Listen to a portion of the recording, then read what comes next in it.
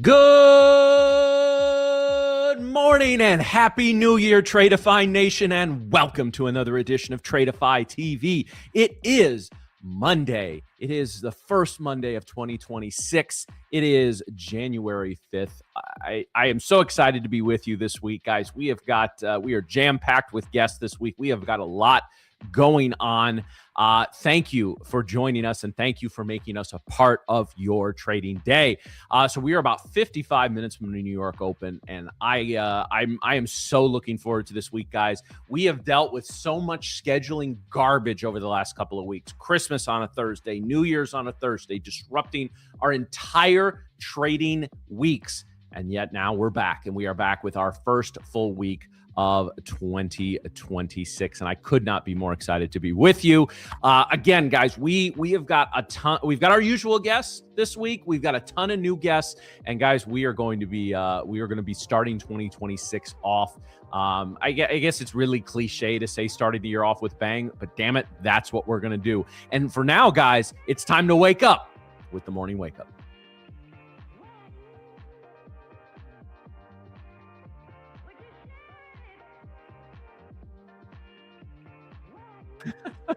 Drew's informing me in the background the button is not working right now. So we are off to a great start on this Monday, guys.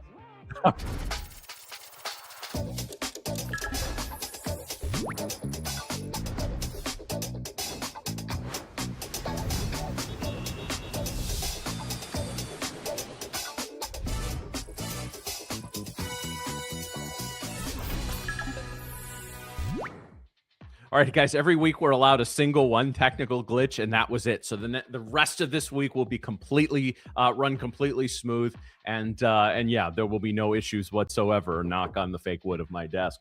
All right, guys, so we are going to break down kind of what we're looking at coming into the new year. Now, of course, Friday we did have the first trading day of the year, so we do have our yearly open, our monthly opens, all of those nice little data points. We'll be looking at those once we go to the shorter term charts, but in the meantime, I want to break down the hourly charts across the board and kind of see what we're looking at as far as that is concerned. So guys, we started last Friday with a hell of a red candle, guys. It was those that were able to catch that, whether some scalping, some long-term or not long-term, but some sort of intraday swing holding. We had basically about a 400-point decline in the opening hours. And so now we're basically working our way back up. And if you want to do, again, guys, I'm not the biggest fib practitioner, but I am a big believer in the 50% areas, right?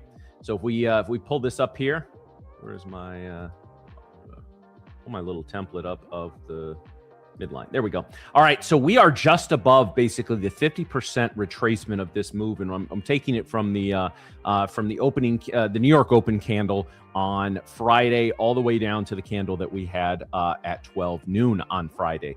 These are Central Time, so we're back up, just pushing a little bit above, and we are right now we're holding 50%, right? So if we zoom in here a little bit, drawing tools here, we did sort of.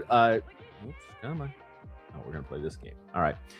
So we basically swept below the 50% line, and now we are looking to push higher. Now, this candle here was again, whether you want to call it a sweep candle, a thrust candle, whatever, if you're a Wyckoff fan, we basically have competing sweep candles at this point, assuming that this candle does not finish lower. We swept the highs of this candle. We're sweeping the lows of this candle. So we're in a little bit of a funk as far as the NQ goes, guys. So we're going to keep a close eye on that and see where we go. But basically, we got the top of this zone at 25,800. We got the bottom of this zone at just above 25,250. So right here, guys, if we just want to stay in this range for this week, and I don't think we're going to, but if we do, that's a very tradable range. 500, 600, 700 points. We can work with that. We can find some areas to trade within this larger term time frame, guys. ES very similar. All the ES has shown a little more strength relative to the NQ as it pushes up here, but basically the same basic breakdown, same analysis of this. And so we'll see kind of where this candle finishes and where the next candle closes are very, very important to sort of building our thesis for the day and for the week. It is a Monday. And guys, this is sort of almost the first trading day of the year, right? Friday obviously was. I consider Friday more of a prologue to the year, and this is sort of the official start. Big money will be back in the markets today. We'll probably see volume return a little more close to normal, probably above normal as the big funds begin to position themselves.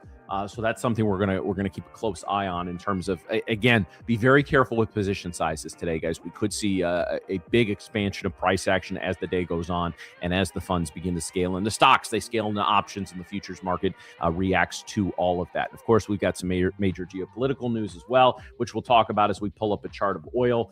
Oil has basically, after a little bit of a move down heading into Sunday night, has pushed back up to the 58 level. Of course, the U.S.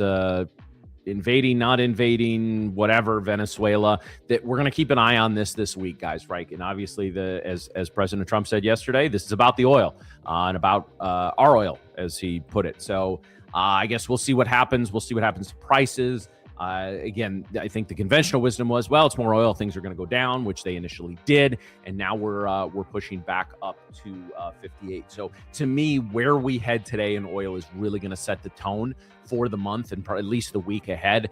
But keep in mind, guys, and this is one of the reasons I have not been nuts about trading oil over the course of the past few weeks, is as the Venezuela thing, as you know, OPEC's been making a little noise. I know Russia's been upset that certain European countries have not bought oil from them. There's always a lot of geopolitics involved in oil, guys. There's even more so now. If the geopolitics are normally at a 6, right now they're at a 10. Right, because basically every major story, international and geopolitical, is involving in either tangentially or directly oil. So just keep an eye on that. There may not be an asset more important over the course of the next week.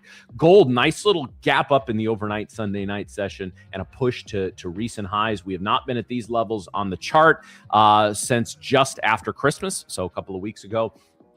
If if gold begins to break down below 4,400, we could see a gap fill here, guys. And at some point this week, if gold declines, I would expect to see that gap fill. So the areas that I'm basically watching on oil, let's get rid of the drawings here.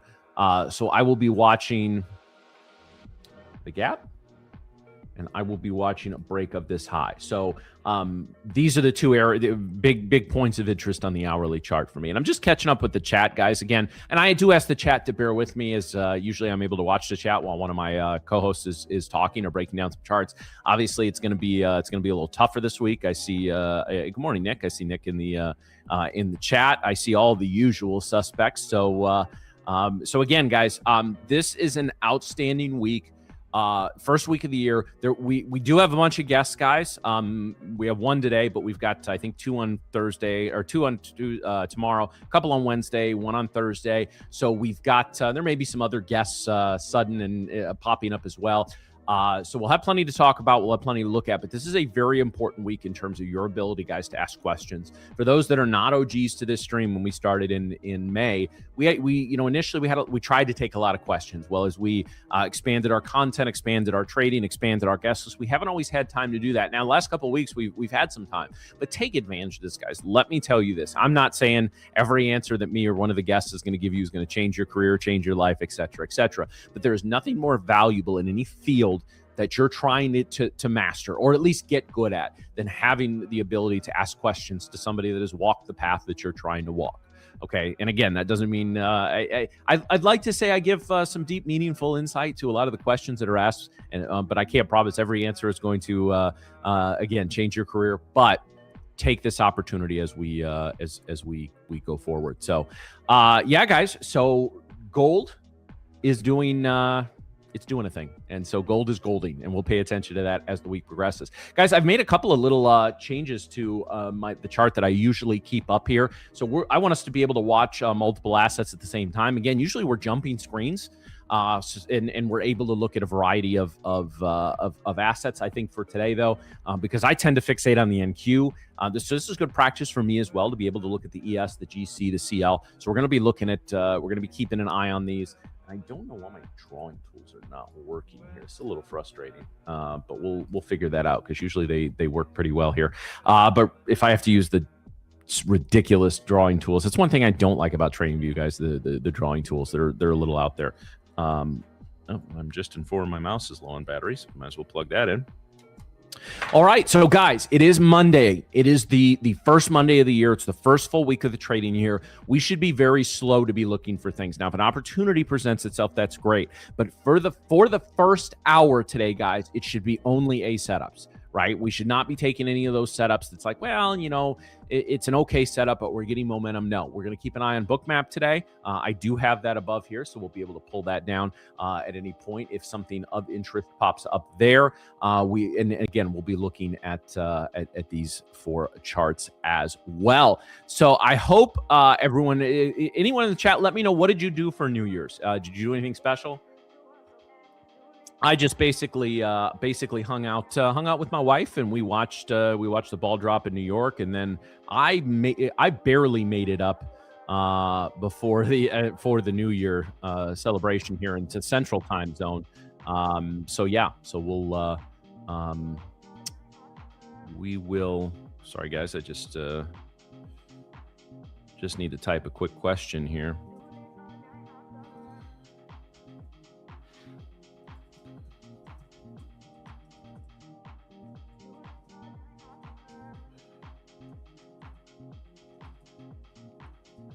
All right.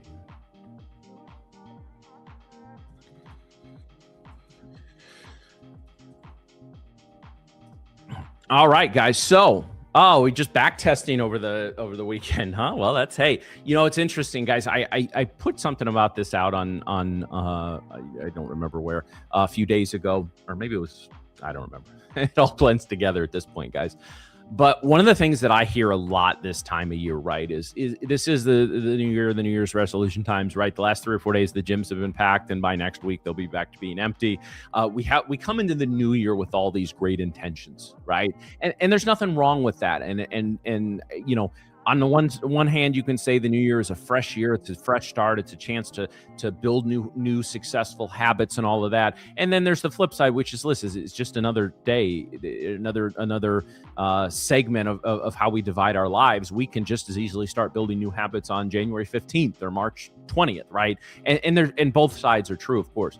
But to me, and I said this, actions speak way louder than words, right? And this is not a groundbreaking statement. You guys have heard this plenty of times over your life. And what I mean by that when trading is, you're going to hear a lot of people that talk about, like, this is the year you do this in trading, or this in trading, and this in trading. And especially a lot of them are people, in positions like myself, where we're streamers, influencers. We do, shows. And that's fine. And I have some goals. Some I'm going to share later this week. Some that are just going to be mine that we'll talk about, hopefully, if and when they are accomplished. But words are wind. Right? Somebody can sit here. You can sit here and tell yourself. I'm not worried about any other people, right? You can sit here and tell yourself how important this is going to be, that you got to do the effing work. You got to do the work, guys, right? Like, that is doing that back testing, doing the whether it's visual back testing or automated back testing, watching that webinar, watching this show.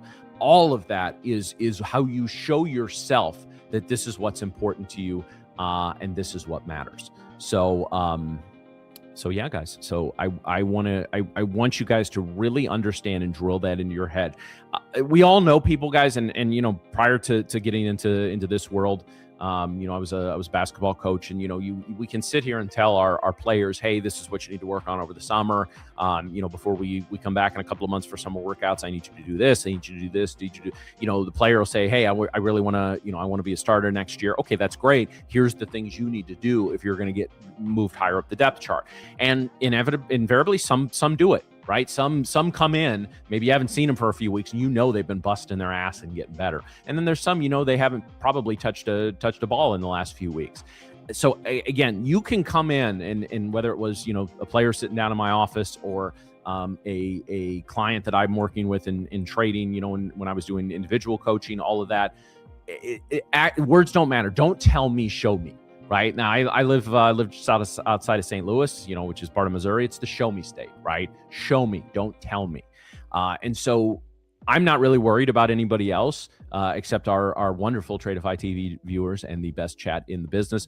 But if that's your goal for this year, okay, your goal is to, hey, this is going to be my best year ever of trading, or it's going to be my first profitable year. I'm going to take my first, whether you're trying to take your first payout this year, or you're trying to make your first million this year, or you're set, whatever it is, again, words don't matter. You can tell yourself what you're going to do 10 times out of 10.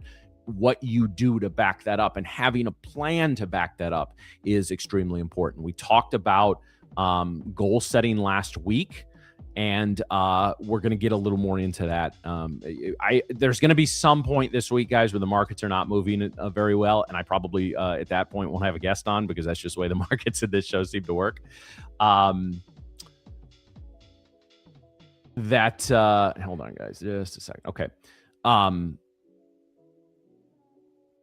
But again, I'll get a little more into that. If you are yet to be a consistently profitable trader, you should not be setting monetary goals. In my not so humble opinion, you should be setting process goals. You should be setting education-based goals. That's how you're going to get to the point where you're profitable. Listen, we're all here to make money. If you're not here to make money, I don't even know what to tell you. This is not a hobby. This is not entertainment. As fun as it can be on this stream, this is a career. I don't like job because of the connotation that typically has. I always say a job is what you just do for the paycheck. A career is what you do to fulfill, enrich whatever your life to the best of your ability.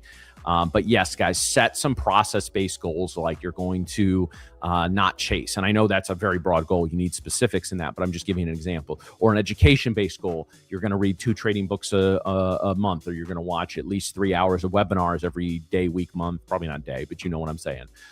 Those are the types of things. And guys, every book you read is not going to help you. Every webinar you watch is not going to change your career. Okay, that's just everybody wants this like distilled formula of just exactly what it takes to be a profitable trader. Whereas the formula varies from trader to trader. So what speaks to me may not speak to you. The Disciplined Trader by Mark Douglas, my favorite trading book. I can't recommend it enough. And I do think the vast majority of traders will get a lot out of that. But I've had people tell me it didn't do anything for them. Okay, now, were they reading it correctly, or does it truly not do anything for them? Doesn't matter, right? Some things are going to speak to you, some things aren't. Or maybe it's just the lessons that are in that book need to be brought to you in a different way. Sometimes, guys, I like to say I'm not. I never make the same mistake twice. I make it 5 or 6 times just to be sure. And in trading, that can be 50 or 60 times or even more. But sometimes you need a lesson explained a certain way by a certain person. There's going to be, I know there's people that have reached out to me, whether in the chat, individually, whatever, that have said, hey, Matt, this thing you said really resonated with me. I'd heard it before and it didn't click until you said something. Or I may say something that doesn't click with you, and then you hear it again from somebody else, maybe Amos or Joey or somebody, and they bring it a slightly different way, and it resonates with you, right? It's why we try to bring on, at Tradeify TV, if you look at all of our hosts and a lot of our guests, we all have very different backgrounds. We come from different careers, we're different ages, we have different experience in the trading business, both from the education side, the content side, the trading side, whatever.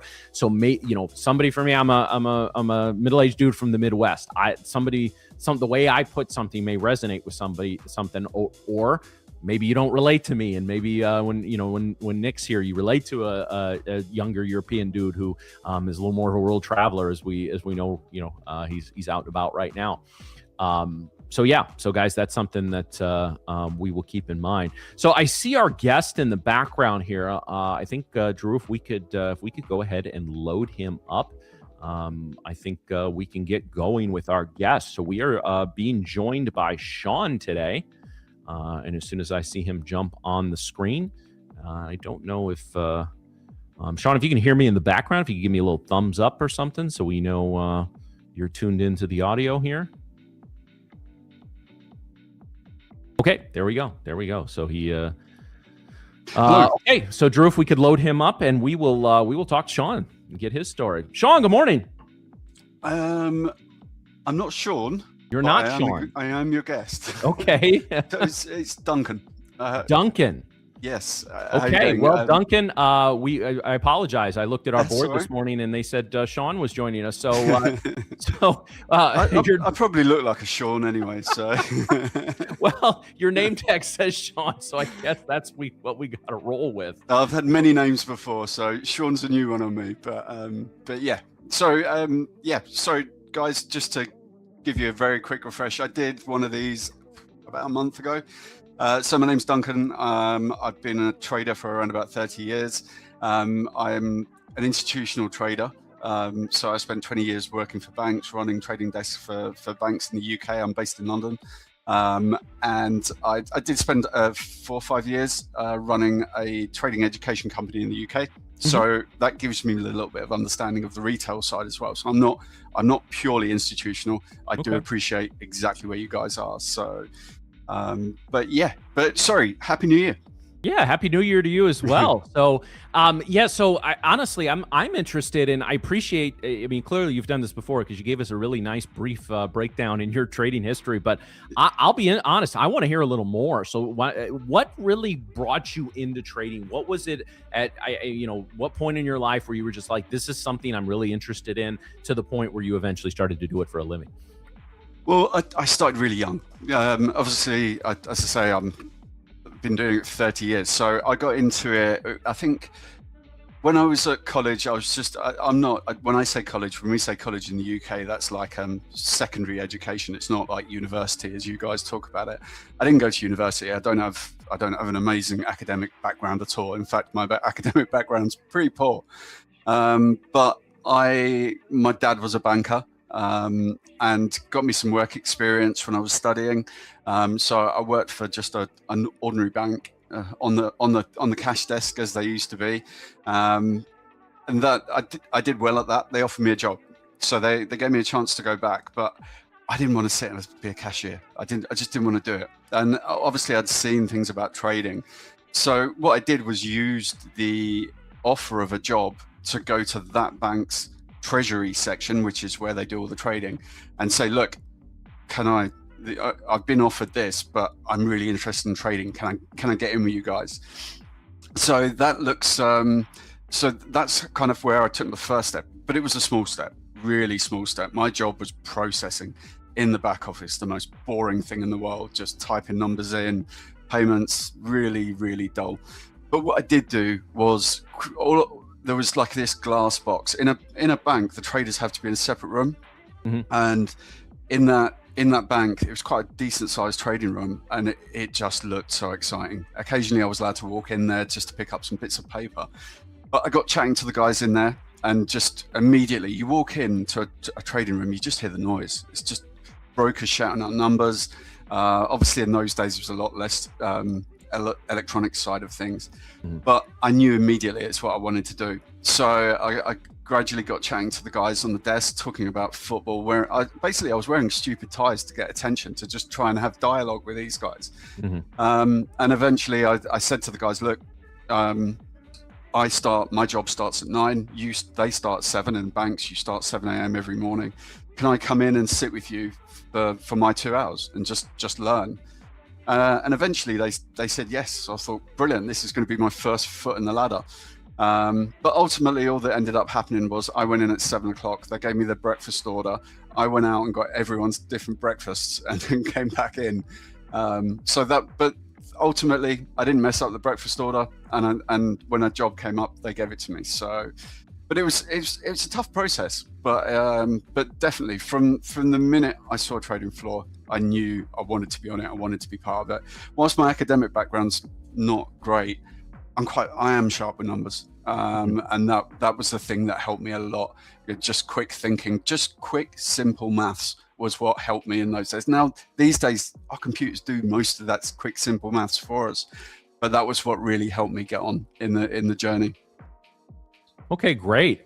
So when you're looking at a chart, what is your we'll get into setups and specific things that you're looking for, but tell me kind of like what's on your chart. What are you looking at? Are you just a candlestick trader? Are you looking at some things a little more proprietary, or is it just patterns for you?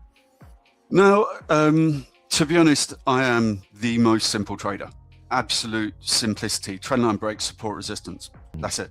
Now, obviously, working for a fund, I do it over some short, medium, longer terms side of things. But the core principle of how I make my decision is constant. It's just simplicity. I'm not overthinking it.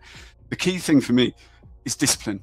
Discipline is everything. Discipline and strong risk management are the absolute cornerstones of being successful. It's about learning how to control yourself. And at the start of a new year, I think that's probably the best lesson for everyone. I was listening just before I came on, and everything you said was absolutely right.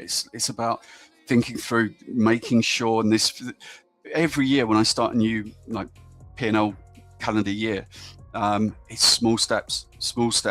Just get you said you're a basketball coach. Just get the short passes right before you start trying to launch it up the pitch, before you start doing anything.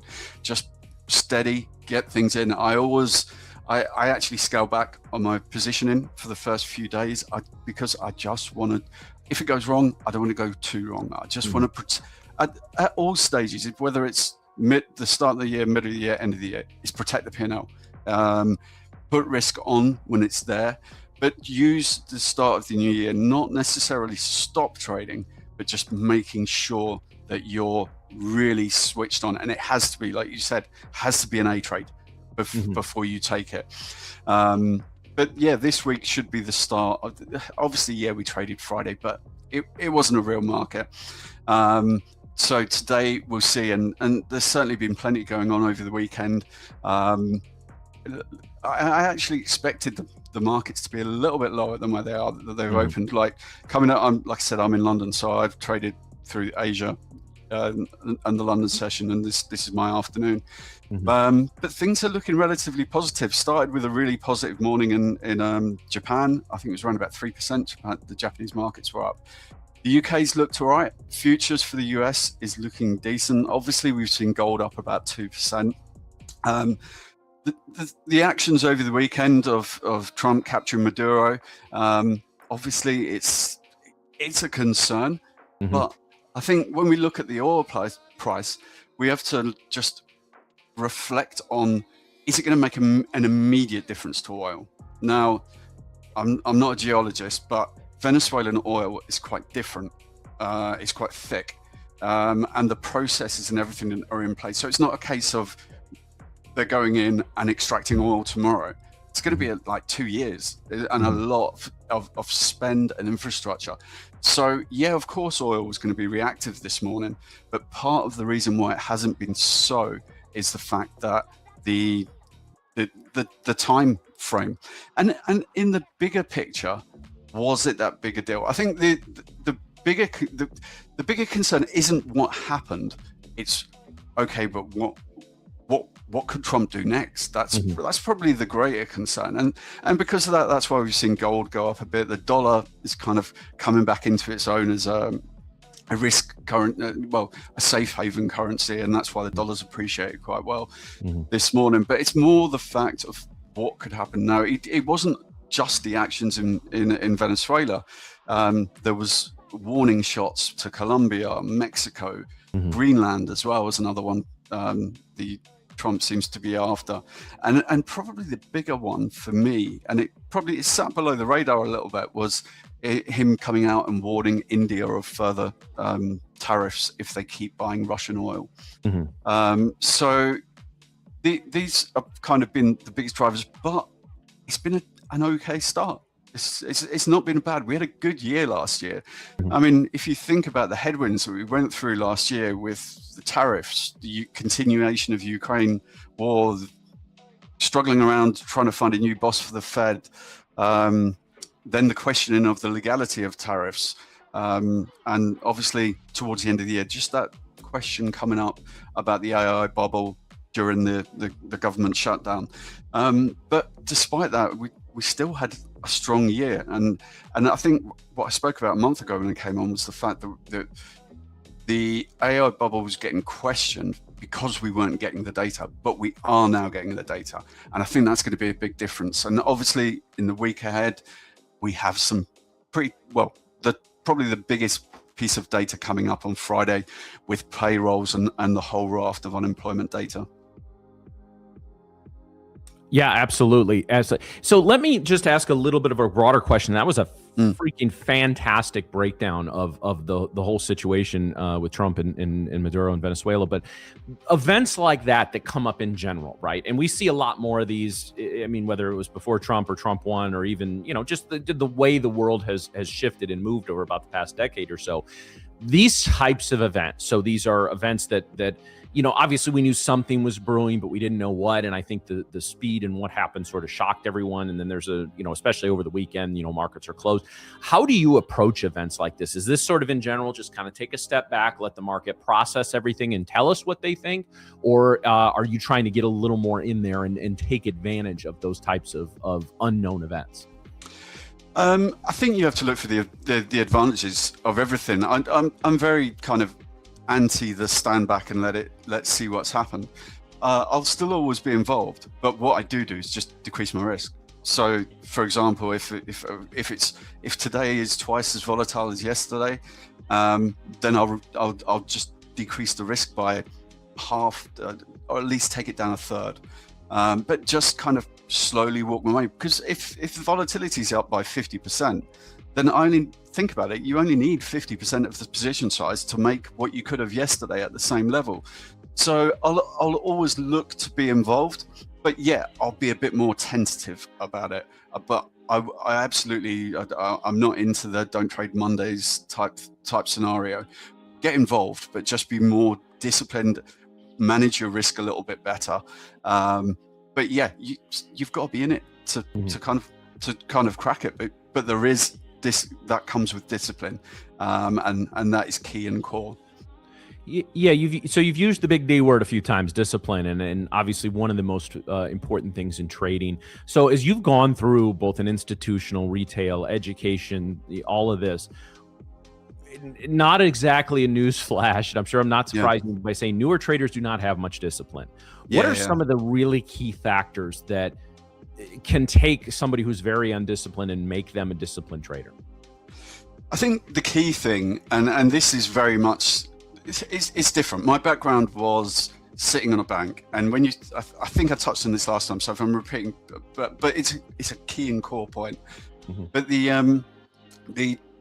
But when you sit at a bank, you get given a daily risk amount, a weekly risk amount, a monthly. Sorry, you get the core one is the monthly and the annual risk amount. Mm-hmm. Now, when you're sat like that, if you break your risk limit, you are fired. It's as simple as that. You might just about get a written warning, but you will be fired if you break it. So I've kind of been institutionally pushed towards never breaking limits, because I like picking up my wage check at the end of the month. Now, that is the biggest challenge, and that's what you were alluding to at the start. For a retail trader, you're trading your own money, or your own effective money. Now, but ultimately, if you want to make a career out of this, there has to be discipline in every aspect. If you think about any other aspect of your life, be it your own personal finances, your relationship, your hobbies, there's rules to every single part of it. Mm-hmm. Now, this is what you need to do for yourself, and this is something, obviously, Tradeify have rules. Mm-hmm. What I would urge people to do is set themselves rules within those rules.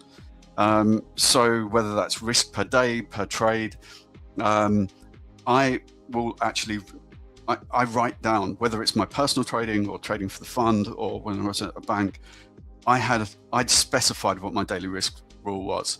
I'd specified what I could risk overnight or in a day, or all of these things were written down.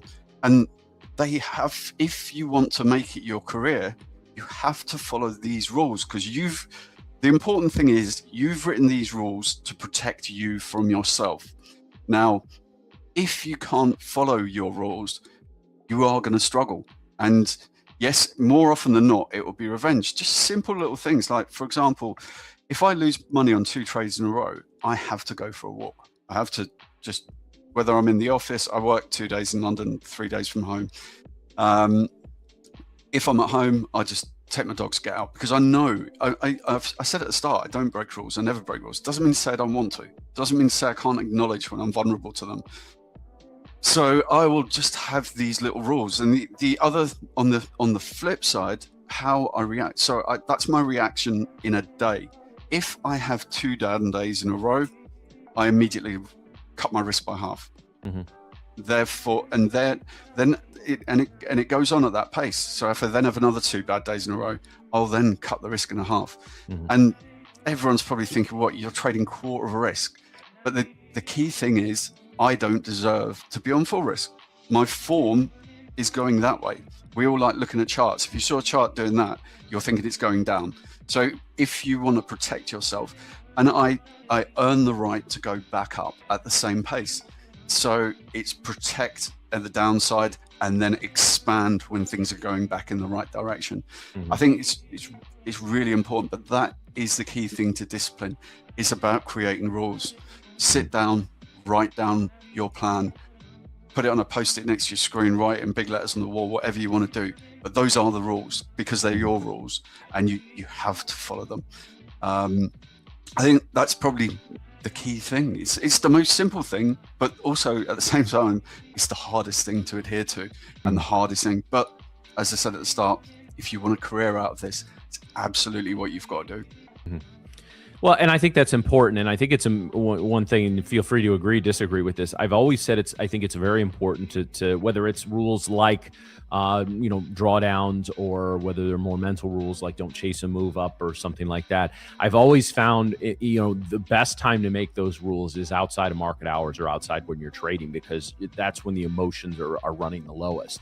If you're sitting there during the day, so, well, I'm down 300 here, and so maybe I'll set a rule that I'm not going to, the emotions start creeping into that.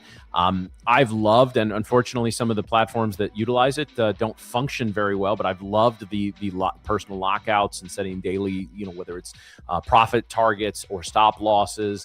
But is that something you've noticed as well, where if you're making those rules in the time of the lowest and least emotions, it makes you more likely to be able to set good rules and then more likely to follow them, especially with some sort of mechanical fail-safe?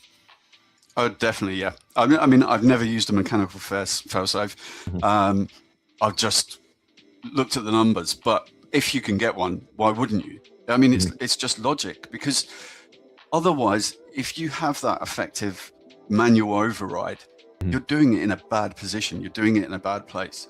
But the crux of the question you were asking was, is doing it outside market hours? I absolutely 100% agree. And I sit down and look at everything I do every 2 weeks on a Sunday morning. I've got 2 teenagers, so I get plenty of time on Sunday mornings and Saturday mornings. I'm not seeing. I'm walking around the house making noise, just trying to get some company.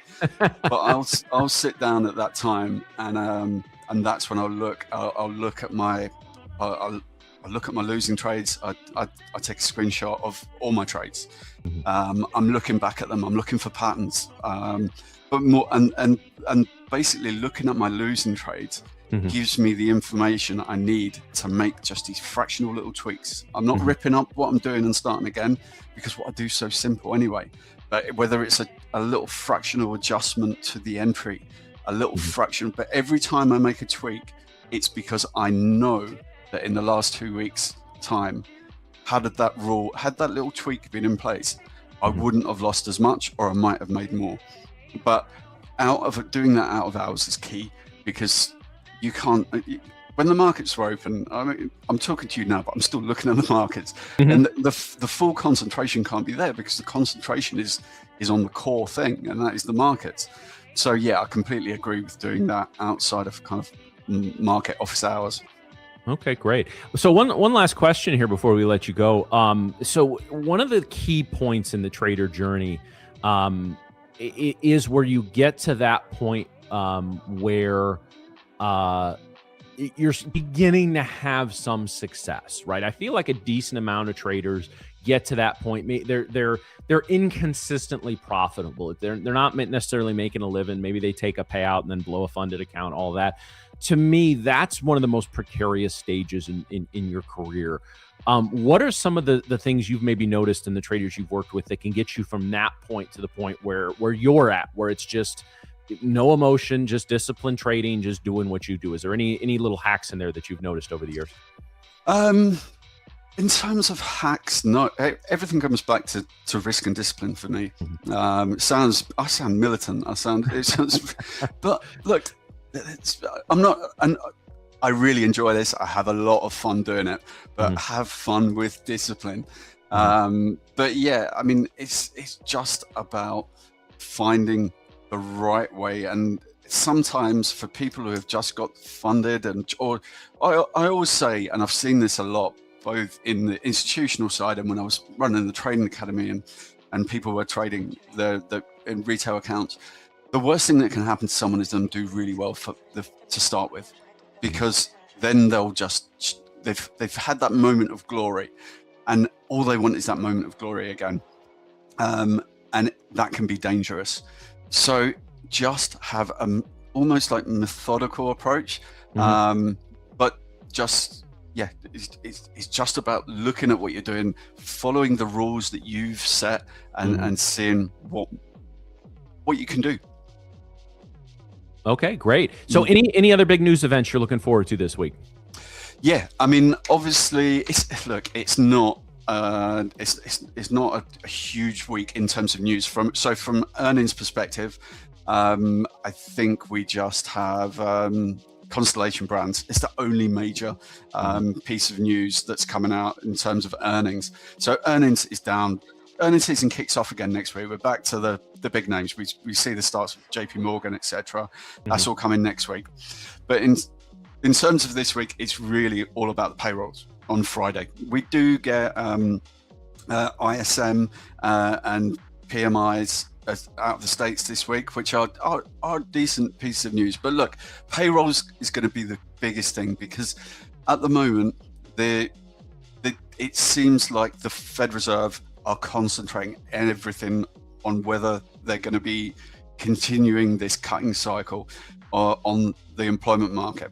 Now, obviously, we went through that big period of no data, but when we got the November number, the payrolls number was actually a little bit better. I think it came in at around about 64,000, which was decent. It's a decent number.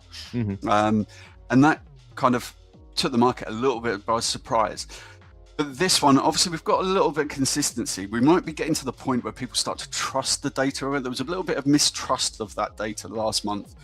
But this time we're looking at a number around about the mid 55, so a little bit lower. Now, what is key and what is going to be crucial to the market is what does this mean in terms of the Fed action? Now, if we get a big number, that's good. That's positive for the jobs market. But whilst it's positive, and the correlation would be, well, it's got to be good for stocks. A big number would make it less likely that we see the Fed cut again sooner. So therefore, a big number would probably be the worst thing for the major indices. Now, if we saw it come in broadly in line, so around about 55,000, now I think that could be mildly positive. But if we see sort of below 40,000, then that for me would probably be the biggest upside to the stock markets. So that's probably the indication. But the other thing to consider, payrolls is a nightmare. I don't trade it, and I know Tradeify don't want you to be trading over these sorts of numbers. Give it a few minutes, then come back to it. And I completely reiterate that is the best plan to be, because when the payrolls come out, we get the unemployment rate, we get the payrolls, we can get a revision on last month, so last month's can be put up or down. So many, it's not even like we've got this kind of casino red or black. It's not it's going to be good or it's going to be bad. We've got 5 or 6 factors that can go into making this, and this is why you'll see the market go up, down. It's hugely volatile. But the piece of work I tend to do before this, I'll look at 100, 150 points around the market, depending on what market I'm looking at, obviously. Do the work on, okay, if we surge hugely in one direction, what could it be? Where could we start looking to fade this? What could be the target? What could be obviously with big bits of news, the market will always go rocketing, and then people will go, hold on, yeah, maybe we've gone a bit too far now. But I'm looking at the levels around the market. And that kind of will be the key. But yeah, Friday's payrolls is inevitably going to be the biggie of the week. Until then, it's just kind of how do we settle into this new year? Obviously, the AI sector is looking all right. We could well have seen, and I think I touched on this in December, you often see a lot of funds asset managers, they have to close positions out at the end of the year, and they've probably been holding these types of stocks. Now they would have, and when I say they have to close them out, you to get paid on your performance, you have to crystallize it. You have to have made it real, and that can often lead to selling into a year end. So I think the end we had to the year, it wasn't ideal. We had that little Santa rally around Christmas and then tailed off a little bit. I don't think it was that bad at all. I think that was relatively positive, bearing in mind we could have seen some selling coming out. So I think it could lead to a little bit, and obviously people have sold because it's not because they didn't want it, it's just because it's something that has to be done. And therefore when the shackles come off into a new year, what they're going to go back into, what they were happy with previously. So that's not me saying it's definitely going to go up, but like I say, I think there's been I think we had a decent end to the year. I think the market so far has shrugged off Venezuela at the weekend quite well. So yeah, I think things are looking okay going into the week. Like I say, it'll just be it's that first week of the year is always just a testing process, and everyone's a little bit nervous about putting the risk on. But like I said at the start, don't be nervous about it. Get involved. But if you're nervous, lessen your position size a little bit, and then just get a feel for the market. You don't get a feel for the market by not being in it. Until you're actually involved in it, you're not really following it as closely as you think you are. Absolutely. Yeah, it's a very diplomatic way of putting talking about the first week of the year. I usually just call it a shit show. I think it just a little more summation. So, but anyway, guys, I have been informed in the background here that Coach Dunk here will be joining us every Monday going forward to break down the news. So we definitely look forward to that. So, Duncan, thank you for joining us, and we will see you next week. Best of luck. Yep, no problem. Thank you very much. Have a great start to the new year, everyone, and I look forward to catching you up with you all next week. Absolutely. Right. All right, thanks, Coach. So, guys, that was some absolutely great analysis, and I apologize. I needed to I had to hijack it a little bit there to talk, because I really wanted to get into he hit the big D word, discipline, right? And I really wanted to get into that, but really good analysis there of kind of what happened over the weekend, and again, guys, I realized, and this is one of those things, of course, we could talk the political aspect of it and the emotional aspect of all this. That's just not what we do. We're traders. We need to be able to separate whatever our personal feelings are about the whole Venezuela situation.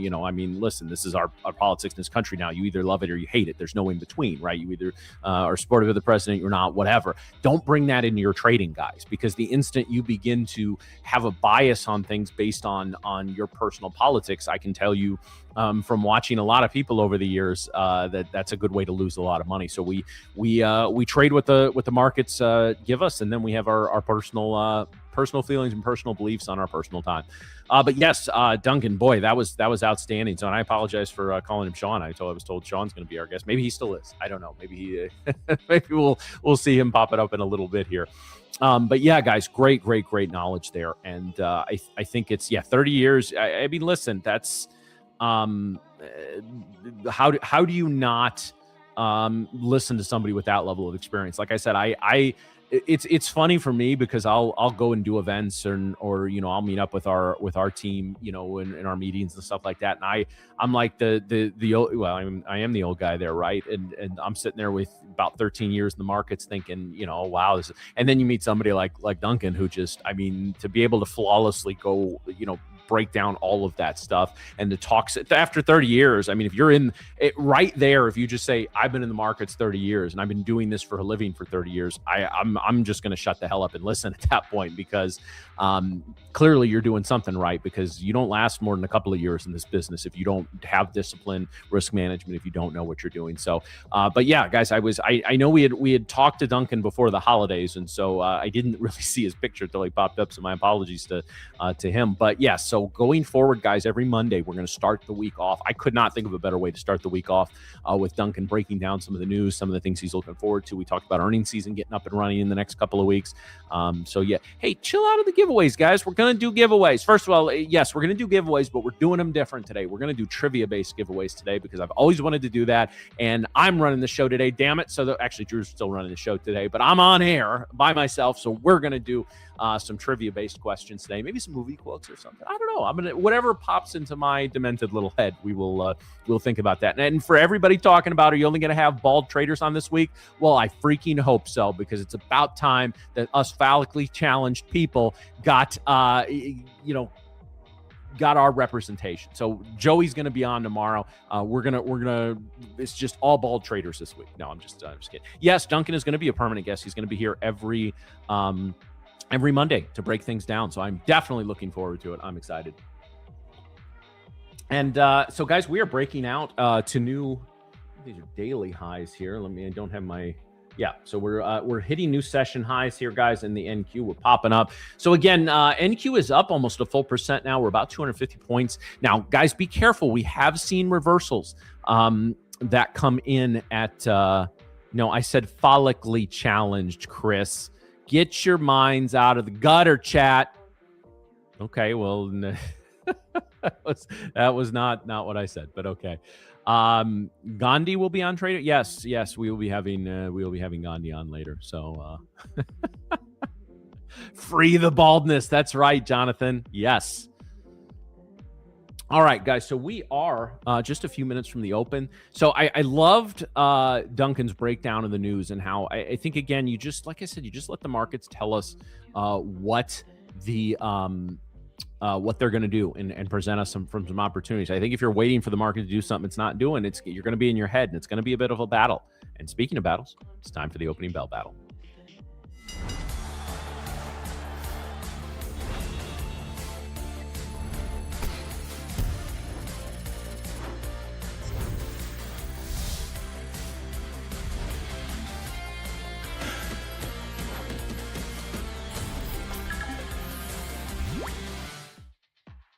All right, team. So it is time to lock in. It is Monday.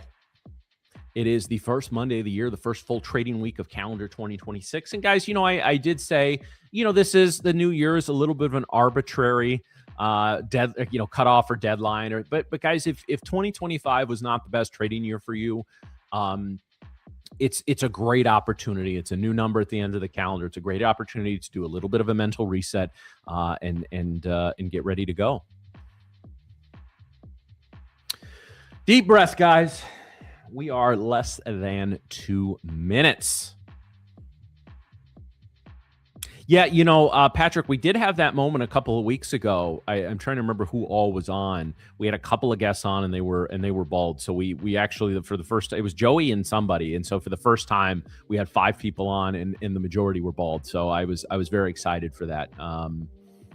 But yeah. So again, guys, for those that just jumped in, maybe just caught the tail end of Coach Dunk. As Coach Tank referred to him as, he was going to be working with our live traders going forward. So just another reason to master your trading and get into Tradeify's live program. You get to work with Tank, get to work with Dunk, get to work with Tex. We got a whole roster and stable of coaches that are in there working with the live traders on their setups, their risk management, their news breakdown. So yeah, I mean, it's a great, again, guys, I think that's, what do we say? Actions speak louder than words, right? A company can tell you that they want you in live. They can tell you that they want you succeeding in live, or we can just show you by hiring. I mean, that's 3 guys. That's 3 world-class coaches, people that have been trading for 30, 40, 50 years combined, that are at your disposal to talk through your trading. So like I said, guys, and this is going to be a theme you're going to hear from me this week. Don't tell me, show me. So companies in where they put their resources and where they put their money show you what matters to them. Tradeify is showing you that they want you in a live program, and they want you being successful because they're putting a lot of resources to it. And guys, there's even more parts of that too that you don't even know about yet, that hopefully when you get to live, you will experience. All right, guys, it is the first Monday of the year, the first full week of the year. It is just about time for the markets to open. Y'all know what time it is. Ding, ding, motherfuckers. Let's get to work. All right, so probably not much for me for the first 5 to 15 here, guys. We may put in the orb. So I will tell you this, a little bit of my personal goal this week. I've got, if you see down here at the bottom, I do have You'll see account balance 150. This is a funded select account. So I took a daily payout on it. I passed it about a week ago, and I wanted to key it up for the new year. So my goal this week is to get that account to a payout. Now there's no consistency, so that could happen today. I believe it's 150K select. I believe I got to get above 3,600 in profit. But I do have a daily loss limit of, I believe, 1,750. So I got to be careful with that. That's the trade-off, right? You can do the 5-day payouts where you don't have a daily loss limit, but you do have, again, you got to wait 5 days, and there's certain whereas with the daily, you can take a payout every day, assuming you can consistently profitable, but you do have a daily loss limit. I don't mind daily loss limits. I know people hate them. Traders say I really don't mind them because they impose that discipline on you, as Coach Dunk said. So.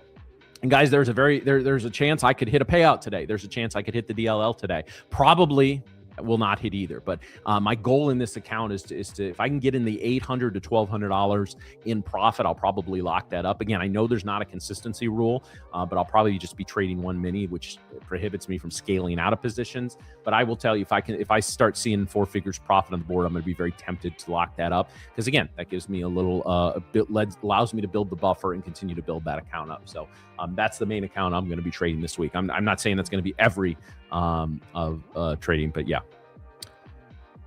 Balds are like the board. Yeah. Resistance is futile. Yeah, I think again, and I loved what Duncan said about rules. And guys, don't get me wrong. I'm a trader first. I understand how we don't like rules imposed on us through these accounts. But honestly, guys, if you just embrace that early in your career, because I know people want to shop around. Okay, the rules are better here. They're better. Oh, the payouts here, payouts.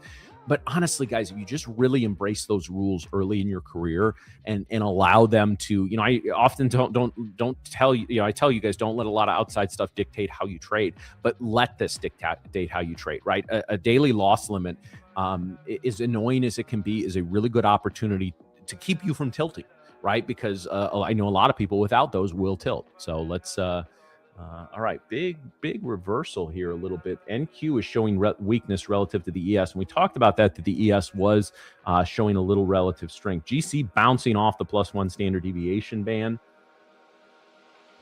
And I apologize, guys. I have another chart up elsewhere that has a lot more of my indicators on them. Because I broke this down into 4 charts so we could watch a lot at once, I don't have a ton on here. I don't want it to get too busy, right? Because like the instant I put on some of these levels, it just gets a little busy. So again, I'll talk through the trades as I get into them, and we will go from there. Also, guys, I have Bookmap right above here. I'll be pulling that down. In fact, we'll watch this a little bit. I'm just, guys, again, I told you going into 26, one of my education-based goals, right? I have some monetary goals, I have process-based goals, and I have education-based goals. Some I'm going to share, some are just mine. But one education-based goal is this stops icebergs indicator. I used this many years ago. I didn't necessarily find a huge edge on it there, although I think now, again, I trade a little differently now than I did when I was using this 3-4 years ago. So I'm testing it out for probably about 2 months because I got the first month half off with one of the discounts they had. So a couple of months of paying attention to this and seeing if it helps me to determine some bias or direction with my underlying candlestick patterns, or B, if it helps me find targets or stops or get a little aggressive on managing my trades.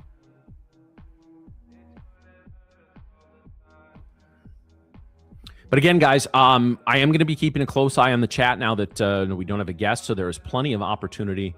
I just noticed the top of that. Well done, Drew. That's a lot of bald MFers on your screen right now. So Nick and Miriam are out this week, guys. I was told I'm not allowed to take any time off. So I'm actually, it's a true story. Brett actually flew to St. Louis this weekend, and I'm chained to this chair and this desk, so I can't go anywhere. It's going to be a little messy by the end of the week, but I think we're gonna get through it. But it was told to me, listen, in this, I'll give them credit up front. They told us, listen, Miriam's the trader, Nick is the personality, Matt, you're the eye candy. So I guess that's just what I got to deal with this week. So this just doesn't happen, guys. Ankle monitor should be enough. I'll borrow Maduro's. But again, guys, questions, ask them if I miss them. And again, guys, if the chat is really scrolling, sometimes if I'm locked into something, I may miss a question. Just wait about 5 minutes and ask it again. All right, let's get back to the candlesticks here.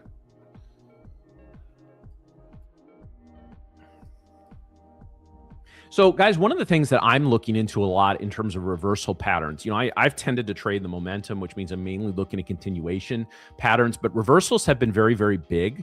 And so I wanted to, that's something I've looked at very closely, and especially these sweep candles, as we call them. Now, there's a lot of people that have taught these or teach these, and nobody, listen, guys, nobody rips anybody off in this business unless they just take things like verbatim. A lot of people will take, I take some of Steve Neeson's stuff and I build on it for my personal trading. That's what you see. But these sweep candles where we sweep out a high or low of a previous candle and then reverse. If you're familiar with T-Trades, it's his closure candles. If you're familiar with Steve Wyckoff, he calls them sweep thrust candles. It's a concept that's been around basically for quite some time, so it's nothing new. Just people like myself and some of these other individuals just kind of take them and make them our own. But and we're not shy about it. So it's just sort of building on, again, like any industry, we're building on the ones that came before us and trying to improve as the technology improves. So yeah, that's something I'm paying attention to this year, guys. In fact, I'm working on me and my good friend ChatGPT. I'm trying to build out an indicator that has a little more conditions on some of these sweep thrust candles, and go from there. So if I develop something, I'll let you know. It'll only be $10,000 a month. It'll be a discount, and I'll bundle my course with it. So yeah, the preceding statement was satire and not meant to be taken seriously. Sorry, I have to say that every time now because I just have this fear some asshole on Twitter is gonna clip me saying $10,000 for a course. Oh, look at this Tradeify. It's just how this business works, guys. You got to be ready for it. So I feel the need to put that little disclaimer at the end whenever I'm joking about a $10,000 or $50,000 course or whatever the hell the fake price on my fake course is today, right?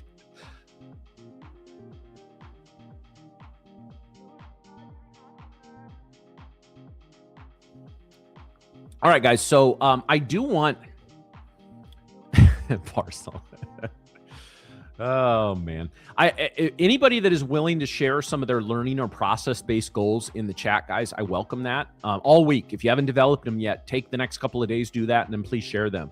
And I'll be. You have a student discount? Yes, it's 0.02%.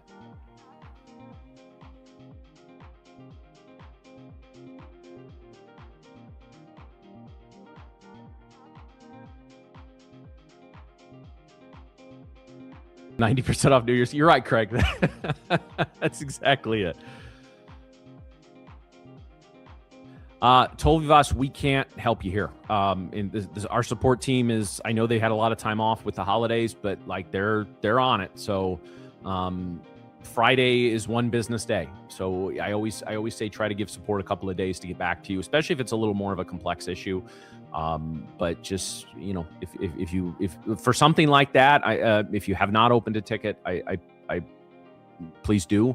But don't get me wrong. I have full confidence in our support team.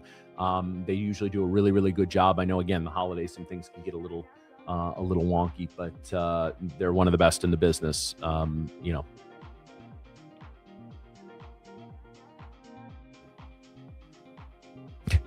Law of large numbers in your risk management. Do you follow your system? The math will do the rest. Well, the math should always do the rest, right? And I refer you back to Duncan's question on that as well in terms of breaking down specific risk management. But no, I wouldn't say the actual law of large numbers. My risk management, guys, is just at this point, I'll be honest with you guys, I'm a little more informal with some of that. And you guys have seen that because I just want to let the winners run. I want to cut the losers short. I know that sounds, well, no shit, Matt. We're all trying to do that, right?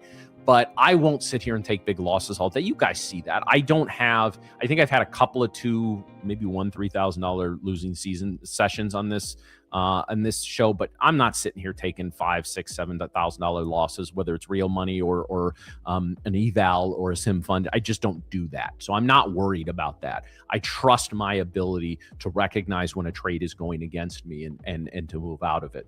I do need to get a little better at letting my winners run, right? That's something that I think all three of our normal morning hosts have talked about one of our goals. And guys, you should always be tweaking your trading and making adjustments, right? Just because you had a good year last year, the year before, and the year, but like you should always be trying to get better. The instant you stop trying to sharpen your edge in this business is the instant you're going to be a relic. So.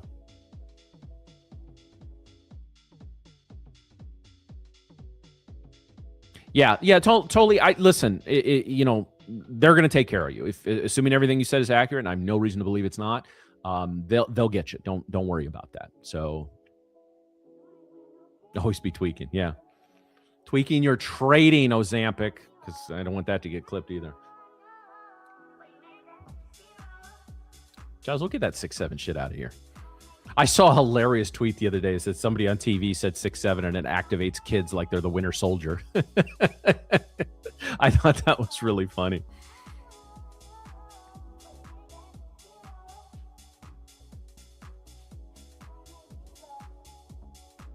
Where's Merriman? They're shaving their heads today because they want to be just like me when they grow up.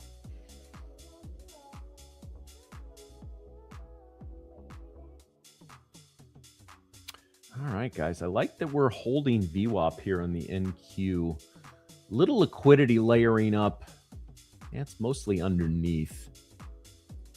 Like I said, guys, I want to give this. We'll have our orb in 4 minutes.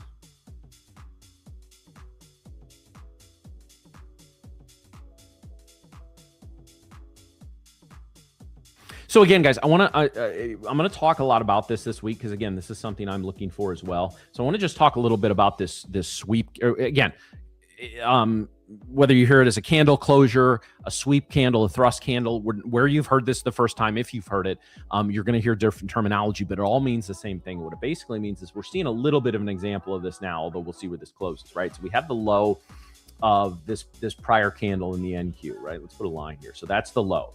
We have now swept or broken that low and then gone back up to close. Now, some people will tell you that all it needs to do is close within the last candle and the wicks can be included. Some people will tell you it needs to close within the real body. I tend to favor the latter, the real body, but that doesn't, again, the concept is the same. A potential reversal candle, which in this case breaks lower but fails to hold that. Now we got 2 minutes. This could end up not being a sweep candle. It could end up breaking down below VWAP. So yes, welcome to Baldify. Baldify trading. That's it.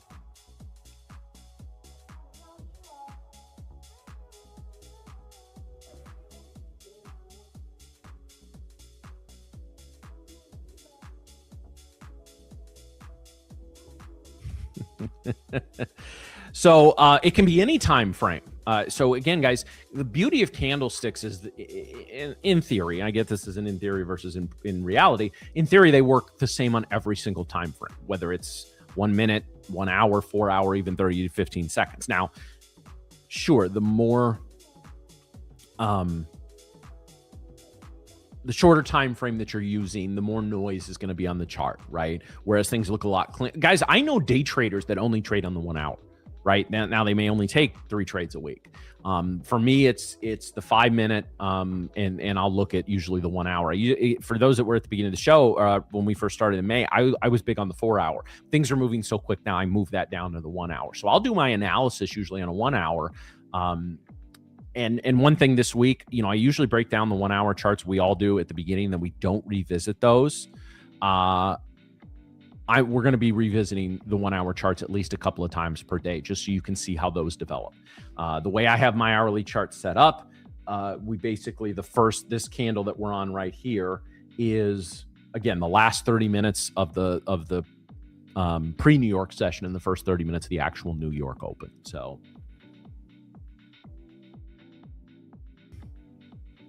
that's a good one, Returns. I'll give you that one. I'm gonna let you slide on that one.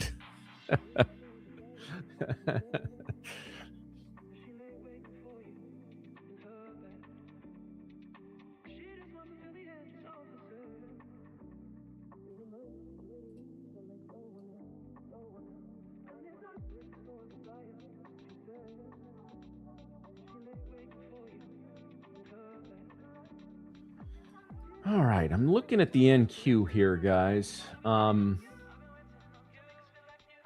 Looking good for a further move up. Not sure I want to take something this early. I see a little overhead liquidity, and we seem to not quite be getting there yet. But we'll see here.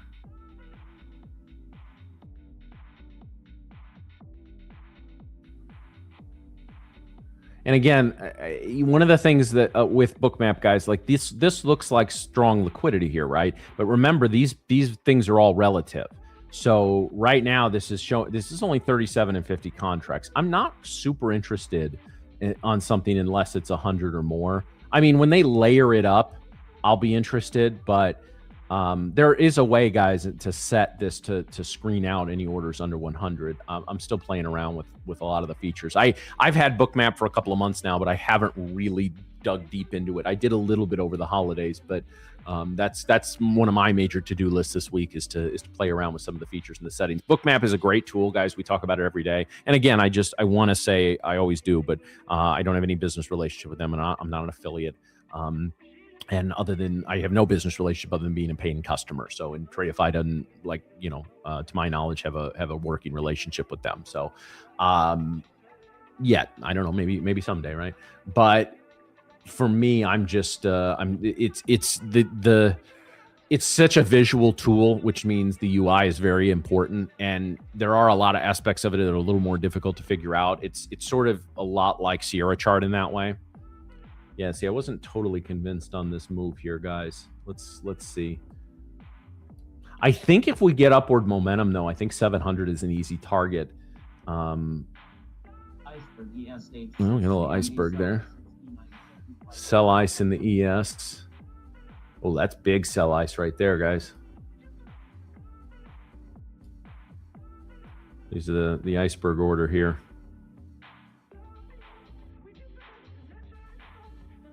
So that was a big order there, guys. If we was basically right at about 69.45. So let's label that, guys, on 69.45.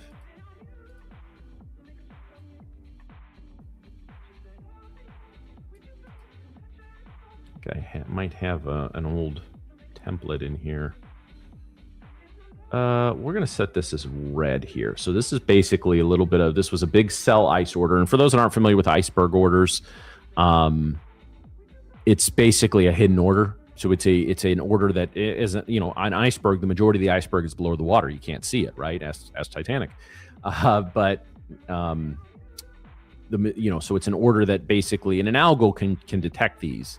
It's not 100% accurate, but it's basically, so an order will get filled for 20 or 30, but there's a lot more coming behind it. Maybe they go through different exchanges or, coming through different routes. So it's a big order trying to keep us from knowing about that big order. All right, well, best of luck with that 1200, man. Special trade. I'm not aware of any issues on the site. If there is, usually they will let us know. I don't see anything.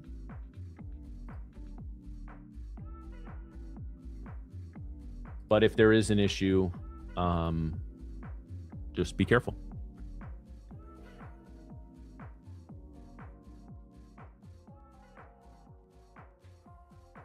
And yes, kudos to everyone who noticed. I've spent a couple hours yesterday kind of rearranging the office a little bit. I've got some new things in the background there.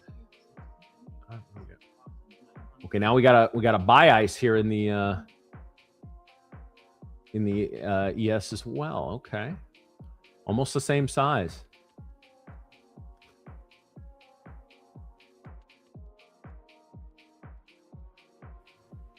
All right.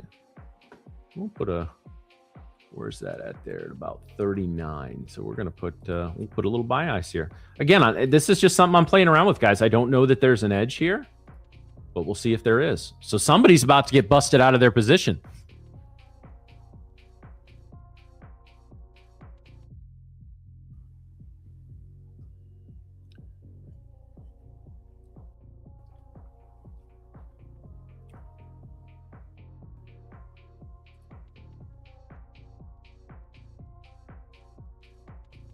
Spoofy the Clown. Well, no, the iceberg orders are executed orders.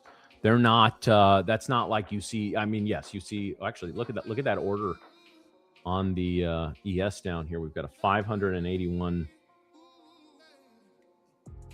Yeah, let's watch this, guys. Let's see. So as we approach this, here's how you can tell if this is a spoof order or not. First of all, if they move it, right? But if we go through and you see the volume bubble and you see the volume lines down here, that big of an order, price is going to be drawn to it. Now, it doesn't mean it's going to go through it, right? Because the market makers have to know that they have the orders to fill this. You got to have orders on the other side.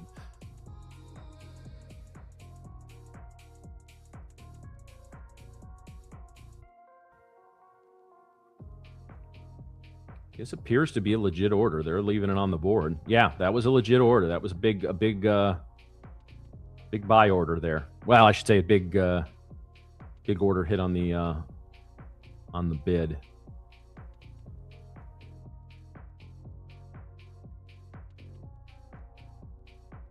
All right, so that was, I don't know, maybe that was the sell ice scaling out of the position a little bit. That's the thing, guys. You never really know with order flow, right? Nothing big on the news feed.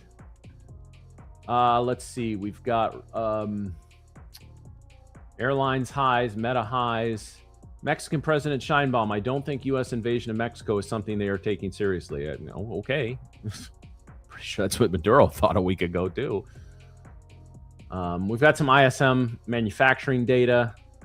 But that's not red folder. So, all right, guys. So this is kind of the nightmare of what I was hoping would not happen this week was a little bit of chop. We're chopping in the NQ. The ES, I really want to see them both moving to get into a trade. I was pretty close to pushing the buy up here, guys. I'm not even gonna lie to you. I was very, very close to grabbing a buy, so we pushed above 625. But then again, I looked at Bookmap and I didn't see major orders up there. I didn't see an area to go to. So as I said, when you use a new tool, whether it's something like Bookmap or an indicator or whatever, a new system, listen, you should always have an idea of how you're going to use it, but don't go in like with too much of a bias with this, right? Like, so I looked at it going in with, okay, if let's say there's an indicator or like a platform, like Sierra Chart, Bookmap, whatever. And let's say the combination of it costs you $300 a month. That's a lot of money, right? That's a pretty high ticket one. Sometimes it can be more. Don't always look at it as, okay, this has to make me this amount of money. Even $1,000. We'll say this indicator is $1,000 a month. It has to make me $1,000. What if it keeps you out of 2 losing trades? That would have been $1,500, right? So that's why I always say, at this point in my career, I'm just as interested with things that'll keep me out of losing trades as they are things that would get me into winning trades, right? Because again, what are the 3 pieces of information you need to know to evaluate your trading? Your average, and this can be broken down by day, hour, or more likely by system or setup, right? Give me your average winner, your average loser, and your winning percentage, right? If your average winner is $500, your average loser is $500, but you win 55% of the time, you're profitable. It's going to take you a while to get to where you need to go, right? But you're profitable. So how do we then get your winner up to 550, your loser down to 400, and your winning percentage up to 58 or 59? Right? Those are the little things. And so by eliminating losers, you can eliminate 2 of those $500 trades and bring the average down to 450. That's, again, we always think about profit as big winners. And it can be. But it should also be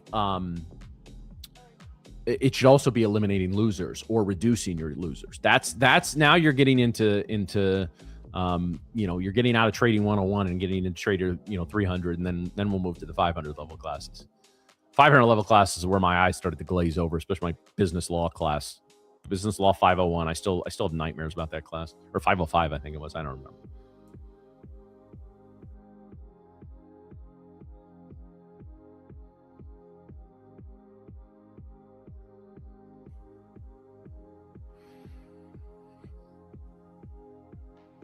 Okay. Hey, lots. That's awesome. And that's a, 1-to-1 with a high winning percentage is a viable strategy. Definitely. That's, all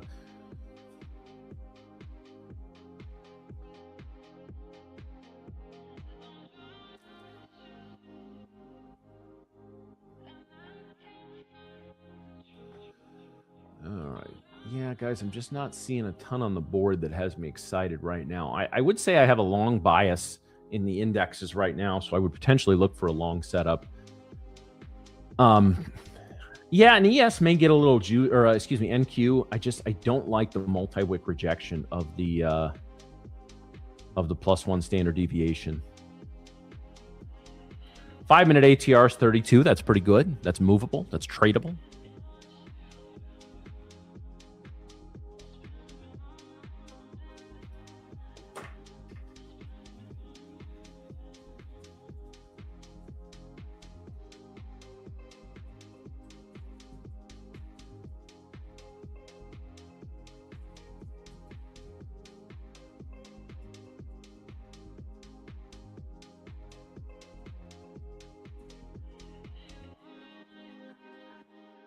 Aggressive typing, aggressive typing, aggressive typing. Yes, there will be giveaways, Dominic. We will do some giveaways. We're going to do trivia-based giveaways today. Why? Because I said so, damn it. Yeah, I don't necessarily even trust moves down in the NQ here, guys. This is, I will say this is a little bit, I did not expect this morning. It's the first Monday of the year.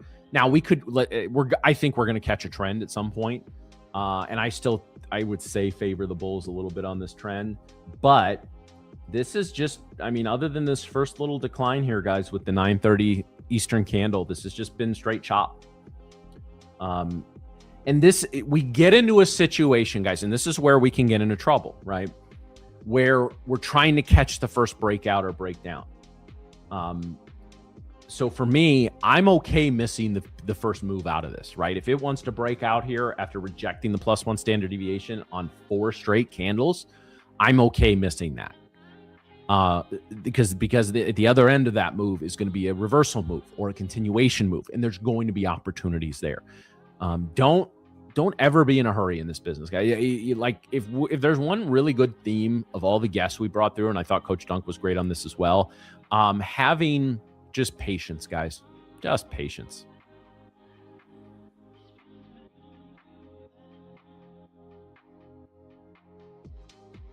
Yeah, we're going to give away a couple of 50K growth accounts, guys. We'll do that. We'll do the first one maybe just after the top of the hour, and we'll do another one in the last hour of the show. And again, it's just going to be maybe some trivia, some movie trivia, movie lines, movie quotes, something like that. We always get into the pop culture references here, and usually my fellow hosts sit a little glassy-eyed while I rattle off some of this stuff because I'm older. I understand some of the quotes from the 90s and the 2000s. Trivia is your time to shine. All right.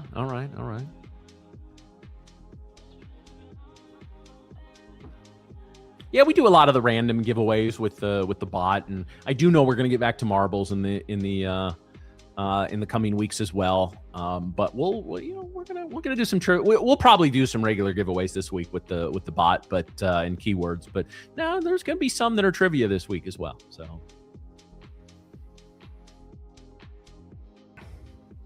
So again, I'm sorry if I missed it. But if anyone is sharing any of their goals for this week or for this year, or Q1, like I said, I have some year-long goals, but there's a good number of my goals are just for Q1, right? Quarter by quarter. Because again, I think the more I trade, the more and the more I experience in the markets, the more I realize we're on a shorter time frame now, right? Like when I first started in this business, about 15 years ago is when I first started looking into the possibility of being a trader and asking questions. And I grew up down the street from a gentleman who was worked in the option pits in Chicago when they were still open outcry. And he was kind enough to talk to me and warn me about some of the dangers. But, he used to say it would take you about 7 to 10 years to see everything that the market can throw at you, right? Every kind of day, every kind of, I don't think that's the case anymore. I think if you trade for 2 to 2.5 years, you're going to see just about everything.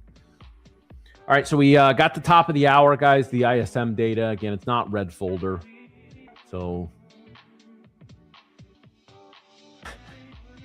flying solo with no guest today. The markets are just going to chop to shit. Welcome to my work nightmare. But I have the best chat in the business backing me up. They're going to ask me some fantastic questions, so I'm excited for that. Goal number 1, get another coffee. Well, that is an easily achievable goal, Jonathan, so I wish you the best of luck in that. What do you put in your coffee? You straight black coffee or a little... I put a little cream, a little sugar.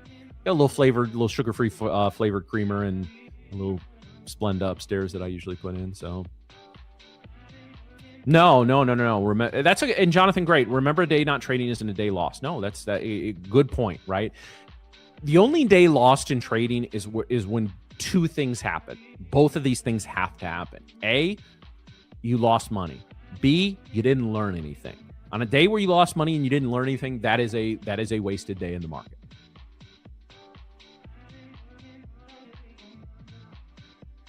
No, I don't believe it's red folder. We can pull it up here.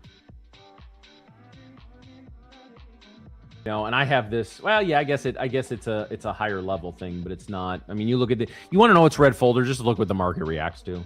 We do have some inflation data. I think Friday's going to be big, guys. We got unemployment, we got non-farm, and this will be the first non-farm that's on time after the shutdown. And obviously we didn't get some of the previous data. Coach Duncan talked about that, right? He expects that to come in a little lighter than the last time.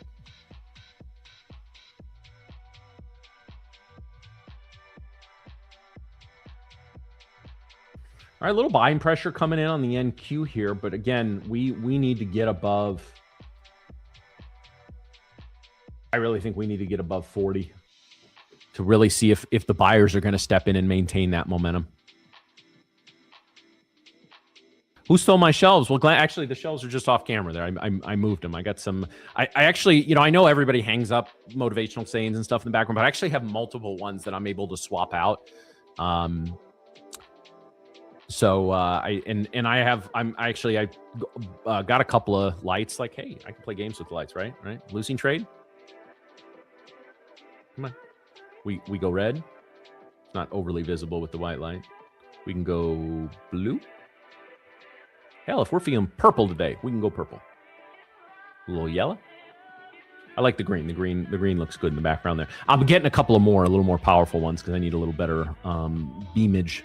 A little more wattage back there, to especially with some of the more widescreen stuff I'm going to be doing. So, yeah, we need to get above or below something. My God, yeah, that's a good way of putting it, McLovins. Good screen name, by the way. We won't do any super bad quotes because I think that one's. I may pick something from a movie before I was born, just to mess with everybody.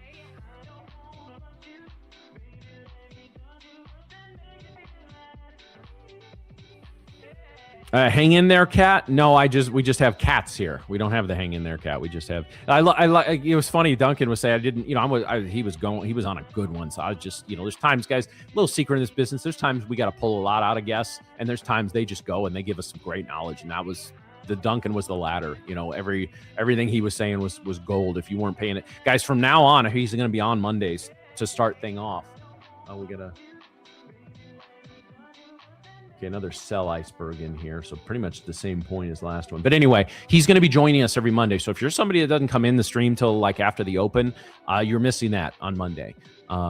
So he's going to break down. He broke down the news, talked about the Venezuela thing, what effect it may or may not have on the markets, all of that. So, Sig, funny guy. Yeah, funny guy.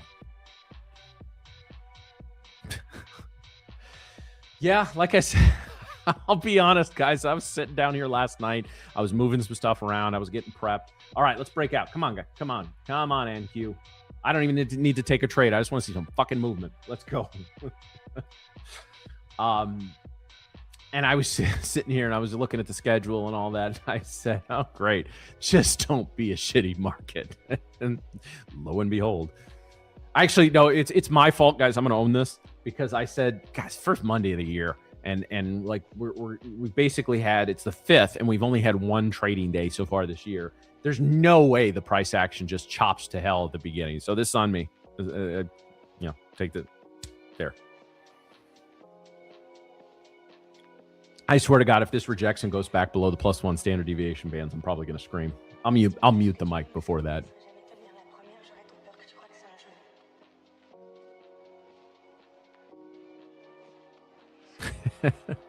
Smoke signals, lots. Get it right. I made trades with smoke signals. One puff was buy, 2 puffs was sell. Gosh.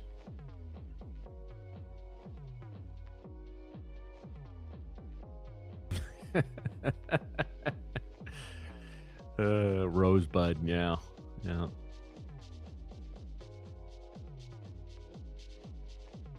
All right, let's see if we get some follow through here. Yeah, again, book maps all over the place, guys. There's not really a liquidity edge on the board right now. Now, so if I had seen maybe a few darker red orders stacking up between 75 and 700, 675 and 700, like in this area, like we see a little bit, but it's not huge. And there's, there's a little bit weight to the upside orders. But like if I saw like a couple hundred stacked up through here, that would get me really excited for a potential long.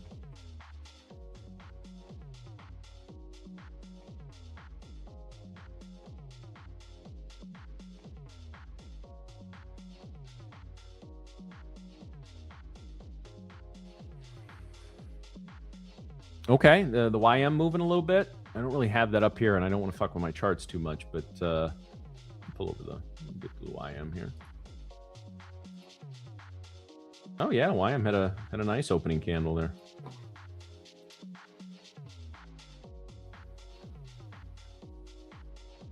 I mean, it's up 1.1%, and it's basically in line with the NQ.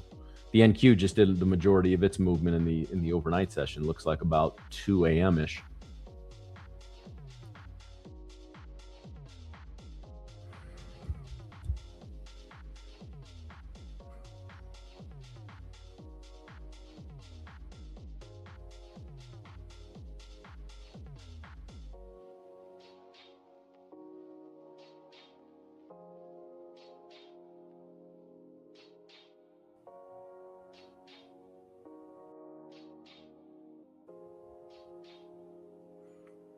Love to get a confirmation to go short. Yeah, I don't know that I have. Again, I still think my bias is to the long side. Now, is it a strong bias? No. And again, we're settled in a little above the +1 standard dev band now, but we're just not getting that momentum. Possible sweep candle here.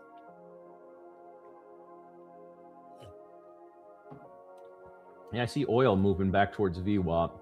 If it gets to VWAP, we might take a look-see there.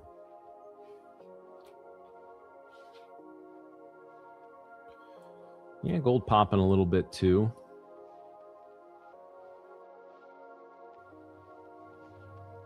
Again, guys, it is a Monday. Everything else aside, the calendar, the price action, it's a Monday. If you guys, I'm not saying, you guys shoot. I think, a couple Mondays ago, I was in a trade the first 20 minutes.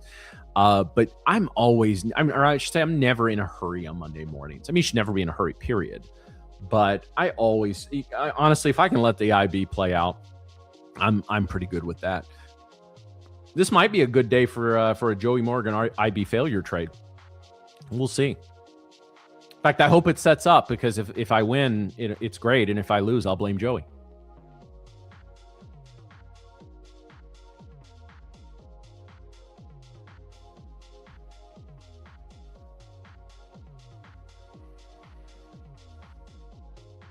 Well, Jonathan, that's a pretty smart thing to do.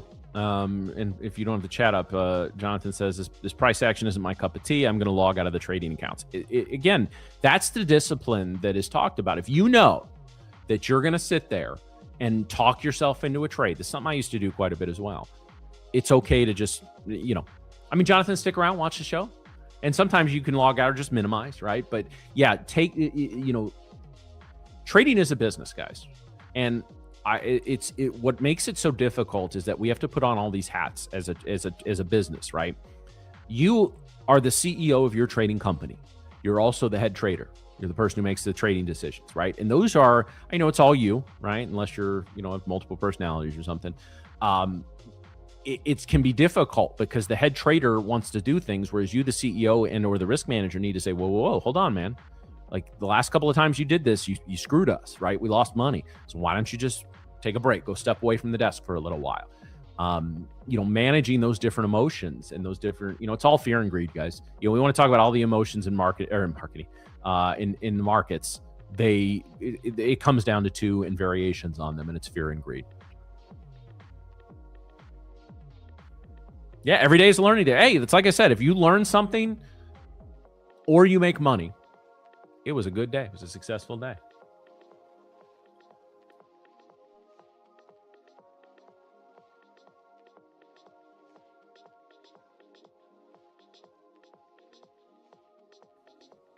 All right. Boy, this is hold on just a second here, guys.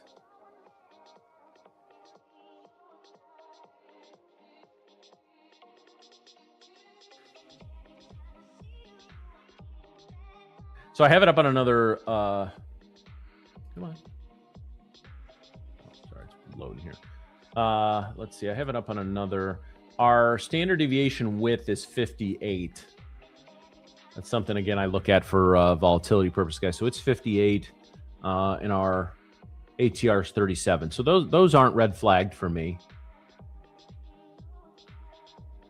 Looks like we got a couple of sellers stepping in here. It's interesting. We had the sell ice and this buy ice here, and we're just hovering around these areas, meaning neither side has really been able to seize control since those big orders came in.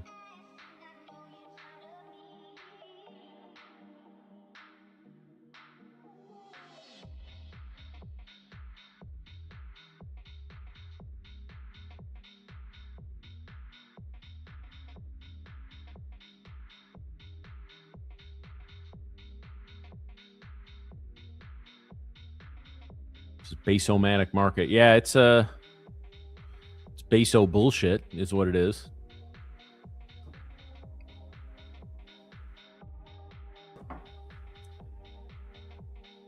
So again, guys, this was exactly what I was not hoping would happen today, but it is. And we can, what do they say? Wish in one hand, shit in the other, see which gets filled first.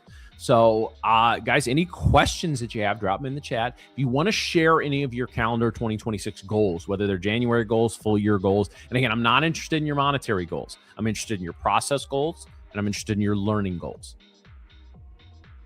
And I've already shared one of mine, and I will share some throughout the week. One of my process goals is to see, it's process and education, actually. Probably a little more education now that I'm thinking about it, is to see how viable Bookmap and the stop ice indicator and some of the other stuff can be in my trading. Does it matter? Right. And I don't mind a couple of months of that. But I mean, it's, a couple of months for that. You're talking about a little $400 or something like that total. If I, and that's a lot of money, guys, but spending $400 to learn that I'm not going to use something is actually not that expensive. All these years ago, one of my mentors bought a course for small cap trading. And this was a woman who was very successful, had been in business for 30 years, basically retired to trade, right? And spent $1,000 on a small cap course. And we can laugh and joke about that, right? And I asked her a couple weeks later, gosh, this conversation was almost 10 years ago at this point. And I said, what'd you learn from the course? She said, I learned I'm not trading small caps. And I was like, man, that sucks. That was a thought. And she said, you know what? She said, yeah, that's a lot of money, but I paid $1,000 to learn that I'm not going to trade small caps. I probably would have lost 10 if I just gone in and started trading them like I trade my large caps. So she says, I look at it as I saved a bunch of money. Best books to read. Okay. The Disciplined Trader by Mark Douglas. When I had my shelves behind me, it was within reach. It's too far out of reach now. But The Disciplined Trader by Mark Douglas. Okay. The Candlestick Course by Steve Nison. That's Nison. Reminiscences of a Stock Operator. It's by Edwin Lefebvre. I don't know exactly how to pronounce it. It's French. But it's a fictional book. It's actually a novel, but it's loosely based on the life of Jesse Livermore, who was sort of the OG day trader and OG degen in a lot of ways as well. Made and lost millions and eventually took his own life, which obviously, if you ever have those impulses, please see somebody. I am well qualified to help you with a little bit of your trading psychology, and I'm in no way qualified to help you with your personal psychology. So please, again, guys, if you ever feel that level of depression or hopelessness, please, seek out a professional. A trading book I wish I could unread. You know, Schrodinger, first of all, it's a great fucking question, man. That is a great question. And honestly, the answer to that is no. I mean, is there some that I read that are not the most helpful? Sure. I don't know. Maybe it's after 10 years plus in this business, guys, you can listen to somebody talk trading for 2 minutes and immediately know if they know what they're talking about or not. Now, it doesn't mean it's always going to help you, right? Like I said earlier, normally when we have our full roster of hosts between the morning after, like, I mean, think about the hosts you get on a daily basis. I know people are on vacations or out, but you get myself, Nick, Miriam, then you get Amash, you get Lumi, you get DJ Nick and Rebecca. No two of us have the same personalities. No two of us have the same strategies. No two of us have the same path that brought us to trading. All right. We've all come from different places. We live in different areas. We have different life experiences. And that is a strength for you, right? Because there's probably one of our hosts you relate to more than others. If you're bald like me, you probably relate to me, right? Younger, if you're in your 20s, just kind of figuring it out, you may relate a little more to Amos. And it might not always be an age thing. Maybe it's a geography thing. Maybe it's a where you are in your life kind of thing. So yeah, it's a, just because somebody isn't going to be helping you necessarily doesn't mean they don't know what they're talking about. But after 10 years, guys, I can listen to somebody talk for 2 minutes and tell you they're full of shit or they're not. All right. Best Loser Wins. Yeah, Best Loser Wins. Great book. Yeah. That's a very, very good book. I haven't read it for a while, Wolf Pups. I probably need to reread it. And I've only read it once, but managing your losses and how you deal with that. That's a really, really good book. 2025 was dialing in my personal style plan. 2026 goals, trading the plan, win or lose. Even a losing trade traded according to the plan is a success. That is correct. Just need to remember to not take losses personal. Triggs, first of all, yeah.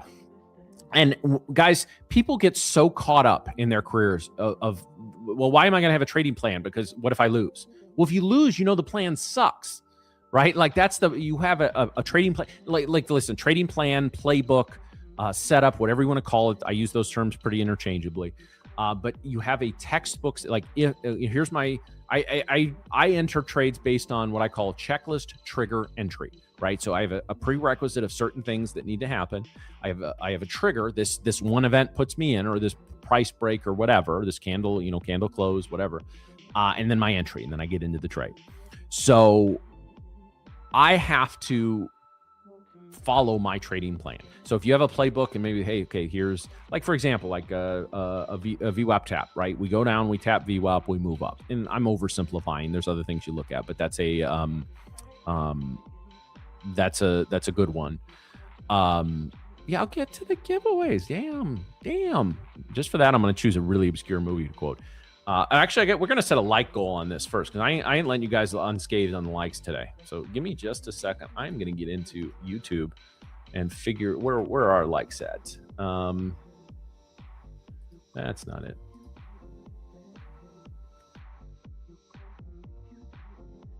Come on.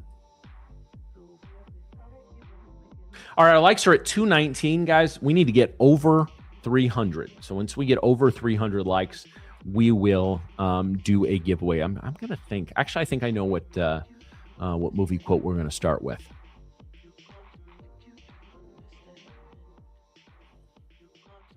Yeah, I know. And that's something, Jonathan. Like giveaway, motherfucker.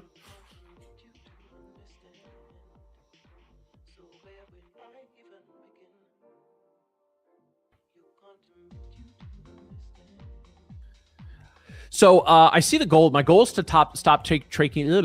I can talk. I promise. I do it for a living. My goal is to stop taking trades impulsively and blowing accounts. Okay, that's a good goal, Mio. I would suggest breaking it down a little more. What gets you to taking trades impulsively, right? Like what causes you to do that?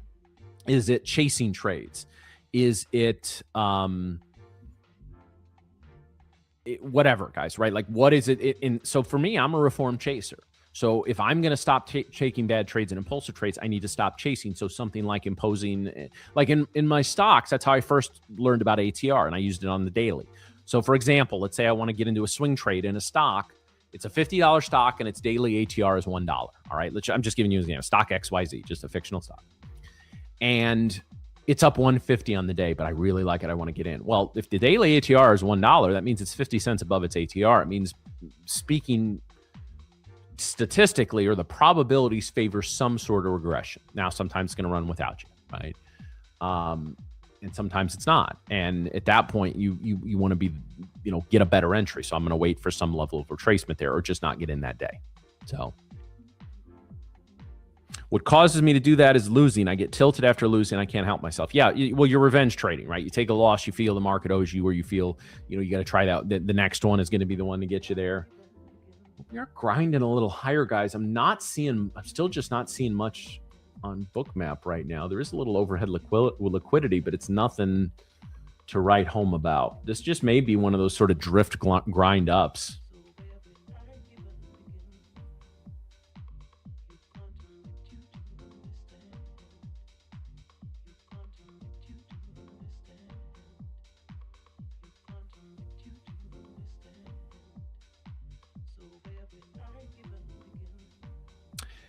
All right, guys, let's see where is our light goal?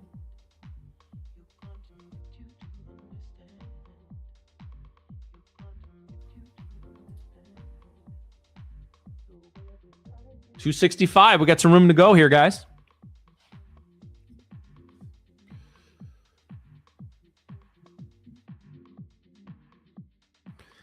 I'm really mad at myself. I feel I'm there, but then I get tilted again. Do well in a paper account without a real account. Well, so Abu Adam, you what's happening as it's happening. You just can't stop it. At that point, I mean, again, that's not something that there's a hack for or a tip. Like when you feel you lose a trade, maybe you need to impose a timeout on yourself. Like, for example, guys, and thankfully this has not happened to much. I think it's only happened once, maybe twice since we started streaming.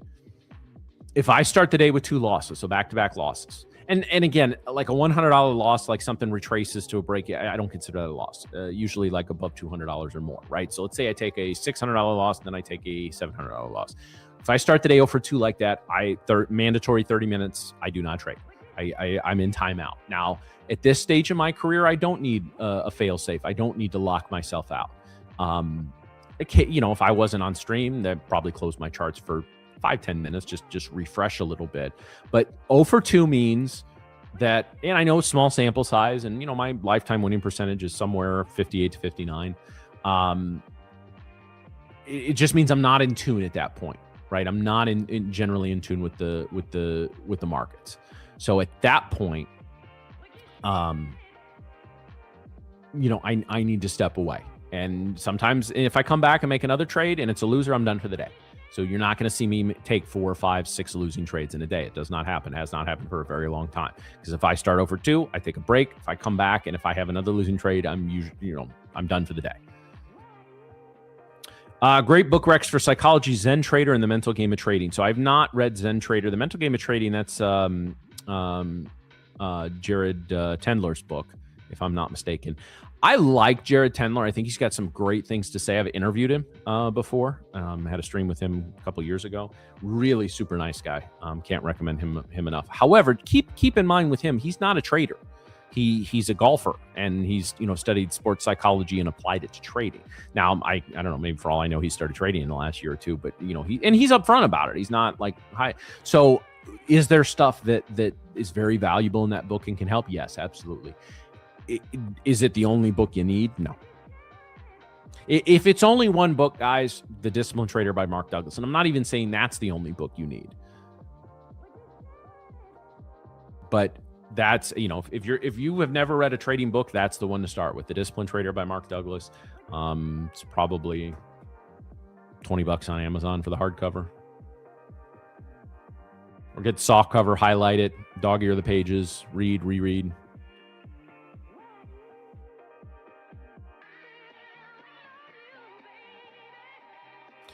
So, Abu Adam, let me ask you, what was your important about 840? So you said you went up 650 and your goal was 840. What specifically about that number? Was it what was needed to pass, or was it needed, or is that just kind of where you average out?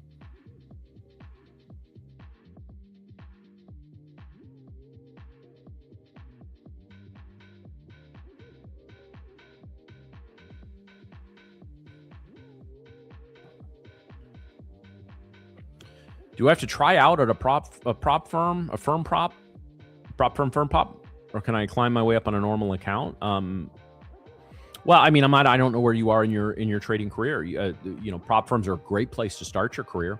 I recommend, you know, I know Joey Morgan's doing this. I'm doing this coming year as well. I'm going to be trading prop accounts and a small live account. So, oh,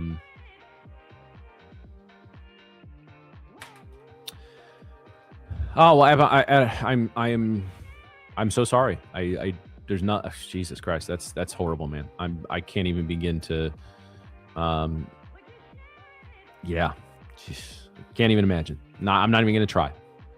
My deepest condolences, man. That's, yeah, you'll be in my prayers, man. That's tough. That is so tough, and I can't imagine it's any easier now than it was. So, fuck, man, I'm so sorry. I really am.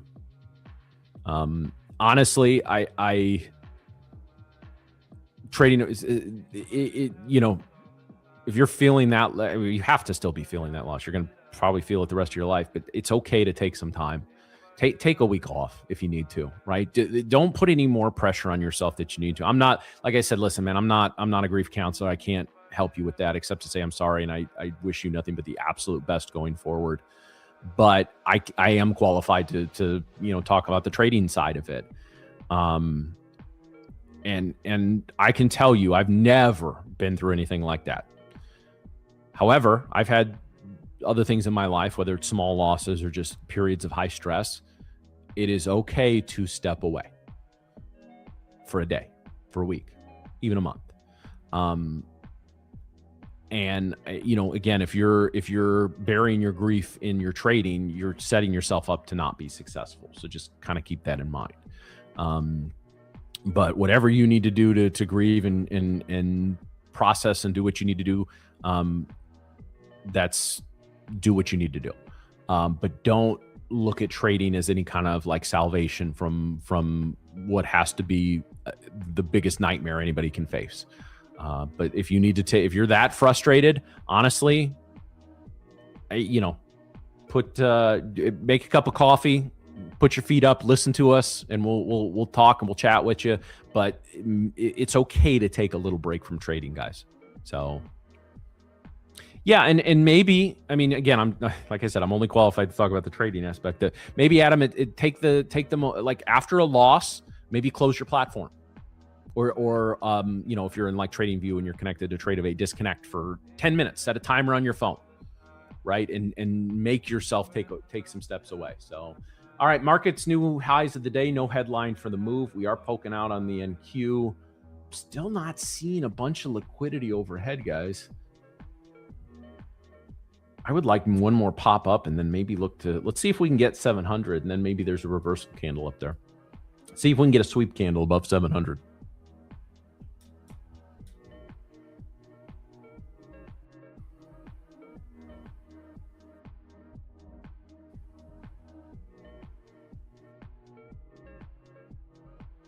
Yeah, I will say this, Ozempic, that's a great point. I had to double check your name. That wasn't a smart ass remark. So I had to make sure is this the real Ozempic? That was a like really nice, thoughtful comment and good advice. So I'm nervous now. I think Ozempic has been kidnapped, and I think somebody has taken over his account. But no, it's a good point, guys. Speaking from experience, limit the amount of stimulus when you're in front of the charts. I can't tell you guys how big of an adjustment it was. I've never made a bigger adjustment in my trading than doing this show, and I love doing it, and I enjoy it. I enjoy interacting with you guys. There's always a thrill of being a part of a newer startup. Tradeify's been around, a year plus now, but that's still kind of startup area, right? And especially kind of, breaking the industry a little bit and changing some things. And that's fun. But, I used to, when I had two big screens a year ago at this time. I'm trading on two big screens by myself, nice and quiet. The basement hadn't flooded at that point. So my dog will be laying under my desk. Usually spend about first 2 or 3 hours. I may not say a word. I was doing some coaching at the time, but I wasn't doing a whole lot of live streaming. And Sam, I read your comment too. My deepest condolences for that as well. So I'm truly sorry. I can't even imagine. Yeah, but anyway, so now, I mean, again, I did it a while ago. Maybe I'll do it again. I'll take a picture from my perspective. So, and I've adjusted the lighting in here to make it a little bit, but I have like a screen, like over here is my screen that you see, right? I have a screen above with Bookmap and my news feed, a couple of other things. And then on a screen to my left here, I have the chat so I can interact with you guys. I have our background chat, which is, when I, I have a question, or when there's three of us and we need to take a break, we can let Drew know. Like I can interact with the behind the scenes team. I have my program monitor, which shows me what you guys see, so I know if there's any issues or something that I need to correct. And then I have another small chart up with some of my other indicators that won't fit on the charts when I haven't broken them down by 4 like this. So it's a lot. I mean, it's a lot. And I have to remind myself to look at you guys in the camera every now and then as well. So that was a big adjustment. It took me about 2 months to really adjust to that. And I still wouldn't say I'm like overly comfortable with it, because I've been trading basically the same way with mostly the same things on my screen for 5+ years before I signed on at Tradeify. And again, love it. Wouldn't change it for the world, but it's a lot. Yeah, Songbird, that's actually, I take zero offense to that. I really do. He says, love TTV, but once I enter a trade, I mute the stream so I can focus. Yeah, no problem with that at all.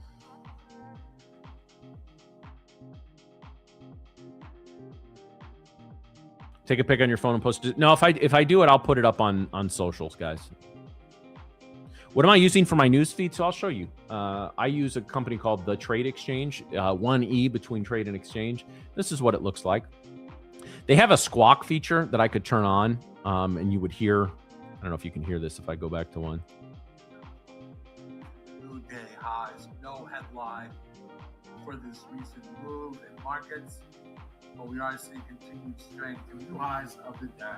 That was a few minutes ago. I don't know if you guys were able to hear that. Because I don't know what comes through and what doesn't. But yeah, so it looks like this. Again, same thing as with Bookmap. I'm not an affiliate with them. I have no business relationship other than being a paying customer. And they have a couple of different levels. I think I pay $60 a month or something like that.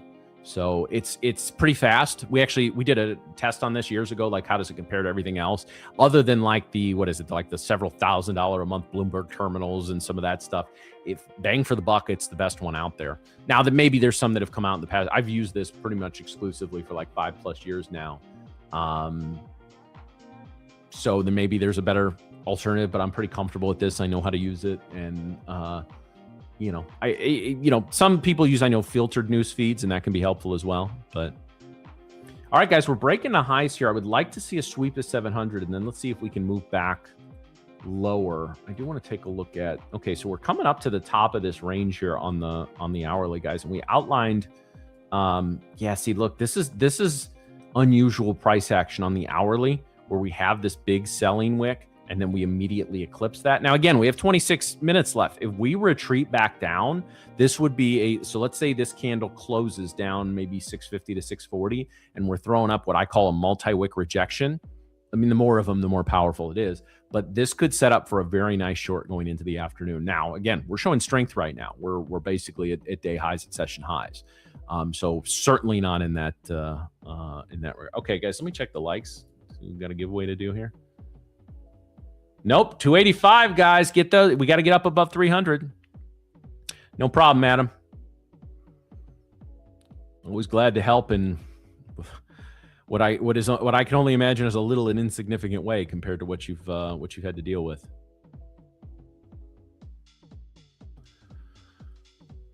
On mobile Chrome, anyone have issues changing? Oh man, guys, trading on mobile is so tough. I mean, I understand that may be all some people can use because you're at work or you're whatever. Like, honestly, I cannot recommend against trading on mobile enough. I really can. Now, listen, I've managed some trades on my phone over the years. Now, I will only use an app. I will not use a browser-based. I will use TradingView on my phone. But guys, if you're really trying to zone in and make money, to me, I say this, and inevitably somebody tells me, "Oh, well, this so and so on YouTube only trades on his phone." But guys, I've yet to meet somebody that will long term successfully make money on their phone, and that doesn't mean they don't exist. It's just it's hard enough, guys. How are I feel like I have two 27-inch screens. I have a 32-inch screen. They're all at 1440. A lot of trading platforms don't play nice with 4K, so I'm at 1440. I have a lot of screen real estate. I still feel like I could use another monitor. I resist that because I just put it. I just busy it up with crap. But yeah, this is you're trying to do it on a 6, 7, 8-inch. That's man. Yeah, I said 6, 7. All the kids in the background.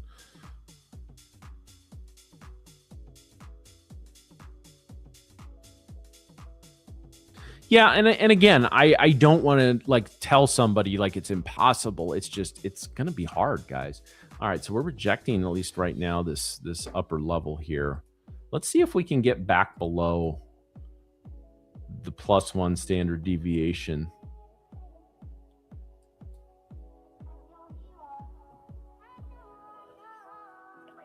So again, this previous 5-minute candle, guys, is not a sweep candle, right? We did push through, make a higher high in this candle, but then the candle closed above the previous candle. And again, you want to, sweep some people will consider sweep candles, candle closures, whatever you want to refer to them, depending on who you learned it from. You just need to close within the wick. Some people say you need to close within the real body. Right now, I'm operating kind of under the real body. Like I want to see this candle close. So like if this candle had swept a high and then closed within the real body or below, it's a sweep candle. But I'm still working on, again, I'm working on an indicator to identify some of that. Just set up my projector. You are huge above my. Well, Patrick, my condolences that you got to put my big ass head on a projector. That's bold.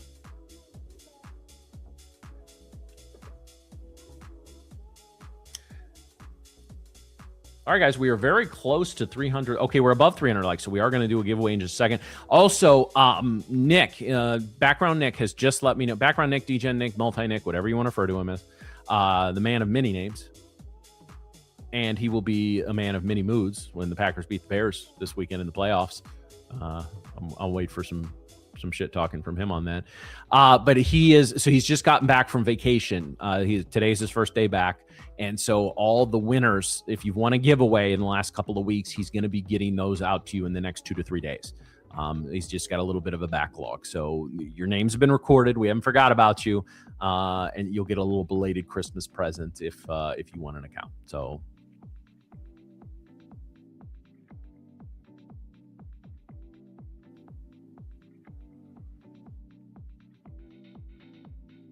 all right, man. Listen, it's the Super Bowl for the Bears. They got to win this. They really do.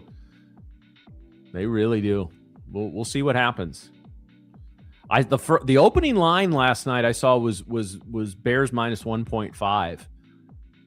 And what do they say? Home field is 3 points in the NFL. So they're basically saying it's a very even matchup, maybe even a slight edge to Green Bay. In terms of a neutral field, but it's going to be, the injury reports are going to be key. I know outside of Parsons, we're getting almost everybody back. So we'll see what happens. Remember the Bears almost needed overtime to beat our backup a couple weeks ago. So we'll see what happens. All right, guys. So let's do I'm trying to give away. So here's how we're going to do this. Now, we're going to do random giveaways this week. Like, I understand like lag will play a role in this because I know there's going to be somebody's, well, like I'm watching from overseas, so I'm 2 or 3 seconds behind. I get that. We're going to do a lot of our giveaways this week with the bot and the keywords like we do. That's the most fair way to do it. And so we will do that.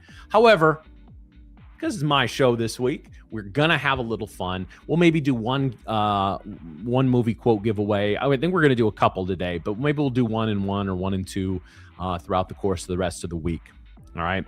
Now, I don't know why this quote popped into my head this morning, but it did, and I actually used it to open our chat, our internal chat. So I'm gonna give you a movie quote. Here's the rules, guys. I'm going to give you a quote from a movie. Sometimes there'll be long quotes. You know it ahead of time. That's fine. But the first person to type in the correct name of the movie will win. Okay, and I have the live chat up. So the first, and again, this, I'll know you're here. We don't have to ask for confirmation, all of that. So that's how we're going to do this. Very simple. I will give you a movie quote. The first person to put it in. You don't need the year, and no, it's not from White Chicks, Ozempic. I appreciate the front running the guess though. All right, I want to make sure I got the quote 100% right. So just a second here.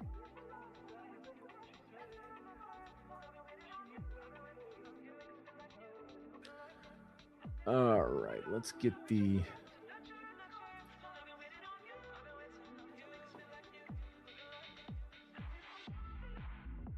Okay. So here is the quote. It's 106 miles to Chicago. We got a full tank of gas, a half pack of cigarettes. It's dark, and we're wearing sunglasses.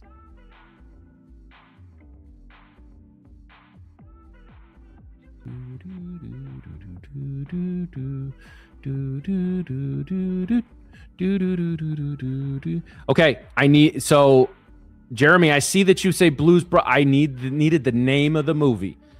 And the first person to get the actual name of the movie was Scooby Scalper. No abbreviations, guys. So Scooby Scalper, you are the winner. Let me get your, make sure your,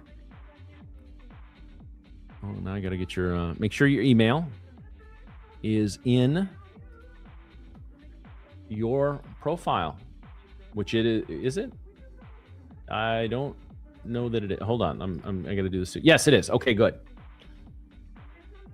Let me clip that. I will get it to Lil Degen. So congratulations, Scooby Scalper. You have won a 50K growth account. And we will do another giveaway in a little bit.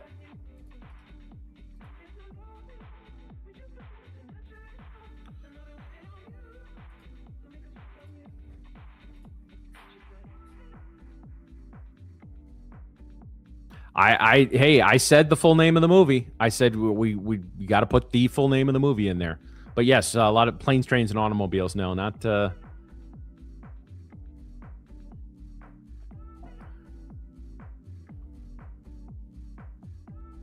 1980. Yeah, I said it was going to be one from before I was born. I'm old. I ain't that old. Copy pasting from ChatGPT fucked me up. Yeah. All right, so let's see what happened. So the NQ bouncing off the +1 standard deviation here.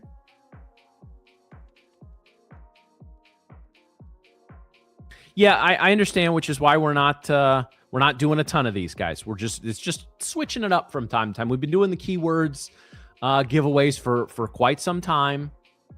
We're just switching it up a little bit from time to time. We're still going to do a lot of the random giveaways because that's the most fair way to do it. So, but like I said, my show today, we're gonna do it my way. Good Frank Sinatra song, by the way. I won't sing it. I'll spare you that.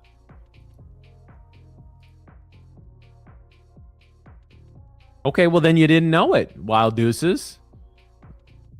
It's not lame, man. The Blues Brothers are not lame. You can say whatever you want about me, but I understand. God, guys, chill the fuck out. Otherwise, if we're not doing it, I'll just won't do any more giveaways today. Yeah, sometimes in life, guys, it's random. Sometimes it's skill based. This one just happens to be skill based, memory and typing.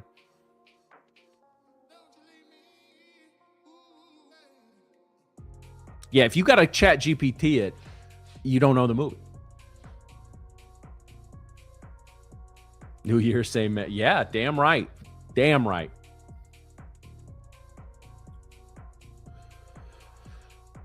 Average sports fans, oh, don't cry. You'll be all right. Be all right. Hey, listen, managing, taking losses, and early in your career taking big losses, it's part of the game.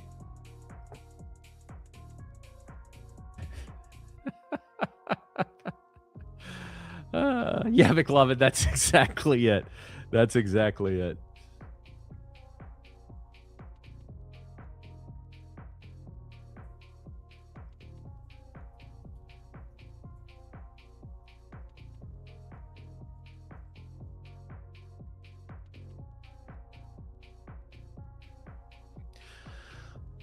You are our mental stop loss. I can't tell if that's a compliment or an insult, and I think I could take it as both.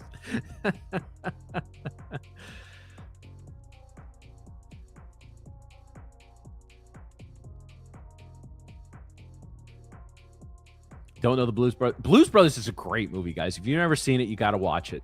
You got to watch it. That's a must watch for me.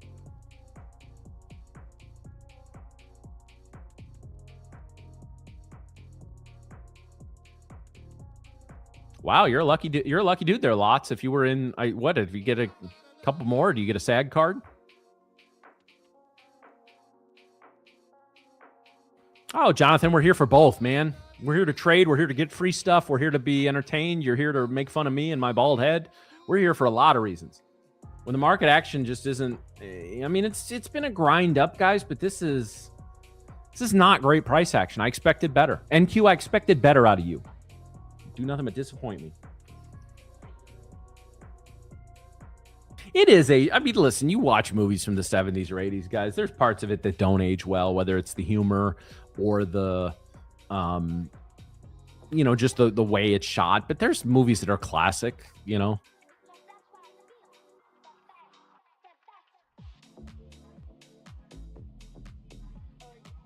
NQ, I'm not. No, I'm mad, Songbird. No, I'm mad at the markets.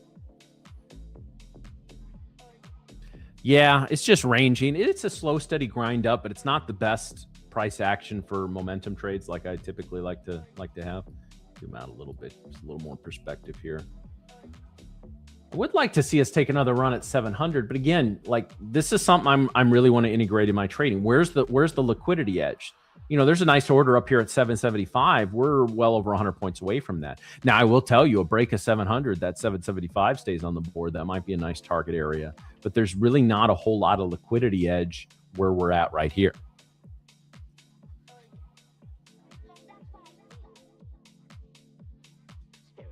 Yeah, Abo, that's Drew's work up there. That's pretty cool. And again, we've got to put that up on the one day when the price action is shit and I'm not taking any trades yet. Might take my first trade on stream today, guys.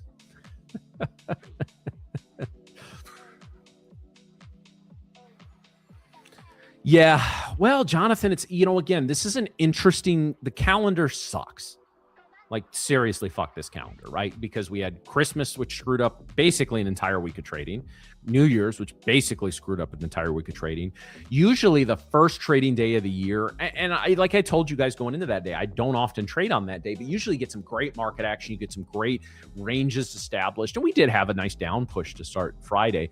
But the weirdness of having the first trading day of the year after a holiday and on a Friday. So we basically had a normal Monday, normal Tuesday, light Wednesday, closed Thursday, full day Friday. So basically 2.5-ish days of decent, like normal price action. And then we have a weekend. So 3 out of 4 days we're not trading, right? Thursday, Saturday, and Sunday. And Friday was the first day of the year. So the calendar's not doing us any favors. I do think this Venezuela stuff, and Duncan talked about it, it's not what happened, right? What happened has happened. Any past event, the markets have already figured in. But there might be a little nerves because, again, we've apparently already threatened Colombia, Mexico, it's what is the next step? What is next? And how disruptive is it going to be? So there may be, especially think about it, if you're a big fund and you took a lot of money out of the markets in December, right? Because you're, whether you're doing it for tax purposes or settling, whatever. And you're sitting, I mean, I'm sure there's no fund that's all cash, but you're sitting with a good amount of cash on the sidelines and you're trying to decide, where do I go with it, right? I don't know that today is a day that you're going to say, you know what, I feel good putting a lot of my cash at risk, right? Because again, the markets generally have been moving upwards. So maybe that's where we're heading. Maybe by the end of January, maybe we're back at new all-time highs. Or maybe there's an escalation with Mexico this week, and all of a sudden we have other weights on the market. So it's one of those situations, if you're in a position, like a swing or a long-term position, I'm not sure there's a whole lot of reason to get out. But if you're not in a position, I'm not sure there's a whole lot of reason to get in.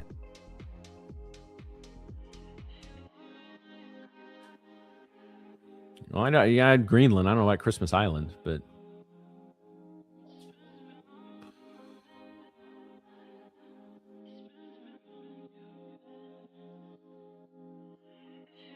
Yeah, and lots. That's a good point, right? Like, it's a misconception. Our job is, I am a trader. The market is open. My job is to trade. Well, okay, that's not actually accurate. Your job as a trader is to protect your capital. Yes, now, but to make money, we're here to make money. If you're not here to make money, I don't know what you're doing. This is a show where we talk about making money and hopefully help you make a little money. So if you're not trying to do that, welcome, but what the hell are you doing with your time, right? But at the same time, like, your number one job every day is to protect your capital, because you can't use that capital to make more money and more capital, whether in a eval, whatever. You can't do it. You can't make money in an eval if you blow it. You can't take a payout if you blow your funded. In personal account, if you're losing money, you're not making it. Yeah, perfect way of putting it, Market Maker Mario. We are not traders. We are risk managers. Well, listen, MG, I haven't seen anything about an emergency meeting.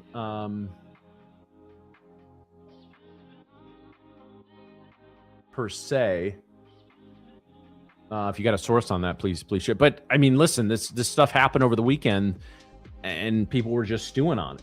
So it's a chance for the market to digest everything. So honestly, is this that surprising in hindsight? Not necessarily, right? But you look at, here's our 8:30 candle, guys. So basically, this yellow line is where we open the New York session. Now, this doesn't include Asia, London, etc.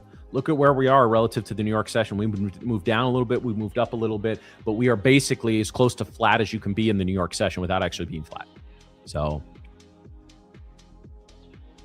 and guys, listen, this is like, I know this is entertainment. We're trying to, I came in today. I know this may shock some of you. I came in today ready to trade, and I'm pissed as hell that it's not giving us any opportunities, but I'm not going to set a bad example and trade just to be trading. So honestly, looking at this price action, I'm not sure either of my co-hosts would have done a whole lot today if they were here, per usual.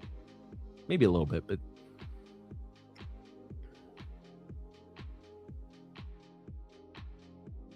yeah, the YM did, and that's something, Mario. I maybe need to add the YM to my. I look at it a couple times a day, but you look at it a little more on this show, because at the end of the day, it's the Dow. The Dow used to run the markets. Those of you that have only traded for the last 2 or 3 years don't back in my day, the Dow was at 2,000, not that low, but I remember Dow 10K. But no, it's the Mag 7 and tech run the markets now, and that didn't used to be the case. So is there a possibility over the next couple of years, especially if we do get some sort of AI bubble? I don't know if it's going to be a pop, but just, a scaling down of the AI investments. It would not shock me to see, we return to paying attention to other sectors in the market. And, obviously we don't do as much manufacturing in this country as we used to. A lot of that has moved overseas, but whether it's manufacturing, the big companies, the staples, as it were, UN meeting on U.S. Venezuela. Oh, the UN is meeting. Well, that's less than worthless at that point. I mean, like I said, I'm not bringing personal politics into this, but I don't care if you're in favor of multinational cooperatives like the UN or you hate them. Either way, you cannot argue the UN has been effective in any way, shape, or form. Kryptoneer, ATR. Yes, ATR is the average true range. For a little more detailed explanation, I'd encourage you to look that up on Investopedia. Great free website, guys. But it's basically the range of a given candle. There's some calculations and there's some things that takes gaps into consideration. We don't need to worry about that. But it's basically looking at, so for the NQ, our 5-minute ATR is at 35, which means the average range of the last 14 candles, or whatever place you set it to. Mine defaults to 14. I believe. Let me double check that right now. Yeah, 14. And it adjusts to whatever time frame is on the chart. That means, so I'll use usually about half to 2/3 of an ATR for my stop loss. And if the ATR is ridiculous, it's above 50, I'm reducing position size, right? Because, again, follow me in this. In theory, if a candle can move 50 points in 5 minutes, I have to set like a 30 to 40 handle stop loss. Well, I can't do that with 4 minis, right? At that point, I'm probably in the micros if I'm setting stop that tight. movie that isn't from the 1800s. Or okay, all right. Well, let me think about it. We're gonna take a break in about 5 minutes, guys. We're gonna adjust our break schedule just for this week to accommodate me a little bit. So in about 5 minutes, we're gonna take a break, and then when I come back with the market pulse segment, we're gonna take a look at what the markets have or haven't done, and we will do another movie quote giveaway. What indicator are you using that prints those bands on your chart? So this is called the VWAP intraday. It is a free indicator in TradingView, and so what this is this main line is VWAP, volume weighted average price, and these bands are the standard deviation off of VWAP. So now if I were, normally this comes out of the box looking like this, okay? Where it's just here, it's easier to see down here. So this is the -1 standard deviation line. So this is -1 standard deviation off of VWAP. This line is -2 standard deviations. Guys, if you're not familiar with the basics of statistics, and you don't need to take a college course, but if you're trading, I don't care if you use VWAP or not, you should have a basic understanding of probabilities, the bell curve, standard deviation, etc. But anyway, so doing this out of the box looks like this. I add a tolerance band of 0.1. All right, so that gives me these little highway bands, as we call them on here, because I found VWAP is by definition just a point, and I know like 1 standard deviation is a point or a line, but having a little bit of a range helps me to use and trade those areas.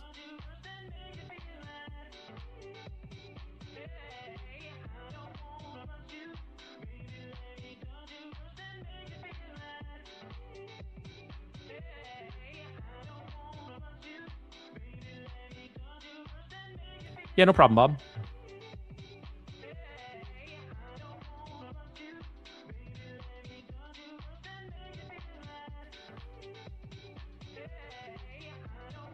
Yeah, guys, if you are always make sure you are live on the stream. And guys, YouTube is so wonky with that. Like I like YouTube as a platform overall. I think it's accessible. It generally runs pretty well. But that is one major bone to pick that I have with YouTube, is that it's very easy to lose a live stream. Like if you click, sometimes you click to something else and it'll pause the stream and then you restart it. Now you're 5 seconds behind. You did it a few times, all of a sudden you're 30 seconds behind. That's why I always tell you guys when we take trades on here, if you want to take them with us, make sure you're live and make sure you agree with the premise. Don't just blindly follow any trades from us or anybody. I don't care how good they are. So yeah, but yeah, make sure you're live. Oh, the PA's been shit today, Lucas. I wouldn't say it's been bad. I would say it's been shit. Trying to not curse as much on stream, but that one I got no problem unleashing because it's been garbage. Oh, yes, and absolutely. Jonathan, I saw that. A huge congratulations. Back-to-back titles for Tradeify brand ambassador Luke Littler in the World Darts Championship. That's awesome, man. Congratulations to him. So...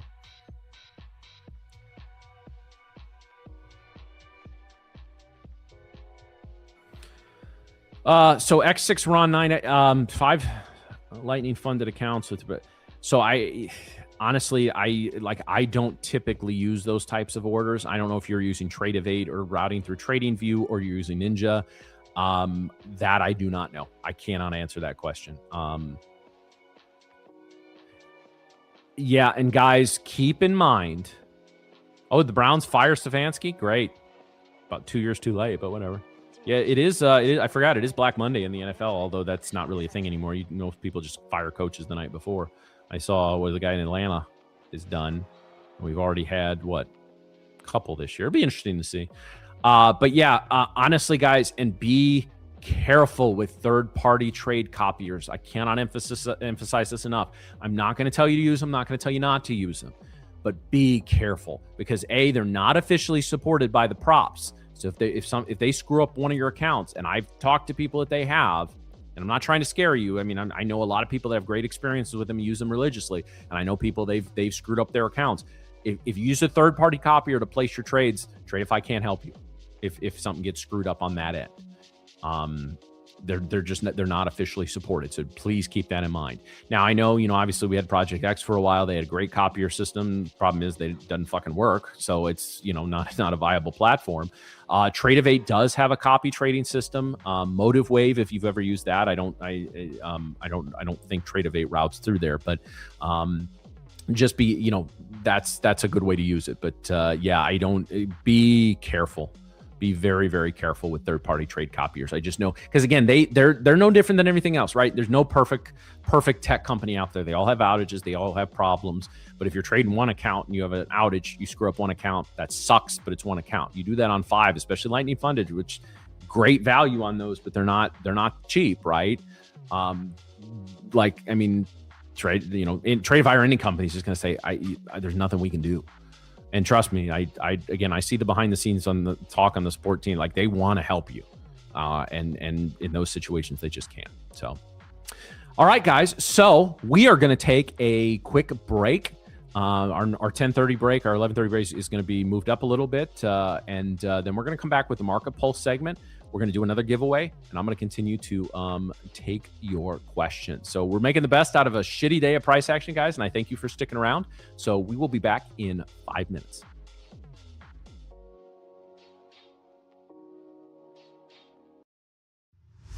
You want to learn more about trading, but scared to risk your own money? What if I told you there was a way to trade with someone else's capital while you learn? Welcome to Tradeify. This series explains everything about the funded trading world.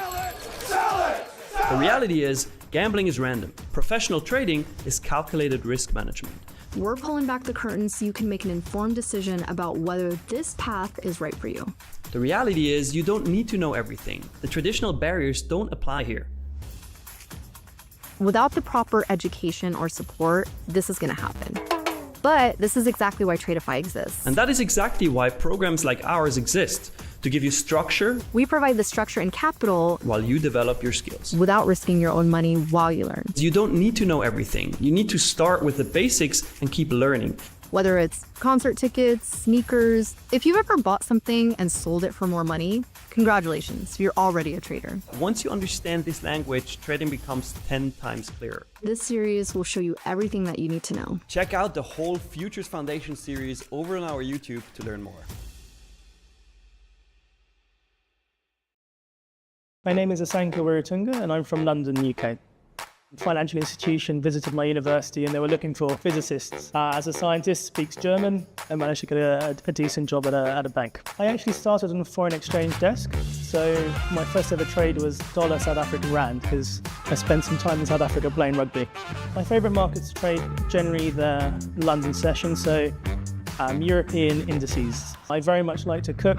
That's actually probably my meditation from trading. Pre-trading, I'll always make sure I have already had a cup of tea. My earliest mistake was to assume that I could trade financial markets simply on the back of mathematics and not take a holistic approach. I'd say my trading style is calculated. I like to apply analysis in a decision made. It's calm. I'm always making sure I'm not too overexcited and consistent. I think a consistent application is key.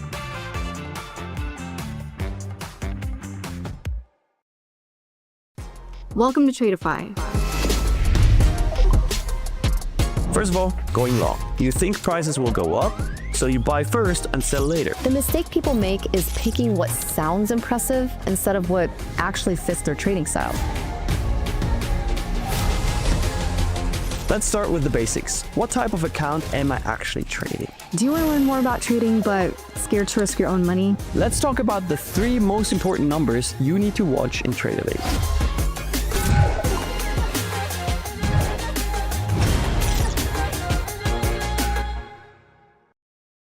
My name is Matt Hensley. Miriam Rushdie. My name is Nick. I am from St. Louis. From Orange County, California. And I'm from Switzerland. I'm a Midwestern homeowner, which means I spend at least 7 hours a day in my yard. I like to explore new foods, different cultures. I do a lot of sports. I go to the gym a lot. I play paddle tennis. My first ever trade was actually Peloton.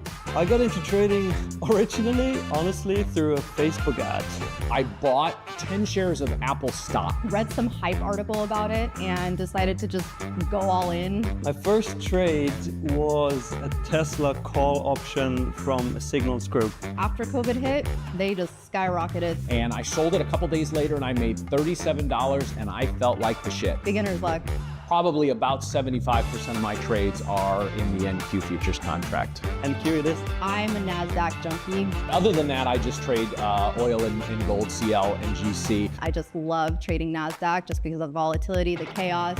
Why? Because I love simplicity. Like just sticking to one thing, focusing on that, and really becoming an expert at it. Trading has really taught me a lot about myself. Have a protein shake, I eat some beef jerky, and then I start trading. I sit down and I get to business. I'm ready to hopefully make some smart trading decisions.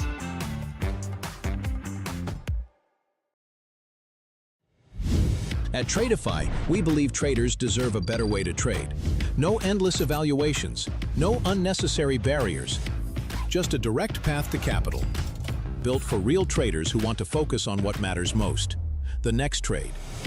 With instant funding, you're not waiting weeks to prove yourself. You're working to get payouts from day one. It doesn't matter who you are or where you're from. If you can trade, you deserve real opportunity. We built Tradeify to give traders funded capital without the delays, complications, or fine print. Our advanced trading journal tracks every detail of your performance, giving you the insights you need to consistently improve. When you trade with us, you control your profits. We take on the risk that holds most traders back, because that's how funded trading should work. Trading is hard enough.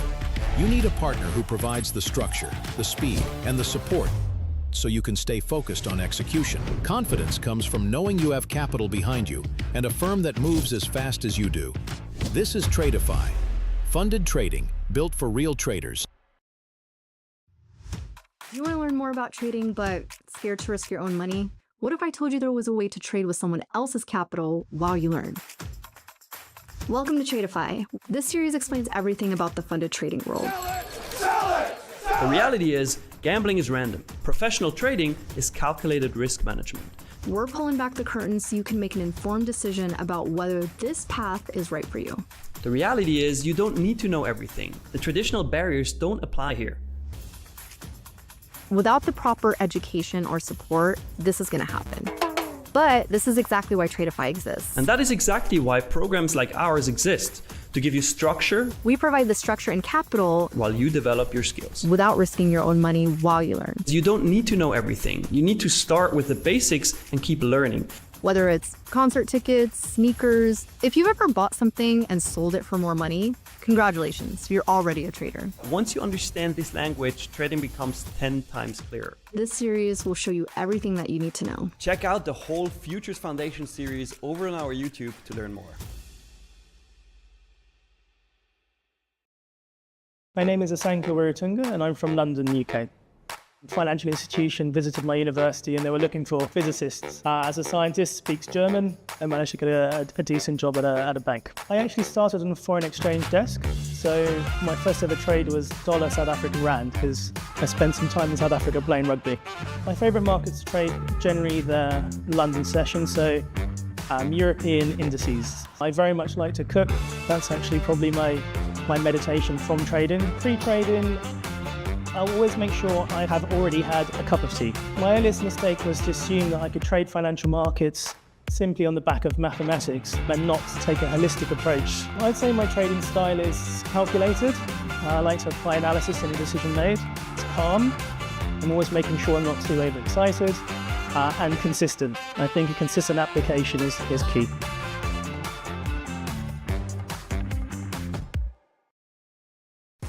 Welcome to Tradeify.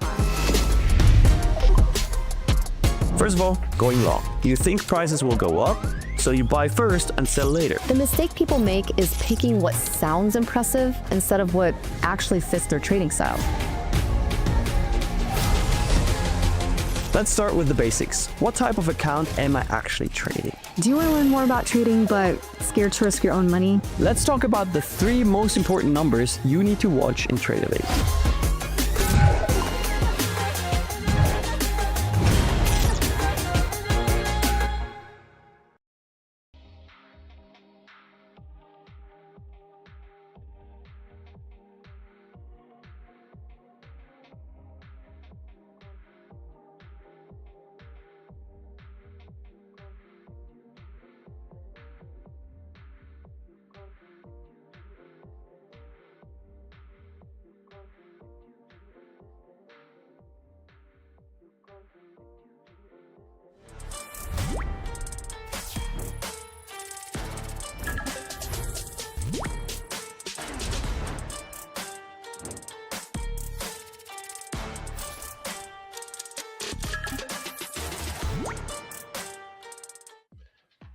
And welcome back to Tradeify TV, and this is the Market Pulse.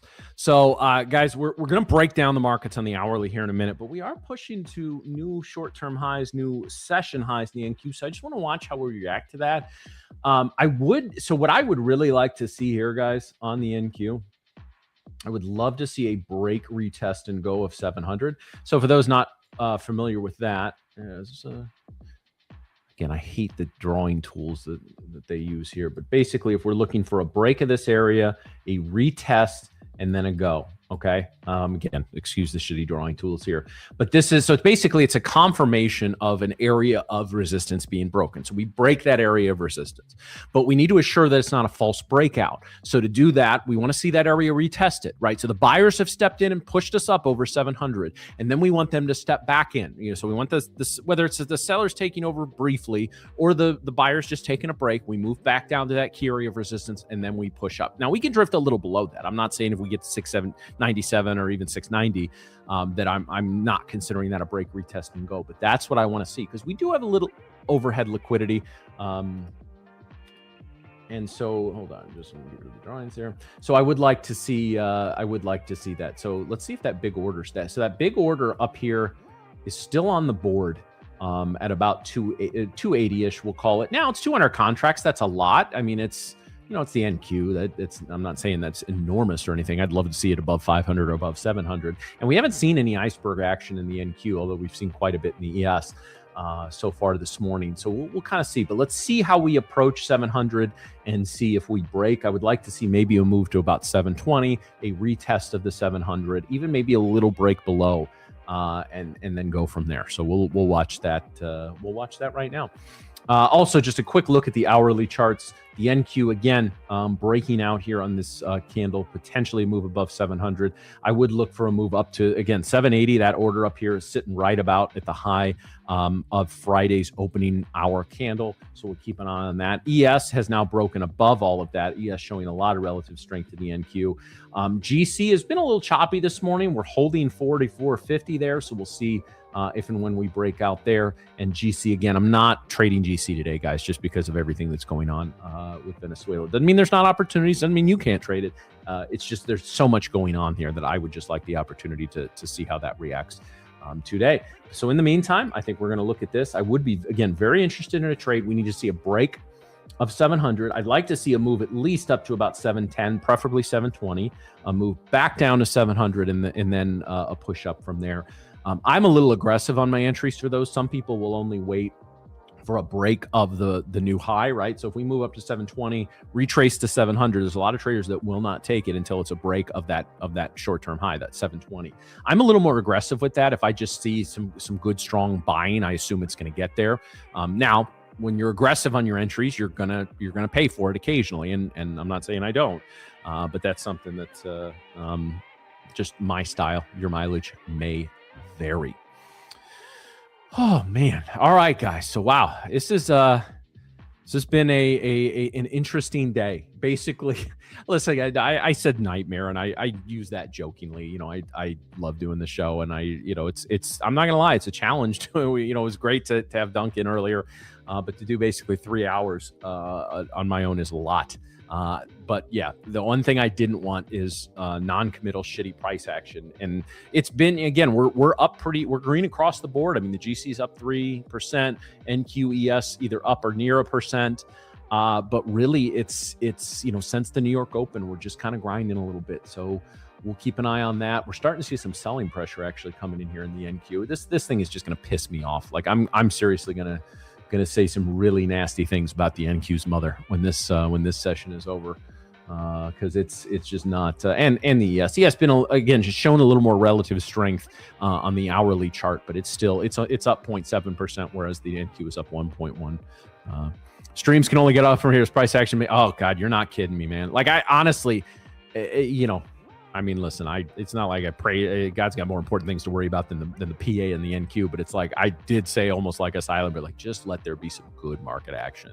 Let there be a nice A+. I don't even care about wins and losses on this, guys. Just give me a nice A+ setups, within the first hour, and I'll be happy. Really, just give me a couple on Monday, and the rest of the week can suck. But now the NQ NQ says F you in particular, apparently. So what I want to ask then is, and again, I'm not, there may be some styles.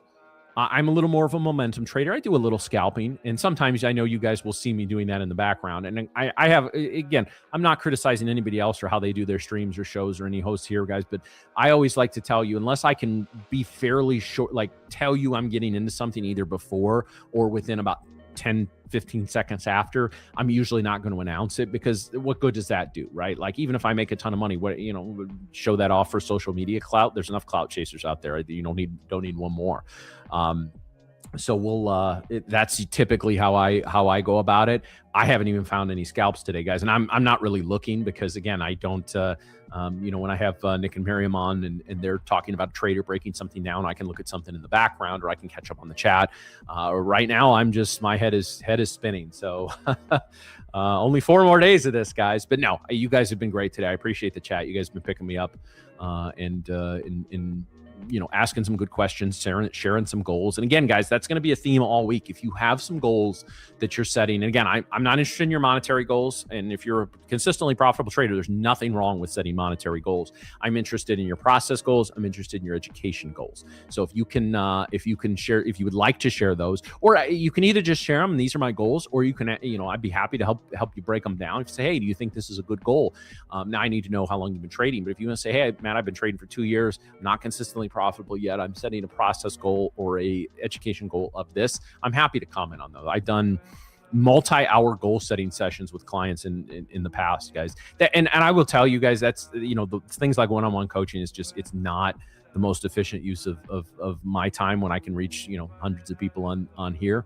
But I miss that quite a bit. It's just not time to money efficient, because in reality, that's why I always tell people, don't spend thousands of dollars on coaching. But if, I'm not saying, that doesn't mean I'm saying it's not worth it. It's, you're getting a couple of hours of a very, very busy and profitable trader's time.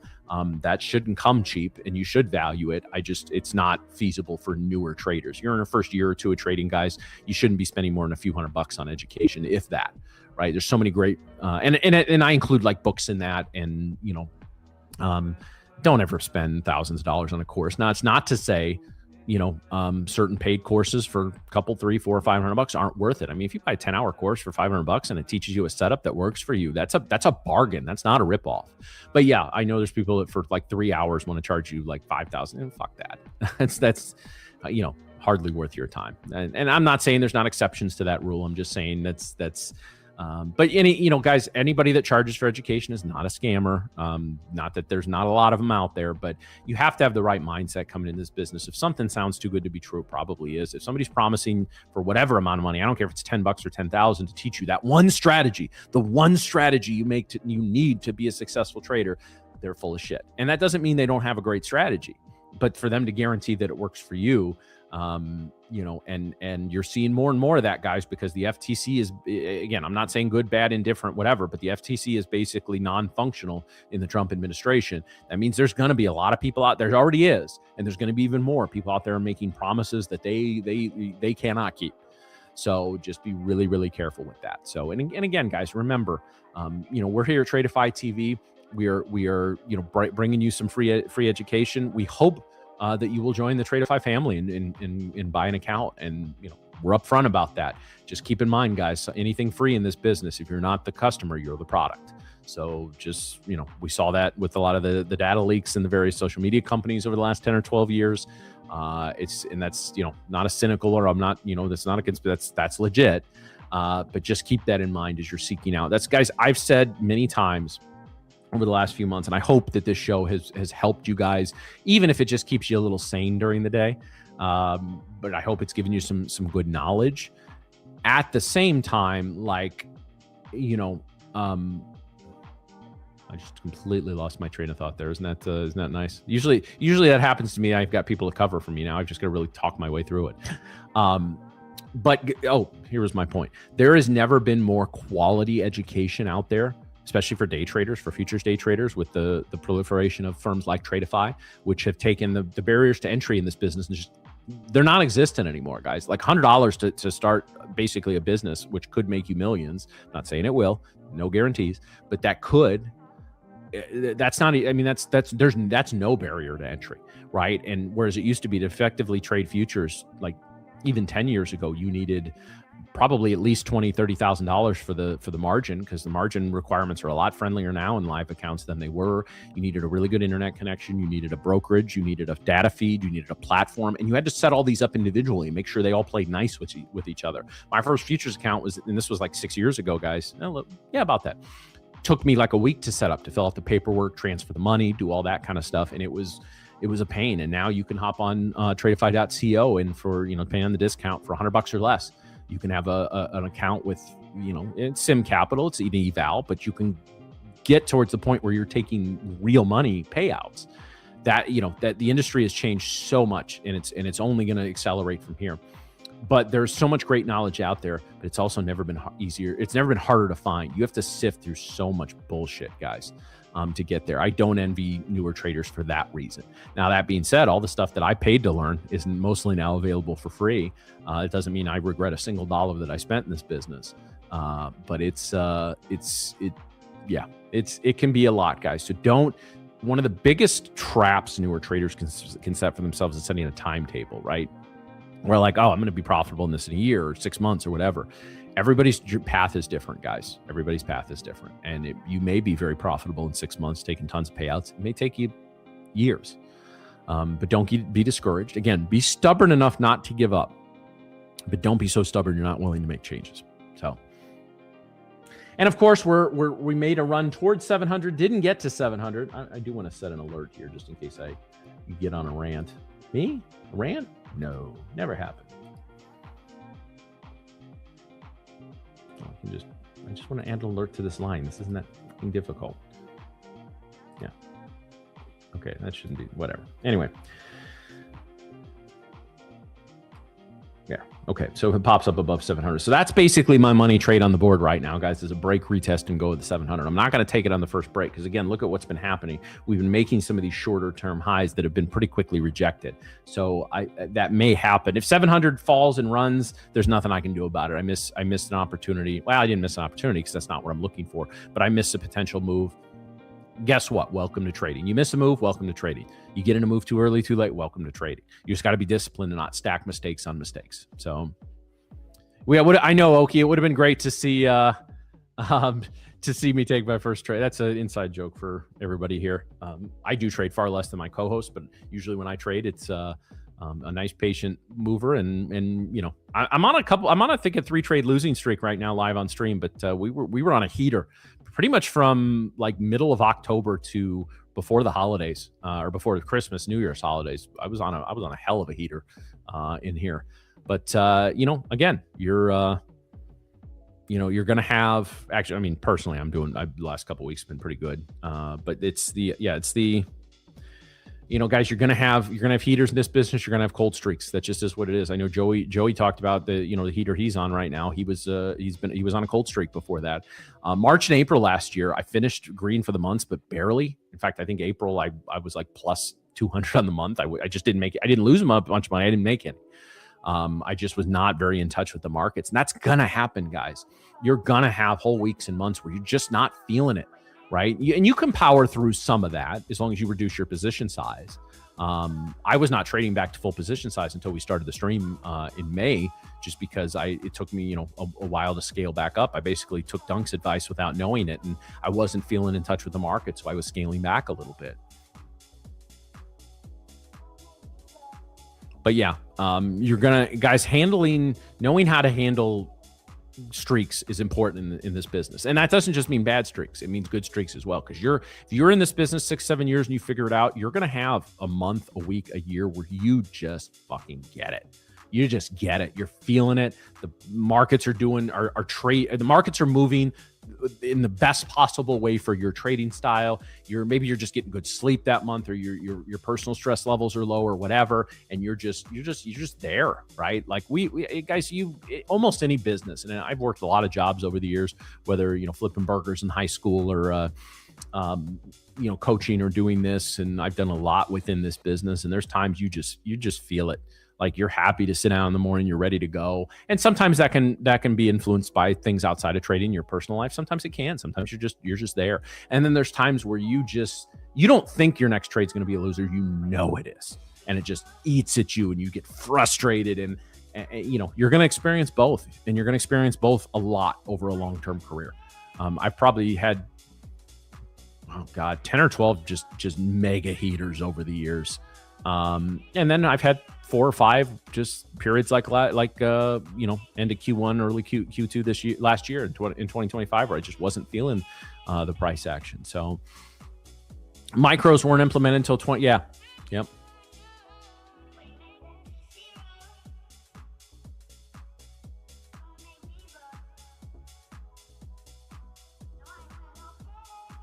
My problem is I get paranoid when I lose a bunch. Every trade is going to flip on me. Yeah, Mitzi, it's very easy to feel that way.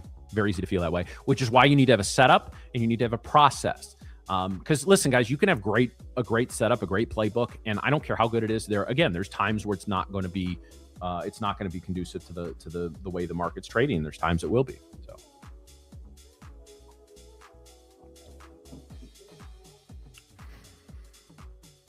Did you wear a hairnet when flipping burgers as a teen or no? No, I didn't lose my hair till like 25, man. Smart ass. Never wear a hairnet. You just wear a ball cap. Guys, I didn't have long hair. But you work in a kitchen as a guy, you can just put on a ball cap.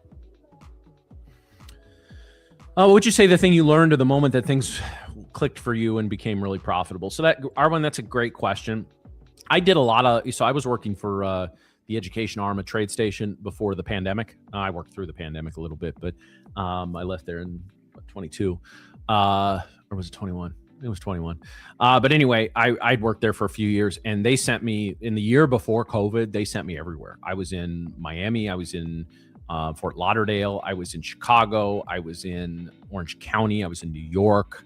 We were scheduled to go like 3 or 4 more places before the pandemic. Like we were doing, whether it was doing like Traders Expo live events or I was a speaker at the Options All-Star Conference for TradeStation out at in Orange County with Larry McMillan and Price Headley and Sarah Potter. I mean, it was just absolute all-star. It was like the all-stars of options trading, and this bald fuck, right? Like that's really what it was. And no, actually, that was like my first major event, and I was nervous as hell. It was not a big room. It was a room of 30 traders who had all paid thousands of dollars to be there. Because, I don't know, Larry McMillan won't get on a plane for, I think, less than 10K at this point, but great event. And I knocked my presentation out of the park. And that was like my welcome to the education moment, because I did really well. When you got people that have been in the business for 30 years telling you did well, that was one of my proudest moments in this business. But anyway, we were all over the place, and I get that question all the time. Like, what's the one thing that, and I wish I could tell you it was one thing, Arwen. I really, really do. It was a combination of a lot of things. And it's trading will have some light bulb moments, bing, light goes on. And then it will have times, oh, okay. Sorry, guys. I saw somebody walking around my backyard, so I'm looking. It's a bug sprayer guy. So here's here. But anyway, yeah. Sorry, that actually startled the shit out of me. I was like, my wife's not home. There should not be anybody in my backyard. But no, I got the email confirmation on it yesterday. That's the bug spraying guy. If you live anywhere in the Midwest, especially the lower Midwest, bugs are a big issue. You need definitely need a company to come out and spray. So good on them. But anyway, so getting back to Arwen's question, it's really just a lot of experience and understanding yourself as a trader. The 1 or 2 things that turned me around may not be the 1 or 2 things that turned you around. So just kind of keep that in mind. Stick with it. Keep your capital. Stick with it. You'll be all right. Get your risk management in tight order. Duncan is right. This is your job. I like, you can call it job. That's fine. I always like when I would do, I had a whole course that I gave away to a lot of people, guys. I don't have it anymore. Otherwise I purged all my old stuff a couple years ago, just because something I don't believe in it, whether I'm giving them away for free or pay. Like I hate when people record a course and they're still selling it for full price 5 or 6 years later. The market's changed so much in that time. But I had a trading as a business course that I put together, and I think it was one of the most important courses that I ever put together, and I couldn't give it away for free. Like, I could give it to somebody, they wouldn't watch it. I sure as hell couldn't charge for it. Why? It's not sexy, right? If I put together a setup course, oh, they're knocking down the doors to buy that thing, right? I don't care what I price it at. But in reality, a lot of setups can be successful. You still have to have your trading business set up. And so I would always differentiate between job and career. I always say a job is just that. It's a job. You're in it for the paycheck. You have no emotional investment. You don't care. You really don't care if the company lives or dies, other than it directly affects you and your livelihood and your paycheck. A career is something that obviously you're emotionally invested in. You want to advance in the company, or you're you believe in the company's mission and all that, whatever, right? Like, that to me is oh,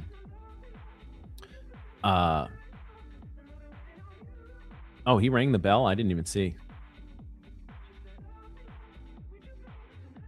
No, he's probably, I mean, he was in the back, so he's obviously just making sure we're not home, and then last guy rang the bell. I just told him to do whatever, so it's fine. They have permission to come on and just spray, and I think he's doing that. So, hey, like I said, it's bugs are a big problem in the St. Louis area, and we have not had any problems since this company. Well, we haven't had any problems. Period. We had this company right away, but and it's been a mild winter so far, which means spring and summer with the bugs is going to be absolute just hell. So, I think the next one they come spray inside again. Yeah, I gave away my 20K course. Yeah, that's right. Oki. Let me catch latest rules in Tradeify. Can we go for direct funded accounts with daily payouts? Well, yeah, the select plan has daily payouts, Chris.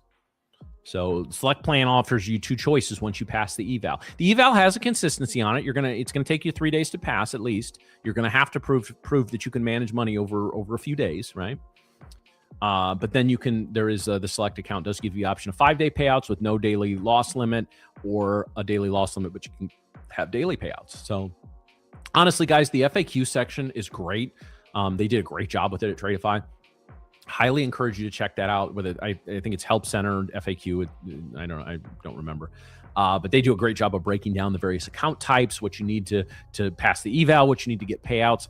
I highly encourage you to reference that. If you have any questions, ask them in the Discord. There's a questions tab. There's a chat, no questions, where everyone asks questions. Don't ask questions there.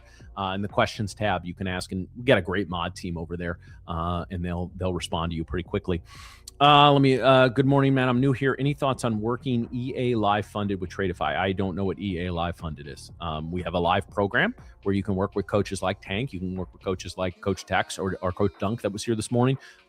So definitely worth the time, energy, and effort to put in trading for, usually a couple of months to get multiple payouts, 5, 6, 7 payouts, whatever it takes to you're evaluated after a certain amount. It's not automatic. You're evaluated. Based on your performance, they may move you to live, and then you get to work with those great gentlemen. So you can ask the AI chat as well. Really good. They set it up well. Yeah, they did. I do know that saves a ton of time. So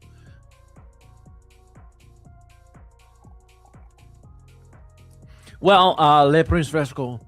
Yeah, Lightning Fund's great. If you're a consistently profitable trader, the Lightning Fund is probably, if I was not if I didn't work here, right, and I was just looking at Tradeify to buy accounts, I would buy Lightning Funded. Now, you guys have asked us to go through the eval process with these as well, so we have been when we get accounts. But if I was just there, I'd be there as well. Waiting for me to answer the door. Like what? Do I want to scroll up here? This is going to scare the shit out of me, isn't it? Oh, ting ting mom, yeah. Oh yeah, that's what I need to scream at somebody, and next thing you know, the cops are ringing the doorbell while I'm on stream. Yeah, no, guys, where are you at in your trading career should depend a lot on what account you choose. The selects I think are great for just about anybody. If you're a newer trader, the growths I think are really good as well, and they have a little, you can. It's going to, they're 1 day pass on those, and it's not on the selects. So if you're not so confident on your ability to pass an eval, yet the growths can really help you because you don't, there's not a whole lot of constraint on there. You do have a DLL, but you don't have, you can pass it in 1 day if you get up there, if you catch a really nice runner. But the selects have the daily payouts or they're really nice payout rules. And of course, Lightning Fund, it does have consistency, but you skip the eval. So there is something for everybody. And you know, if you're brand new to Tradeify, don't just buy something. Take 10 minutes and look at what those accounts, think about your trading style. Go back and look at your last 30 days of trading. If most of them are green, a Lightning Funded is probably what you want to go with. If you're a little more up and down, a select is probably a great place to start. If you're still really kind of figuring it out, I would recommend a growth account. I honestly, guys, I don't think you can go wrong with just about any of them. But I just think there's account types that work better for certain people, and especially if you're consistently profitable. Lightning Fundeds, you can get a payout in 5 days, and you can really work those accounts too. So,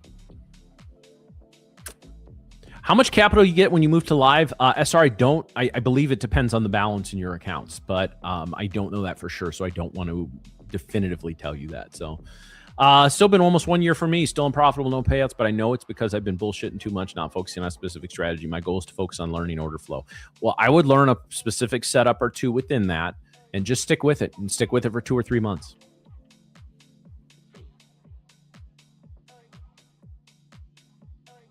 That's a good point, Julian. If you don't have decent risk management, yeah, the Lightning Fundeds are probably not for you.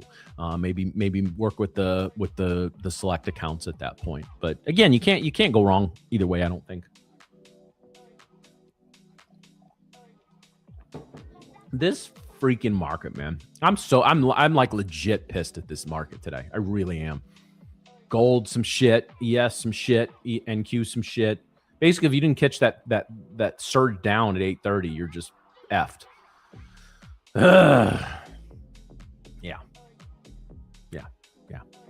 Yeah. Basically, my nightmare today. Flying solo on the show. Dunk was a great guest, but just for a little bit in the morning, and then it's just going to give me just dookie price action, just absolute dookie. Oh, Market Maker Mark, you are not lying, man. Like I gotta, I'm working. I'm actually moving a lot of stuff around the basement to set up a small workout station. I'm gonna get my meditation pillow out again and maybe do a little of that today. I've been getting away from that the last year or so. I need to get back to that. I don't want to move too much though, because we're moving on to advance our basement renovation, as you guys know. I've been talking a lot about that since the program started. So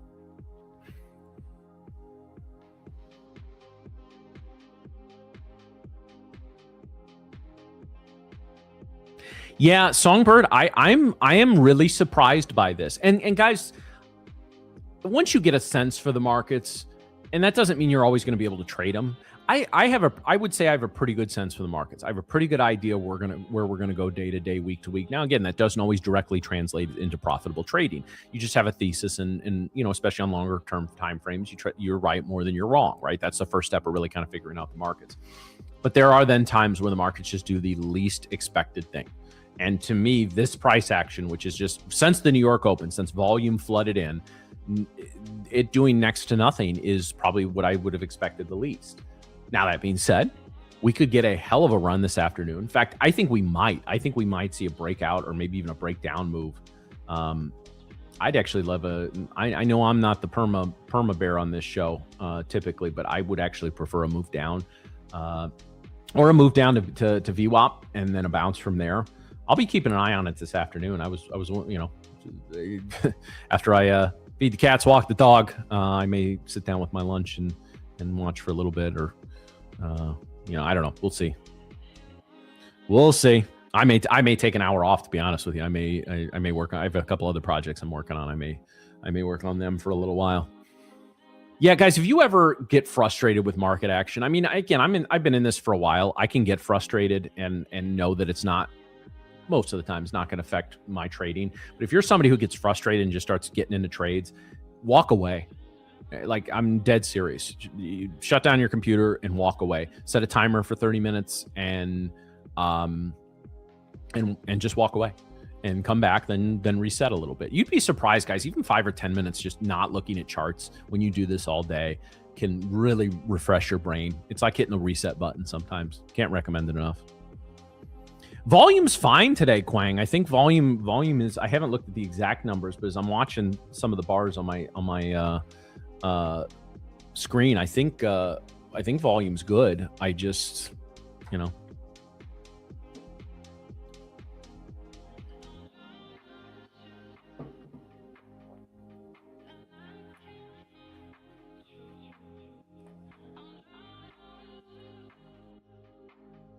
Yeah, Adam. Yeah, I know. But again, learn from it. Yeah, take a lunch break, touch grass, play with the dog, go from there. Yeah, I mean, you're basically looking exactly what I'm going to be doing. Add feed some kitties in there, and that's basically exactly my my next 90 minutes after I move off here. So again, guys, in about 15 minutes, I'm leaving you, sadly. Turn the markets over to Amos. Maybe they'll do some shit for him. So we will, again, we got a normal schedule today. Amos is on the Lunge and Learn segment. Lumi will be joining after that. And then Rebecca and Nick, little D-Gen, multi-Nick, background Nick, whatever the hell you want to call him, will be back today. So, and again, a reminder,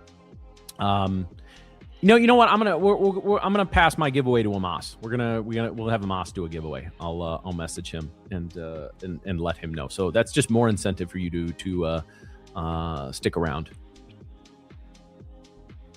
Torture the kids. Yeah. Hey, whatever passes your time, Mario. Darth D-Gen Nick. Yes. I don't know. I know his fiance was like hiding his cape, so hopefully he got that back. Or his cloak. I'm sorry. I don't want to get the terminology. But anyway, guys, I do want to tease you a little bit. We got some really fun stuff coming to Tradeify TV in the next couple of months. You know, things have moved very, very quickly. And that's because of you guys, right? So when we first got going in May, I remember one of our first meetings, Brett was kind of outlining what things were going to look like. And he said right away, like, you know, because initially it was just 3 hours of myself, Nick, and Miriam. We expanded to 4 pretty quickly. And the plan was always to go to the 8-hour New York stream.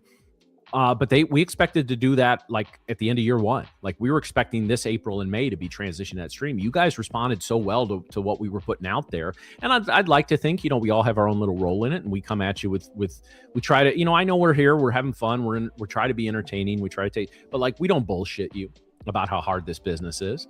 And I think a lot of other places do, if I'm being very honest. I'm not poking at a prop firm or anything like this. There's a lot of streams out there that's, you know, all you got to do is this and that. And again, there's a lot of really good, honest, decent affiliates out there. And there's some that's not, right? But you know, it's all a journey. And I you know, you guys have responded so well to what we've put out there that like we had to sit down like a couple months ago and be like, okay, what's next? Like everything that we set out to do the first year, we've done in 5 months. So like, what's the next step? And so it's involved some thinking, some talking, bringing some new voices on board. And it's, guys, we've got some really fun stuff in store for you over the coming months. So just stay tuned. If you already like what you do, you're going to love it even more. So yeah, trade and be entertained. That's what we go for, Robert. And some days we got to work hard for that entertainment when the market is just straight shit like it is today. What can you say that can help with? I don't have an exact plan or idea that I stick with, try to be profitable. Well, I mean, Josh, you just answered your own question there. Right? If you don't have a plan, and I mean like a setup, a playbook, whatever you want to, like different terminology. If you don't have a specific setup, you're just guessing. You're gambling at that point. Let's call it what it is. You're gambling. You're just guessing. Go honestly, if that's all you're gonna do, take your money, go to Vegas and have fun. At least you'll hopefully have fun while you're losing your money, because losing money in trading is definitely not fun. So you need a setup. And whether that's something like a VWAP based setup, is something as simple as a moving average crossover. 380 MA moving average crossover is a very basic strategy that I know a lot of people use religiously. You got to have that, right? Let's see. How did you ring in the new year, Matt? Just at home, just me and the wife and the pets at home. I barely made it to midnight, and it's the first time I think I've made it directly to midnight in the few years my wife and I have been together. But yeah, it's I made it. It's a point of pride. I'm trying to remember the last time I went out for New Year's. I want to say it was like 2015. I wasn't seeing anybody. I went out with my whole family. It was my sister's then boyfriend, now her husband, was in town, and he's from London. We all went to Second City in Chicago. They did a special New Year's show, and we counted down the New Year there. I think that might be the last time I've been out anywhere. I'm sure I'm forgetting something, but yeah, 3 and 8 exponential moving average crossover EMA. I used to use that in some of my swing trading, just as like not necessarily as a strategy, but as an indicator. So, hey, Lumi, nice to see you as always.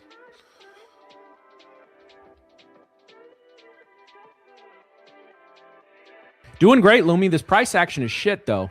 It's some crap. Hopefully, when you come on, you've got some good gold trades there.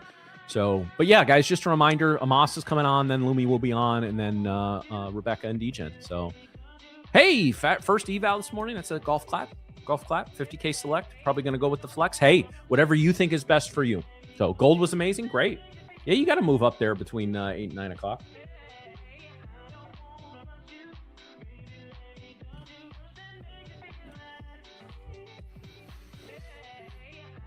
Yeah, no, for us index traders, it's been total crap this morning. All right, I'm sorry, guys. I want to make sure I catch up the questions. Oh, I had another giveaway. Yeah, you know what? Screw it. We're going to do the giveaway. I got to think of another movie quote. Give me just a minute.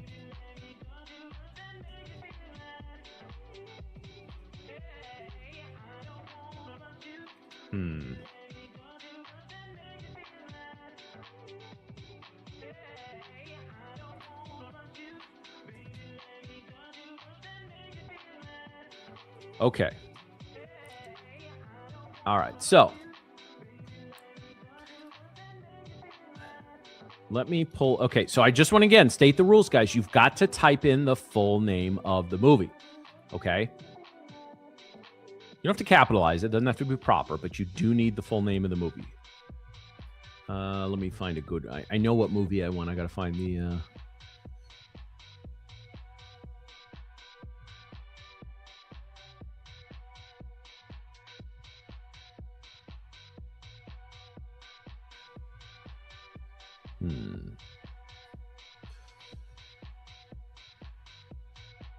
Okay, this will be the quote.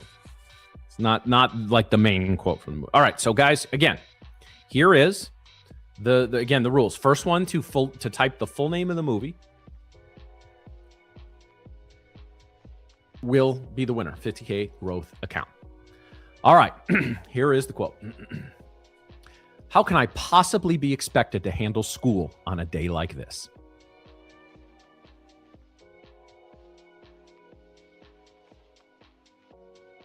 So everybody frantically types.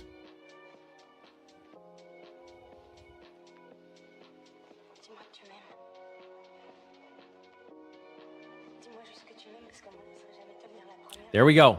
Who got it there? I love you lots. Ferris Bueller's Day Off. All right. Lots. Congrats. Make sure you have, we got a little alert on the NQ here. Let me get your info here. Make sure you have I don't see your email in your so make sure you put that. I'm gonna pass along your username and everything, but make sure your email is in your YouTube description.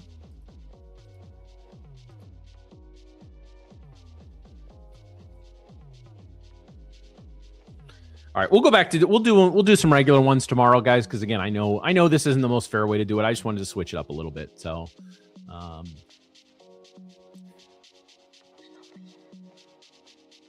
well, that's why I like doing the quotes, guys, because if you're trying to Google them or put them in Chat GPT, you're not gonna be you're not gonna win. So I'm rewarding knowledge. So I had this idea. I'm trying to think what other. The life quote is another one that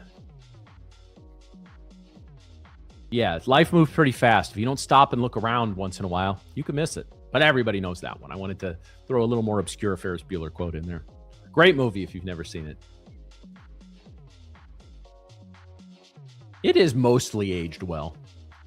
A lot of 80s comedies are, again, maybe the jokes aren't funny, or maybe it's just the circumstances. Again, there's so much about like the You know, I mean, I was born in the 80s, but I was a 90s kid, right? Like I grew up in the early to mid 90s. Coming, you know, they say the music that you're listening to and like you first begin like dating and stuff like that is what really sticks out. So like early to mid 90s for me is the music that I really enjoy. But you know, all those classic movies, you know, if you're a 90s kid, especially when Blockbuster was still open, you rented every 80s comedy there was. And, you know, now who knows what streaming service anything given thing is on. But yeah, some humor may be considered offensive today, or some of it's just not funny anymore. Because if you don't get certain references, it's not gonna. But yeah. Oh, the Super Nintendo. I had a man. Christmas of '88. I was 6. I got my first Nintendo, original Nintendo, and that was it. But yeah, then I got a Super Nintendo. Super Nintendo was one of the first things I saved up for, like with my own money, because I think it came out. I was like 10, 11 years old when that came out, and I did chores for like a month to pre-order it. And yeah, I got it Toys R Us in Maryville, Indiana. I remember that. I remember picking it up.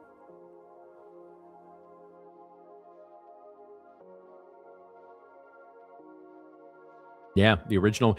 So true story about this, guys. So both of my grandparents, sets of grandparents. Well, my mom's dad passed long before I was born.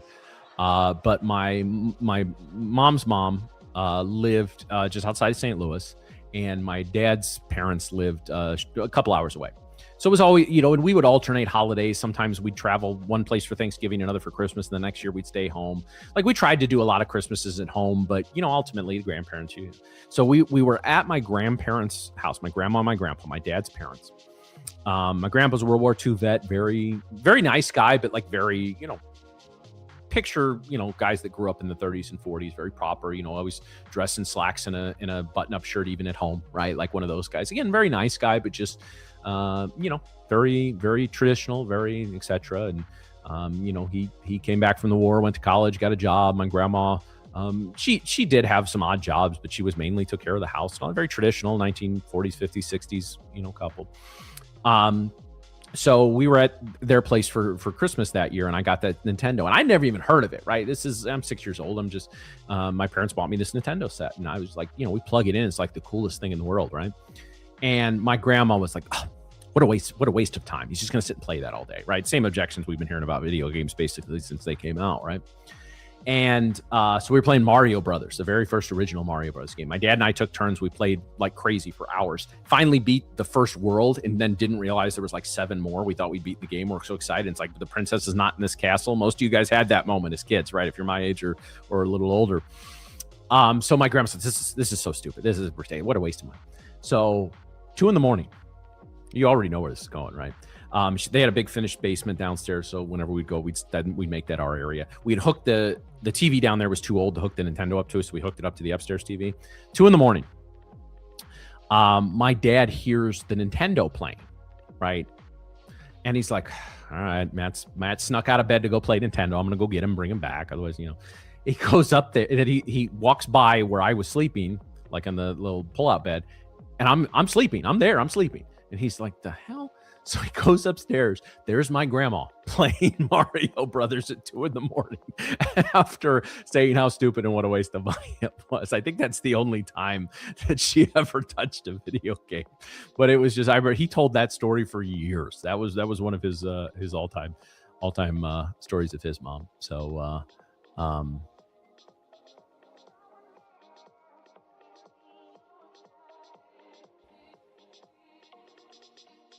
yeah. All right, guys. Well, it's about time for me to depart to you until tomorrow. We made it through this, guys. But look at that rejection of 700. I'm trying to not swear as much, guys, but the NQ can just straight up go fuck itself right now. Seriously. That is I'm so mad at this. Don't give like I'm not even gonna lie to you guys. If they'd given me any semblance of a trade, I was gonna take it just so I'd have something to trade and talk about. I could talk about how we made money or how we screwed something up, and instead, well, hey, we made it through, guys. We made it through. I want to thank Coach Duncan for being here this morning and breaking us, breaking the news down to us. And he'll be with us every Monday from here on out. But yeah, guys, it's I can't thank you enough for fighting through these last 3 hours with me with garbage price action. You've had great questions. You've had some great. These are the streams, guys, and things like this where you can learn if you're open to it. I know there's probably a lot of people that look at crappy price action and they just leave, or I'm not taking 40 trades in an hour, so like I'm gonna go follow A, B, or C or Bob or Joe, whatever, right? This is where you learn when you have the opportunity to ask some questions. And I love you lots. Google how to add your email to your YouTube profile. I know we've gone over that before. You don't have to do it immediately right now, but try to get that done in the next couple of hours. But yeah, you can just you should be able to Google that. I think it's pretty easy to do. All right, guys. Thank you so much for tuning into another morning stream here at Tradeify TV. I'm leaving, but the stream is not done. We will have Amas will be coming up in 5 minutes. Lumi will be joining us after that. She says there's some good gold action, so I'll take you to her. And then Rebecca, and making his triumphant return to Tradeify TV in the week his Bears are going to lose to my Packers in the playoffs this Saturday night. A little DGen Nick. Have a great rest of your day, everyone. Thank you for bearing with me for these last few hours. I will see you tomorrow. Joey will be joining us tomorrow, so we're going to have plenty to talk about. It is going to be the Bald Trader marathon tomorrow. Have a great rest of your day, guys. I'll see you tomorrow.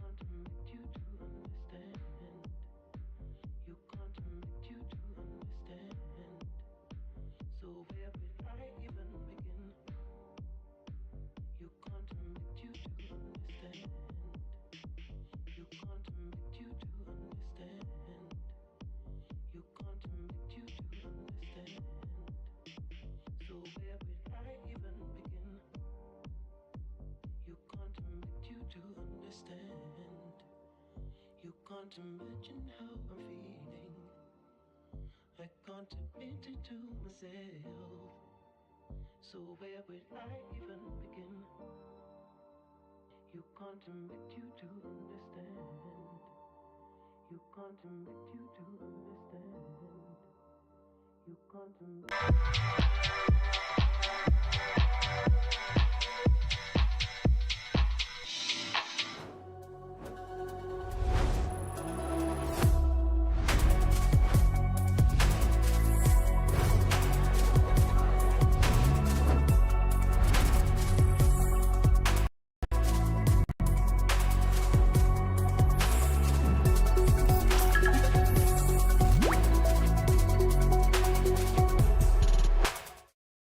What's up, guys? Welcome back to the Lunch and Learn segment. Hopefully you guys are doing great. I'm currently in a trade right now.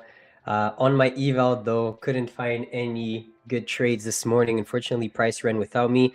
So I just got in a really good trade here on my 150K select eval. Let's see how this will go.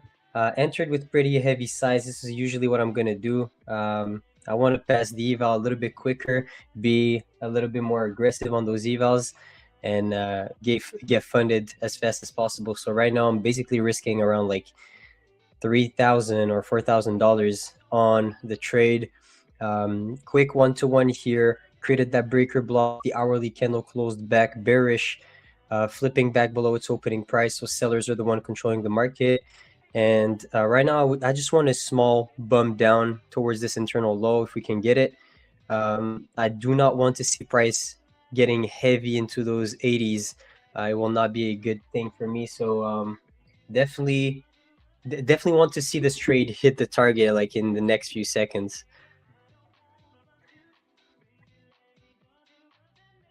So really good reaction so far. We're respecting the breaker.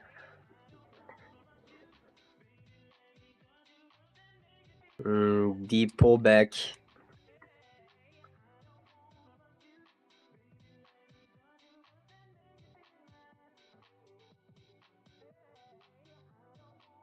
I'm in shorts, guys. I'm in shorts at 668. We're seeing a deeper pullback right now, not exactly what I wanted to see.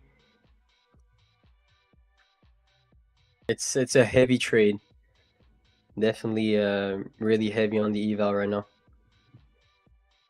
And I'm on an eval. No, this is not copy traded. This is like, I go, like, this is what I'll do. Like, I try to go one by one when I'm doing evals.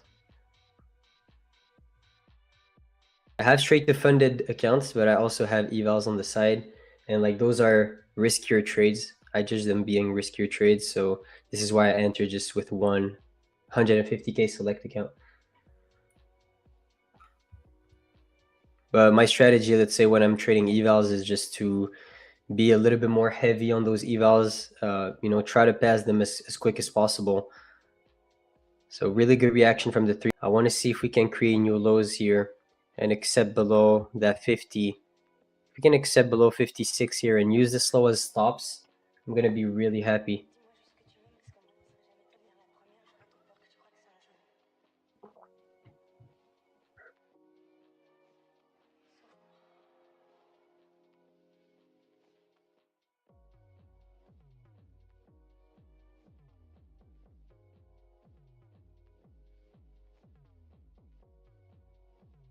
Really good reaction from this 3-minute gap so far.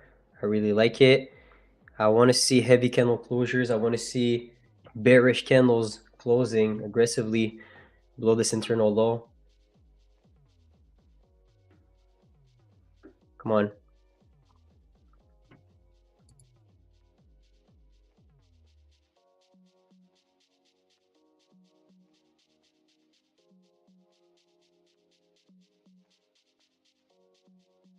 Come on.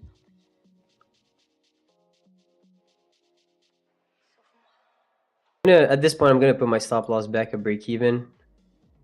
I do not want to see price, you know, get into a heavy pullback here. Nah, this is so unfortunate, man. NQ is absolutely disgusting the last few days.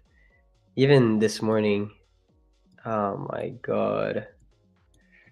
This is not true. Come on, man. Come on. With this reaction here, like, this is gonna be a B. Oh.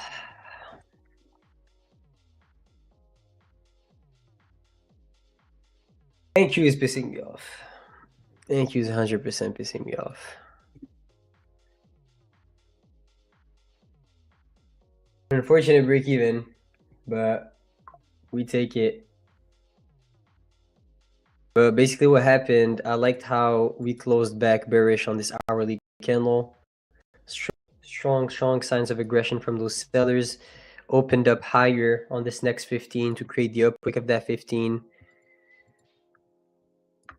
We went 1.25 handles away from hitting the target. Snaps back our break even, and then looks like it's dumping back down.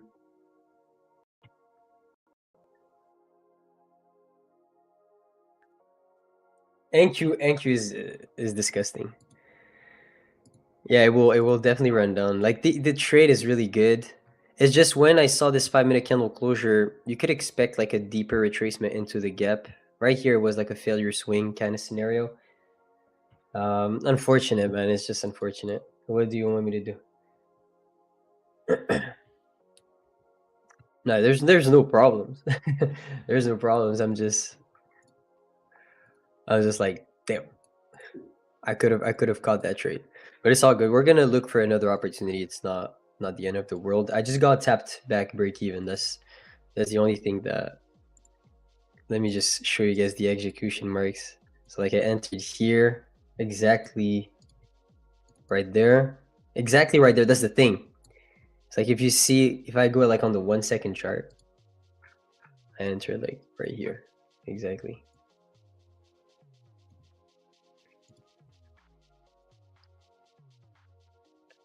So definitely see this trade running back towards the take profit easily. Got tapped back to break even, so we'll look for another opportunity if we have one. But what I saw was a clear sell setup, but unfortunately, we had a deeper retracement this time.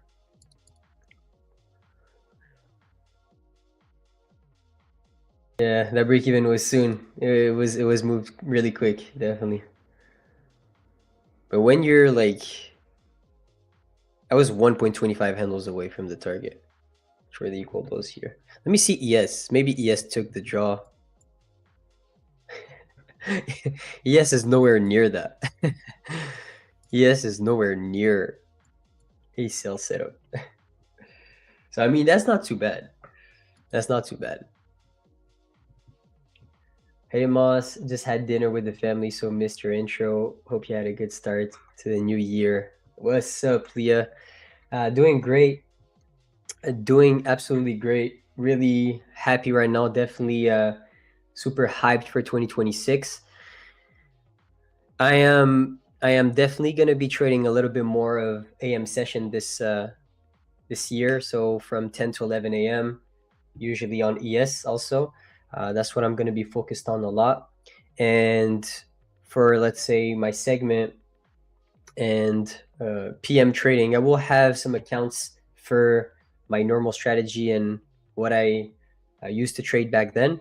But yeah, I will try to mainly switch to AM trading for this year. After the placement. Yeah, I mean, I don't think it was a bad call. The thing is, like, basically what I wanted to see, we had the clear sell setup right here.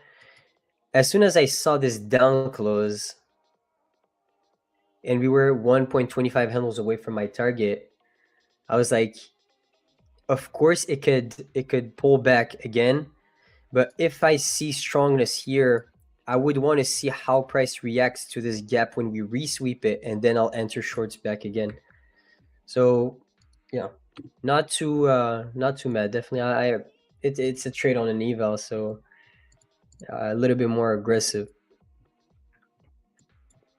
Still a really good trade though. Still a trade that respects my framework overall and my thinking. Definitely. But you see, like hourly candle wise, like wicks do the damage, body tells the story. You can expect price to create new lows from that candle. This is how I view the market. When a candle creates a wick, those candles where we call them reversal candles. So pin bars. When I see that, it's a go-to. You pass with one trade. I try to pass with 2 trades. So basically, like the select, it's 40% consistency. So you need to pass it in 3 trades. You have no other choice. But am I lagging? Am I lagging a lot?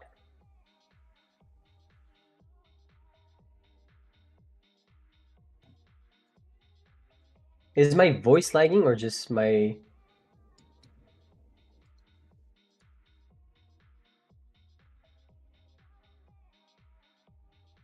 I don't know if it's me. We're gonna try to fix that. Sorry if I'm lagging. But is it... Can you guys tell me... All right, can you guys tell me if it's my voice or it's just like the frames of the stream? Both? Okay. The voice has to be me. Just the screen. Okay. We're gonna try to fix it. Definitely. All right, so what I'm seeing right now is the previous candle here here closed bearish from 11 to 12. So I'm skeptical about looking for longs. This is always what I'm seeing. So right here, what can easily happen is that this next candle will drop back down, filling at least 50% of the previous range. Okay, so let me just pull out the fib here. Okay, so 50% of the previous range, which would be here. Okay, so this is how I view it. If we close back inside the range of the previous candle, then we have a lot of chances of seeing 50%. So if we have a lot of chances of seeing 50%, then I'm skeptical about entering longs here because it would be against my bias. It would be against the overall narrative that price is telling me. So here, if price starts to create new lows, taps the 50 and then gives me an entry back long from here, I will be down. But right now I'm leaning a little bit more bearish looking at this PA. If the only way I would potentially look for a long in this scenario, since we swept this hourly low and I know we could definitely bounce back from it and flip back above the opening price, is if that 15-minute candle closes really strongly right here and accept above 79.81s, and that would be like a confirmation that price wants to resweep 708. A little bit more aggressive in a sense, I would say, but definitely has a lot of potential to work out on that 15-minute. But if I had to predict, which I don't do often, I'm more of a reaction kind of guy, I would say that the next candle has a lot of chances of closing bearish on the hourly. But we'll see. This next 15-minute is going to tell us a really good story. If we accept price above those 80s, it will tell us that buyers stood up. But here, if we sweep that high, find weakness again, then I would say that this high is going to be the protected high of the new hourly candle, and we will drop back down. So like the next few minutes are really important to what's actually going to happen. If we shift but fail to accept, I would say that this is a protected high because of the higher time frame context and because of the fact that this candle closed bearish and still didn't retrace back to 50% of the previous candle on the hourly. For what do you mean you have to pass in 3 days? You have to pass in 3 days because it's a 40% consistency rule, meaning that your trades cannot be greater than 40% of the profit target. So you have to pass. So let's say your biggest trades cannot be greater than 40% of the profit target. So let's say your profit target is 9,000 on a select 150K. then you cannot make more than 3,600 per trade. So meaning that even if you have two really big trades, so 3,600, 3,600, then you're still at $7,200 in profit. So you will not be able to pass the account. Okay, so it's like 3 days. So that's why like I'm entering pretty heavy. I'm more of the aggressive guy on the eval. Everyone knows that. It's like either I buy a straight to funded account or I go pretty heavy on my evals, try to pass them quickly. This is more of the type of guy that I am. I don't hate those shorts. I really don't hate those shorts, actually.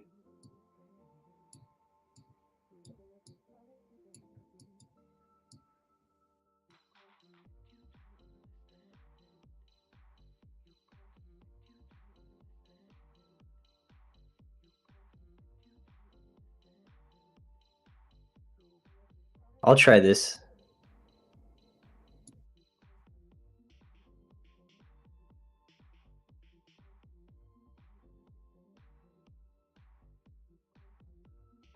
I'll try this short if we can get it.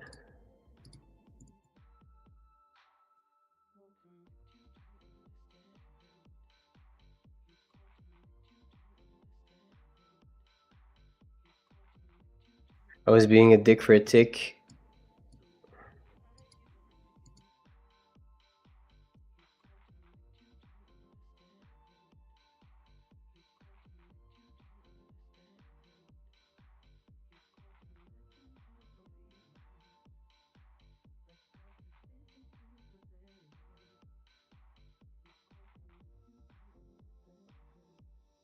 Every time I'm gonna be like on Tradeify TV, I'll go heavier size with the select. That's just a better approach for me, I would say.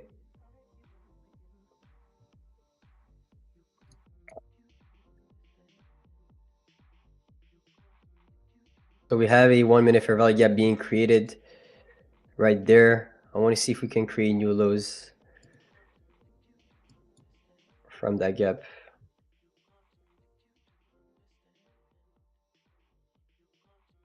If we sweep this internal low, though, it will not be a good trade for me.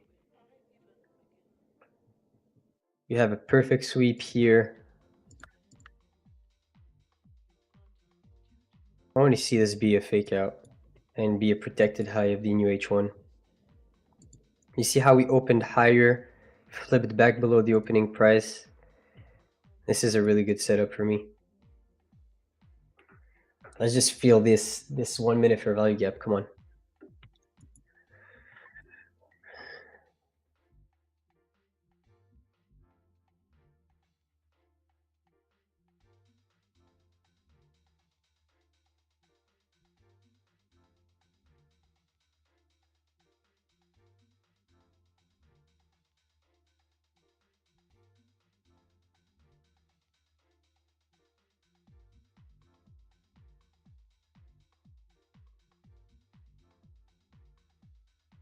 If we sweep that low, I will not really like that trade. Definitely not. Pull back here is still pretty healthy.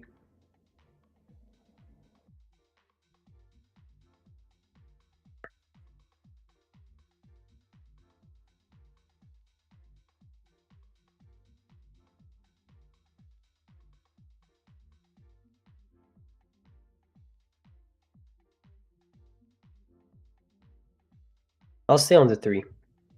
It's a really good setup on the 3.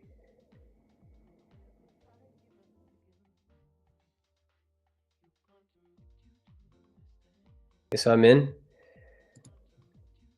shorts right here off of that 3-minute change in the state. I want to see us create new lows here.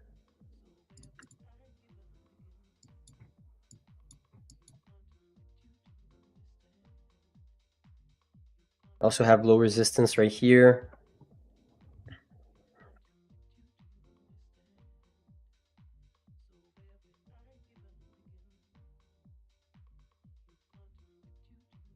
Come on.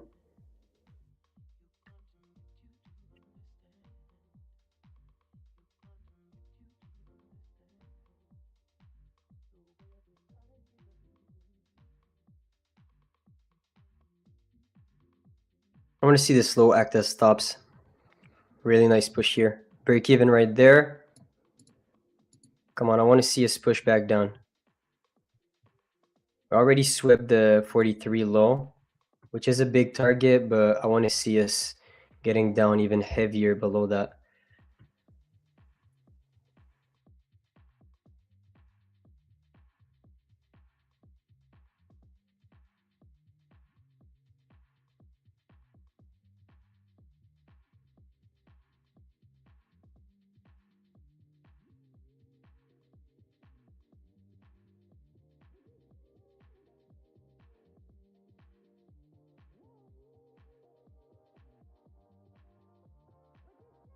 We're not seeing any follow through on NQ, which is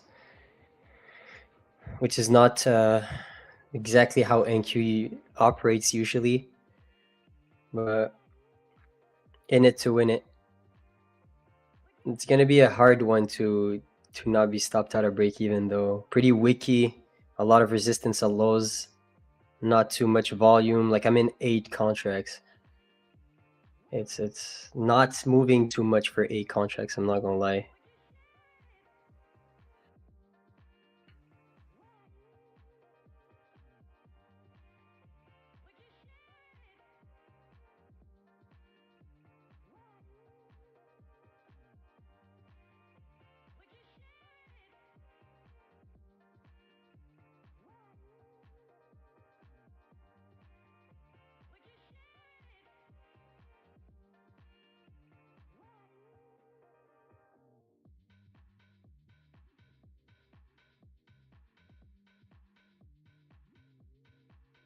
Run it. Use it as stops, come on. He needs to use 38 as stops. Come on, come on, come on. Hella resistance right there at the low. Damn. Oh, it's playing with us. Take profit still not hit though, that's why. 60.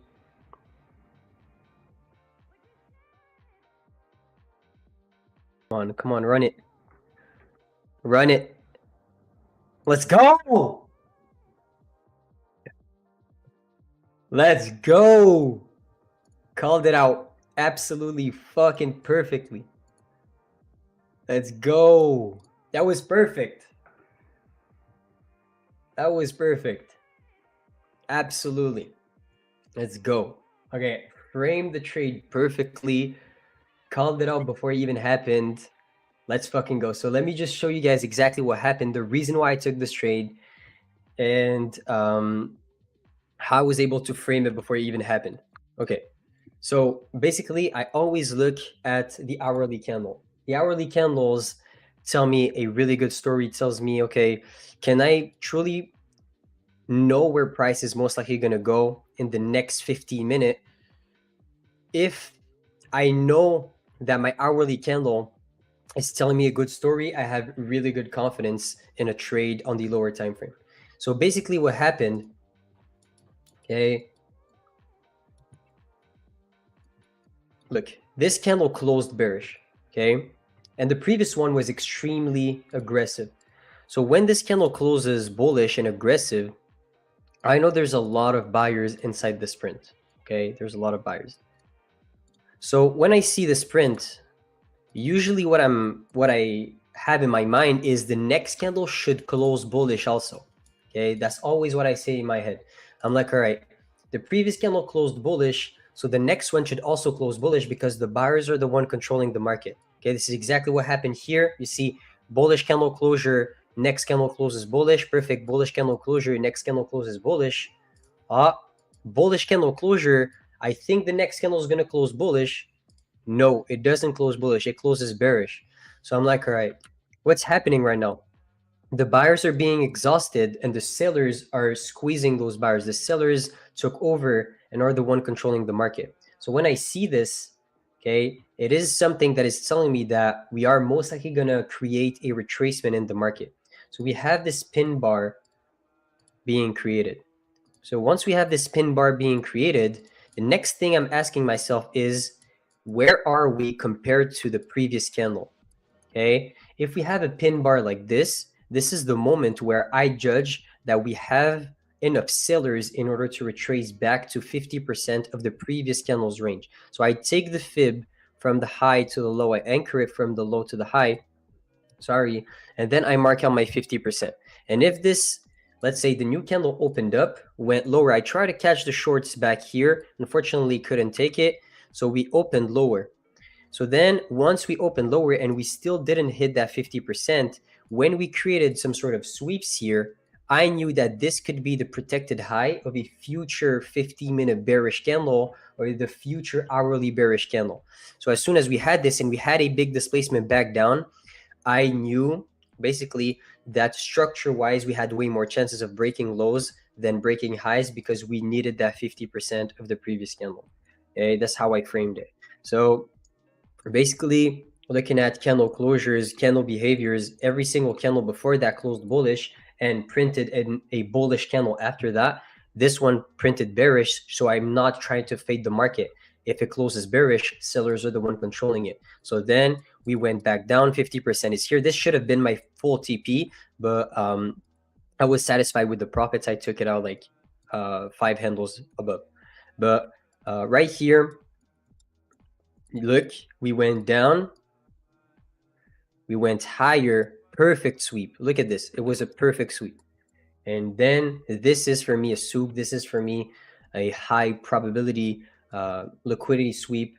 And then as soon as we got this displacement candle, I entered inside the fair value gap and we went back down. And I don't know if you guys remember, but I think I had my limit order exactly right there. I don't know for what reason, a little bit deeper into the gap, and I ended up dragging it back down because I didn't want to be a dick for a tick, and worked out in my favor. So up 3.6 on my eval, on my select account. Really, really happy with the trade that I took right there. Beautiful freaking trade. And it was almost like a 1-to-1 risk to reward, you know, 1-to-1 risk to reward. This is usually what I go for. Perfect. Absolutely perfect. So like, what's the difference between a setup that looks like this and a setup that is a market structure shift, but is random on the chart? It's the context behind it. Okay. The context behind it is so important. Look, okay. The reason why I would never trust this shift in market structure, you see here, we shifted below this low. The reason why I would not trust this market structure shift is because if I go on this hourly chart, we're still above the open. If I mark out the open of the candle that I'm trading, we're bullish. So I'm fading the higher time frame narrative. I'm fading that the fact that the biggest market participants are located in longs. And this is what I don't want to do. I hate taking like bigger counter trend plays.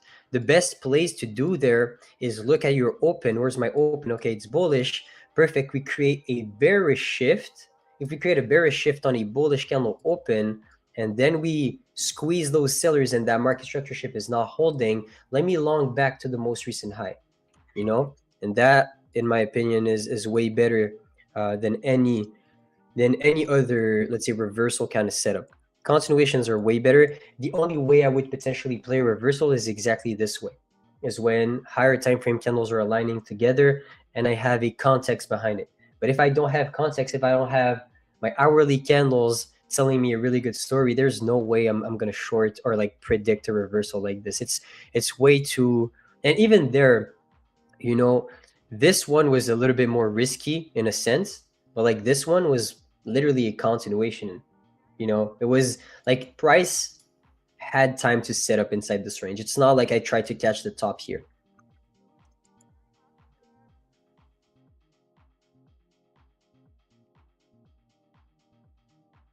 His brain is like a sponge.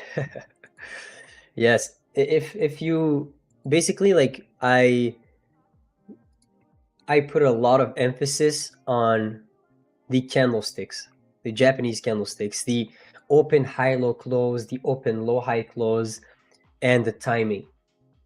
That's really where I put a lot of emphasis on. I know a lot of I know a lot of traders, trade, let's say, order flow or volume profile or TPO chart, and it's a really good way to look at the market also. But my way of thinking is purely based on price action, time, and open high low close, open low high close, looking at structure, looking at higher time frame. And I wouldn't say there's a better way to do it. There's going to be market conditions where my way of thinking, my approach will be way better than yours. But there's going to be market conditions where, trading VWAP or trading the TPO chart will be 100 times better than me, because mine will be fake outs and there will be way more reversals than just continuations.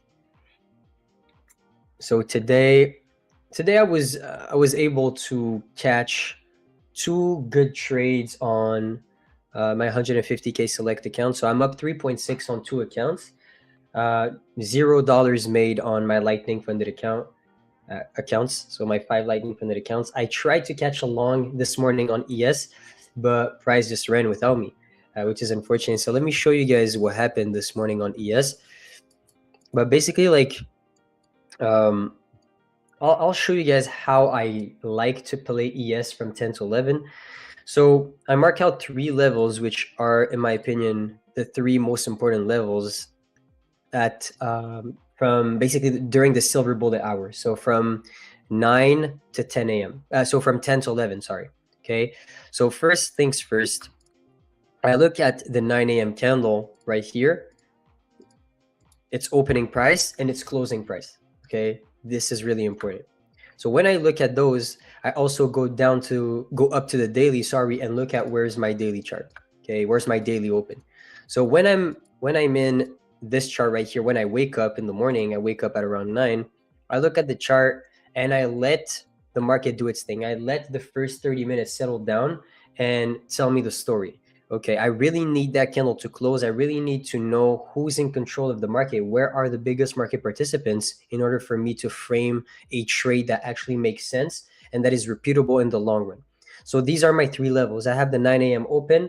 I have the 10 a.m. So the 9:59 close. So that 9 a.m. close, which is the 10 a.m. open. And I also have the daily open. So let me mark out those 3 levels. So daily, this is 9, and this is 10. Okay. So what I say to myself is, if this candle closes bullish, okay, the next candle, so buyers are the one controlling the market. We are above opening prices, and it means that inside this candle right here, buyers are stronger than sellers. Good. So then I can say to myself, all right, there's 2 ways I can potentially play that.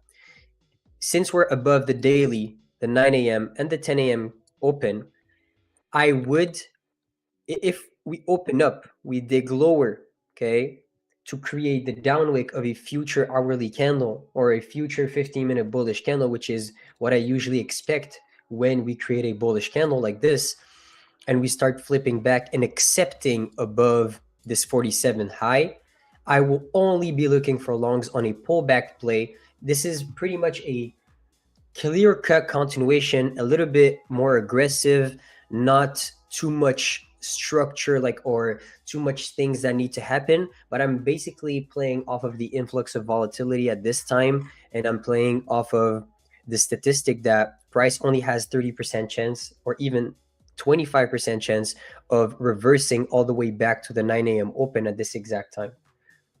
So I usually favor continuations way more than reversals from 10 to 11 if we're above the 10 a.m., 9 a.m. and the daily open. The only way for me to potentially play a reversal is if this candle opens, we go down extremely aggressively and we start flipping back and we start trading below the 9 a.m. open.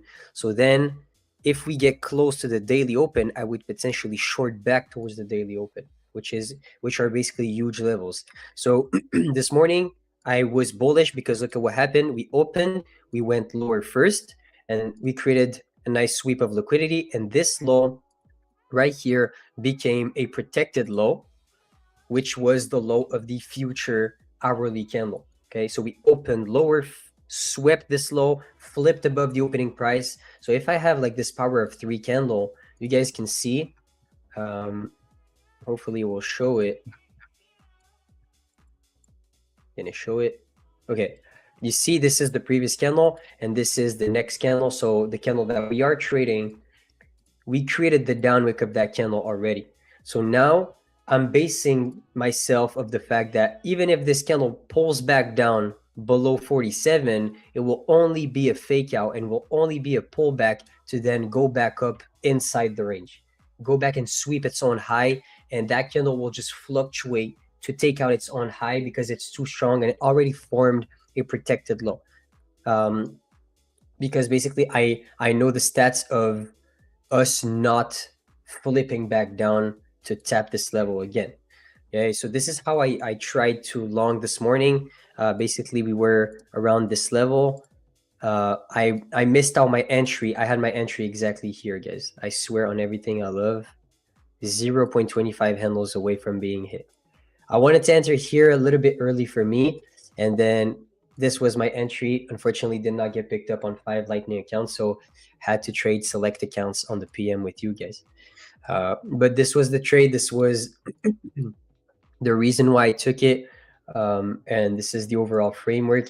I'm always trying to position myself either on the down wick of a future bullish candle or the up wick of a future bearish. Always trying to look for open high low close, open low high close, and yeah, that's pretty much it. Guys, the Tradeify have the no less than 1. It's a 10-second rule. I got a daily payout account, 50K. After how many payouts or amount does Tradeify look to move you to funded? I think it's 5 or 6.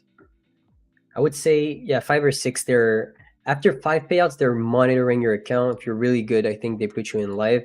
But I think it's 6.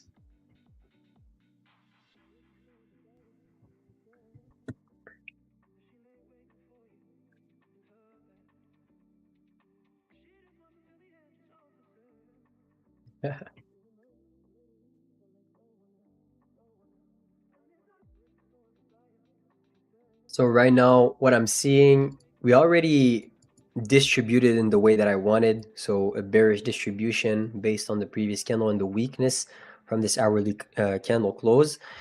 Pulled back to 50% of the previous candle. So this is, if you want to frame, let's say a buy, this would be like a good area to frame a buy. Do I think this is going to act like a real market structure shift just because we shifted on the 1-minute chart? No. This is pretty much a 50-50 trade in my opinion. The only way I see that trade working is if we displace extremely aggressively above 44, okay, which is this bearish order block that we created. There is still a good opportunity for a quick scalp, I'll say. Let me just get rid of... No, I'm not going to get rid of that. But basically what I'm seeing right now is a potential good buy opportunity because look, wicks do the damage, body tells the story. So here, same kind of framework. We have a huge bearish candle closure.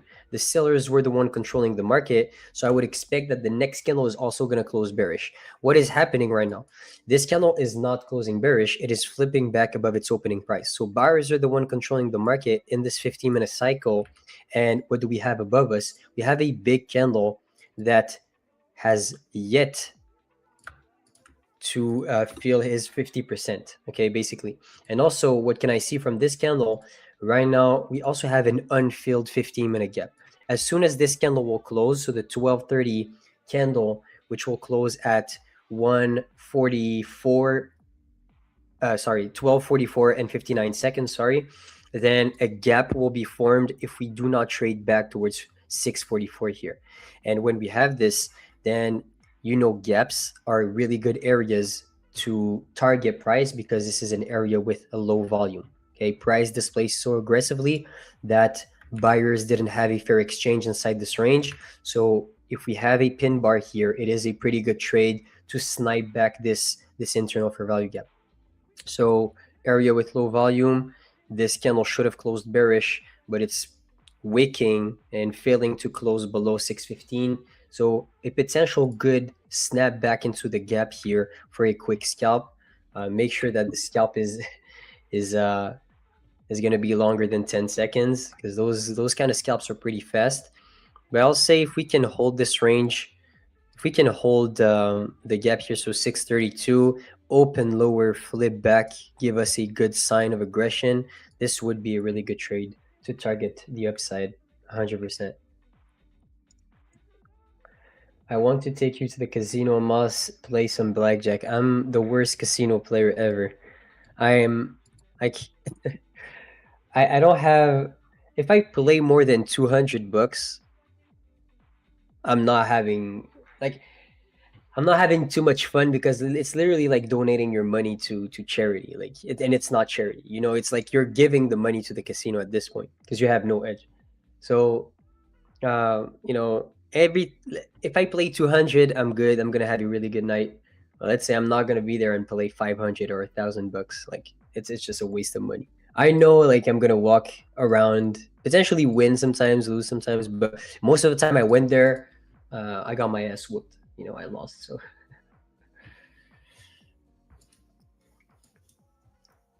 maybe I can see the patterns in the cards. Nah, it's too rigged. Casino is too rigged. It's like they look at the cameras, they put the deck in, you know, something that filters out. They know how many people there is on the table. As soon as there's like a new deck of cards, your ass is getting whooped. It's like you have no chance.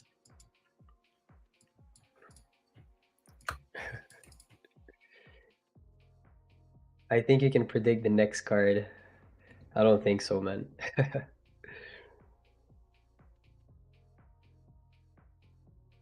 I think like your best odds in the casino is literally like playing 1 or 2 hands and calling it a night. Literally. This is where you have the biggest edge, in my opinion. Exactly like in trading, in a sense.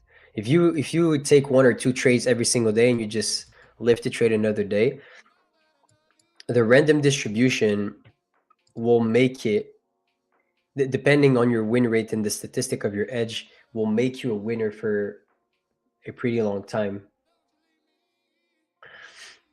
So let's say, like, for me, I have like a 0.9 risk to reward, depending on the setup. Usually it's really like 1 to 1, 1.2 to 1. But let's say like I take full size losses and this and that. Let's say I have like a 1 to 1, clear 1 to 1. I will go through big win streaks, you know, and if I only take 1 trade per day and I don't get myself in a big drawdown, like, I will make a lot of money in a, you know, in 3, 4, 5 months. But if I was putting on risk every single day, like 4, 5, 6, 7 trades, your odds are decreasing because of the fact that there is stuff in the market that happens that is pretty random, basically. You know, spoofing, manipulation, news.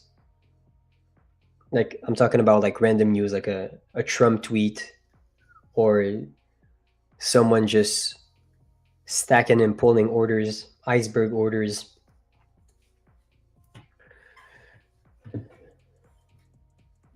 Poker is probably the best edge.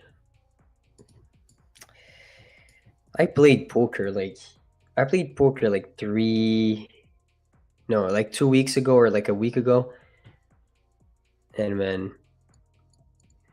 I don't like it. It's like, there is hands like you need to basically like go all in.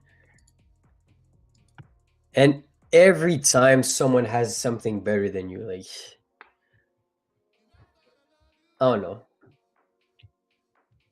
These are still like randomized games, so I don't really like it. Much like trading, you got to go to the casino with clear profit targets and stop loss. Yeah, exactly. I would say like you still could make money from that, but you still need to like cheat in a sense, like find an edge either somewhere, like, definitely. So this 15-minute candle is closing bearish. You see, like, this is how I view it. So also here, this candle closed bullish on the 15. but the hourly candle was telling me a different story. So this is why I wouldn't consider that 15. I don't really care about it. And then took my short back here when we saw aggression below 44. So here, this candle closed bearish.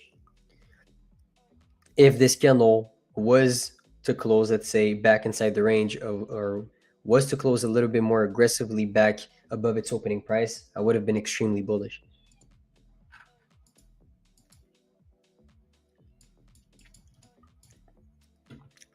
If we do inverse this gap, though, I still think there is some chances of us seeing this internal gap for sure.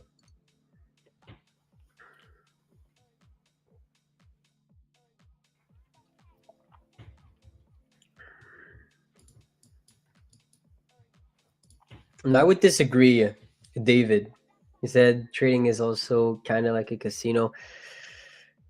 The only thing that potentially you could debate is the fact that you don't know the outcome of your next set of trades.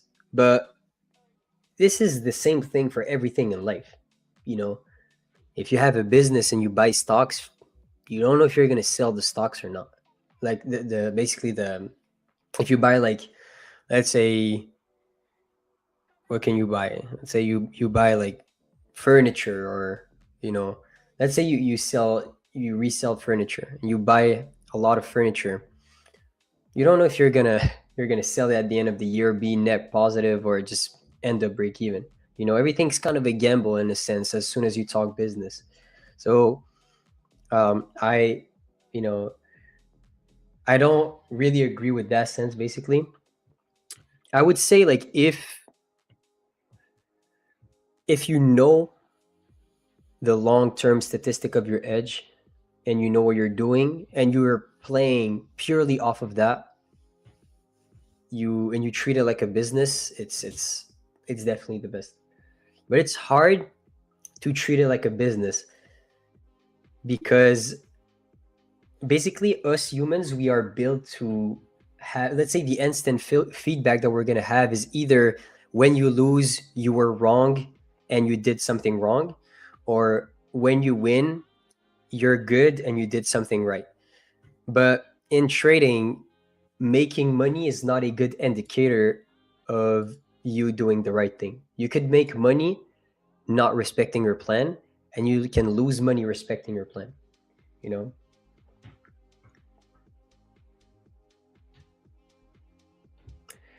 So that's basically it. Now we're disrespecting this 1 minute bearish value gap. We have an unfilled gap right above us. This candle is really strong. Could definitely see this unfilled gap being filled in the next few seconds.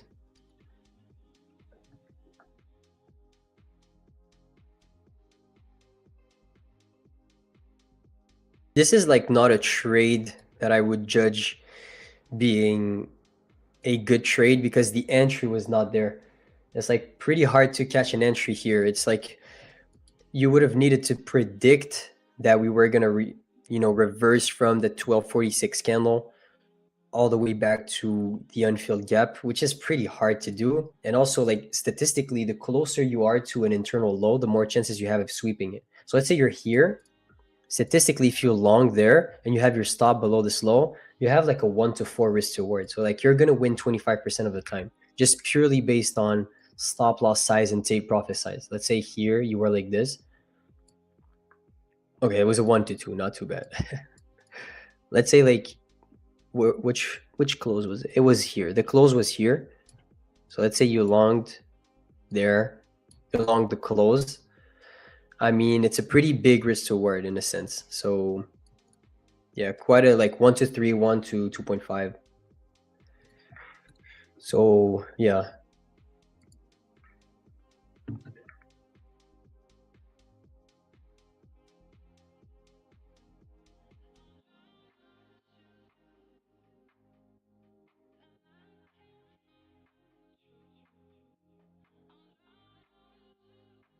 Anyone has big goals that you want to share with the team? Big 2026 goals, trading related, health related, anything. Let's talk about goals. Let's talk about what you guys want to accomplish this year. I think it's really important to, like, you see, like, there is two kind of people. There is people that are going to be like, I am not going to say my goals out loud because I don't want to like jinx it, or I don't want to, you know, say something before I even did it, or I don't want, you know, to get the dopamine hit of, you know, talking about my goals before achieving anything. And I would, you know, the more I'm reading, the more I'm like, it's the complete opposite. Like, I think you need to really embody the spirit of the person that you want to become, let's say, and speak it out loud, and not feel any sort of way regarding that. You know, I think, let's say, there's like the debate of people saying, hey, do not tell anyone that you're trading before you make money, but why would you do that? Like, why not? I would say, like, tell people that you're trading, because if that's really what you want to do, then that's your identity shift. You know, this is your new identity. You want to become a trader. You're not just trading, you're becoming a trader. So I think it's like, there is two sides of the story. I'm really more of the think it in your mind and speak it out loud and everything will happen. But so be more disciplined. Yeah, being more disciplined is I think something everyone is pursuing in 2026. Stop loss discipline is my number one focus in 2026. Trusting my levels and letting the trades play out. Definitely really good goals. New year goal, consistency.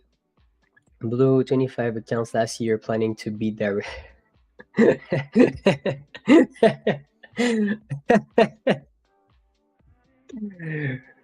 Wait, was that a troll?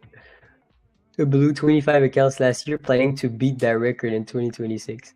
But it's not too, like, if you think about it, the more money you want to make with props, the more you need to invest, in a sense, you know. So like, it's not even something that will not happen. Let's say if you blow more accounts, maybe you're going to make more money also, because you're going to be more risk on. And I grew up surrounding by people who kept saying, never tell your goals or wishes to someone, otherwise this will never happen. I kind of, you know, I grew up with the same exact thing. I grew up with, don't tell anything to other people because, you know, there's evil eye. You know, don't tell things because, you know, you will basically feel the dopamine of you know, achieving that thing before it even happened in your life. And I agree with this in a sense, but let's say I'm going to give you an example of something I read in a book, which is Atomic Habits, and I think is a really good lesson. They were talking about a smoker, okay? And they said that the difference between someone who's hitting his goals, okay, who's achieving his goals, who's becoming the person he wants to become in life, is a concept called identity shift. So let's say there's a smoker, and let's say someone gives him a cigarette and like ask him, oh, do you want a cigarette? The smoker, if he responds as saying, sorry, I'm literally trying to stop smoking or not smoke anymore, he's projecting the fact that he's still a smoker, in a sense, trying to get out of that addiction. But if he says, sorry, I can't take that, I'm not a smoker, then he's basically identifying as someone who's not smoking, which is exactly like the point of being able to create an identity shift. And of course, it's quite uncomfortable talking about stuff that did not actually happen yet, but it's like the first step, in my opinion. It's like, I think if you really truly care about those kind of things, you care about what people have to say about you, which is, in a sense, some sort of ego that you have deep down. So like, drop the ego, say whatever the hell you want to say, and so be it. This is how I think. Yeah, exactly like Lulu said.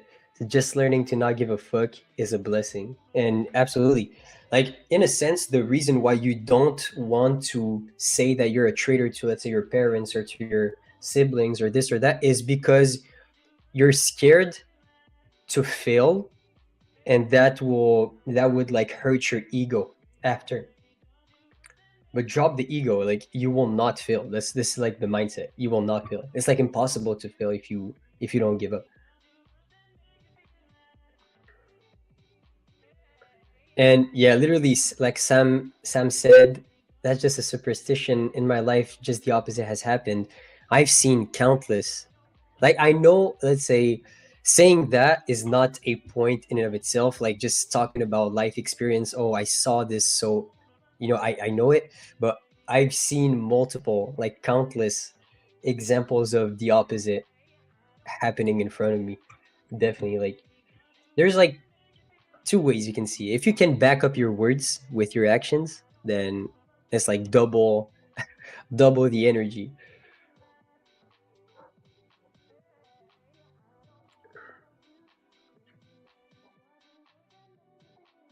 Then, as it is written, I have made he a father of many nations. Before him whom he believed in God.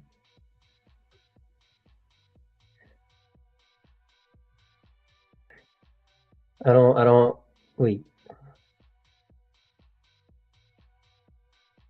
I don't really understand that, to be honest. If you stop caring about what people think about you, you will become free. Absolutely. I truly believe that. Truly believe that.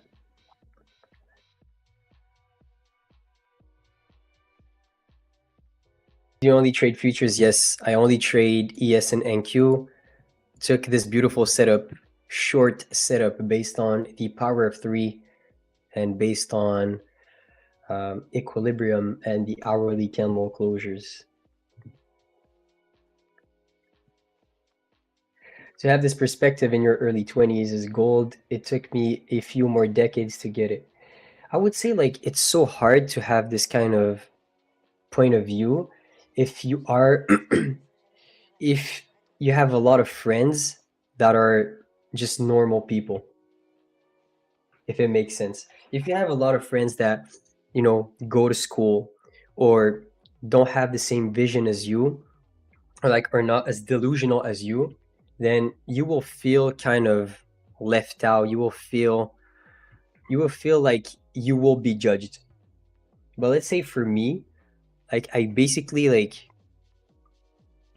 I don't have too many people in my surroundings not doing the thing that I'm doing. So in a sense, it helps me so much with my goals and with my mindset, because I don't really care, because I don't care about what people think, because in my circle, there's only people that are as delusional as me or have the same kind of aspiration as me. And it's really important to do that. That's why, like, it's important in a sense, I would say, to cut out some people that you feel judged by, in a sense, and are pulling you back. What's up, Joey? How are you doing, bro? How are you doing?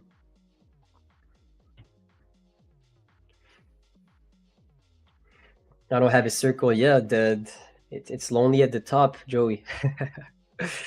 Yeah, that's the thing. It's like, if you have like a big circle of friends, especially, I'm gonna say this, like, especially when you're young and everyone's talking shit, it's pretty hard, I'm not gonna lie, to get out of your comfort zone and just to be like, yes, I'm this, I'm that. Or like, even, I'm gonna say this, like, posting videos online when you're like in university, or like you have a lot of friends that are not doing this, is definitely something that is pretty hard, but if you don't have any friends, you don't have any friends that go to school or this or that, then you don't have the same problem anymore. Facts. Who you surround yourself is a reflection of who you are. Absolutely. Choose your friends wisely, because you will your circle will exactly end up like you, or you'll end up like them. So it's already time for me to say goodbye. Beautiful trade that we took together here. I banked around $3,600 on a 150K select account. Usually this is what I'm going to do in those kind of sessions. PM session, lunch hour, a little bit more choppy, a little bit more difficult to trade. So if I don't see an A+++ setup, then I'll trade on my select accounts, trying to pass them, being a little bit more aggressive. Right here, what happened, just a quick overview of the strategy. Every time a candle closes bullish, I would expect the next candle to close bullish also. But right here, bullish, bullish, bullish every time it happened. But right there, this candle closes bearish. As soon as it closes bearish, it tells me that the sellers are the one controlling the market. The buyers are the one being squeezed. So right now, I would expect that every up move will be the creation of the upwick of a future 15-minute candle or the upwick of a future hourly candle. So as soon as we had this candle closure, look at what happened. We went down to generate sellers first. Okay, so we went down. And then as soon as we created that kind of market structure shift at this sweep of this high, for me, I say to myself, if we're truly bullish, we should hold this zone in order to create new highs. But if we're bearish, and my thesis is right, we should disrespect this to go back towards 50% of the range. Which range? This candle, the previous candle, which was bullish right here. So I anchor the fib from the low to the high. Where's my 50%? Exactly right there. So if it's still not tapped in yet, then I will target it. So this is exactly what I did. So I shorted back as soon as I saw signs of aggression from sellers inside this 1 minute gap, back down towards 50% of the range.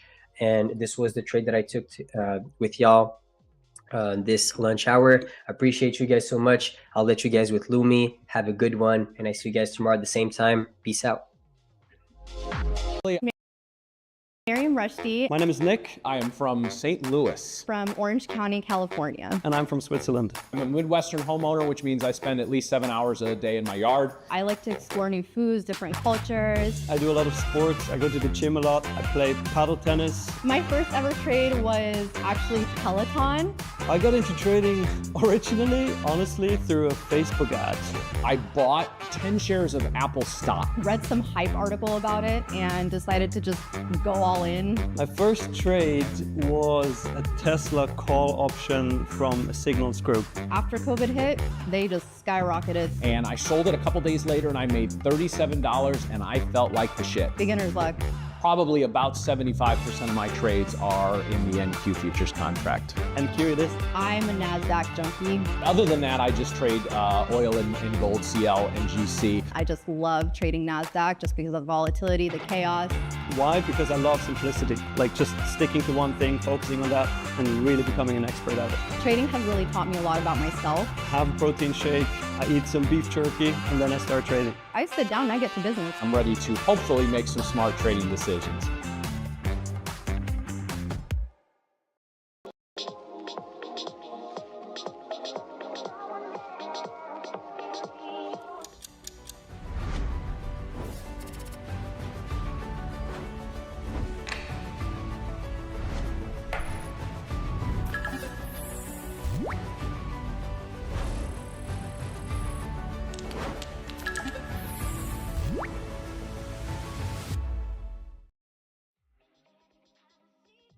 Hello guys, good afternoon, happy Monday everyone. Today's Monday, right? Yeah. How are you doing today, guys? How was your day? Because in this spray section this morning, let's discuss something else. So it wasn't perfect. Oops. Come on, 1 second, guys. Here we go. I was trading gold. I long gold on morning stream. So long here, closed here.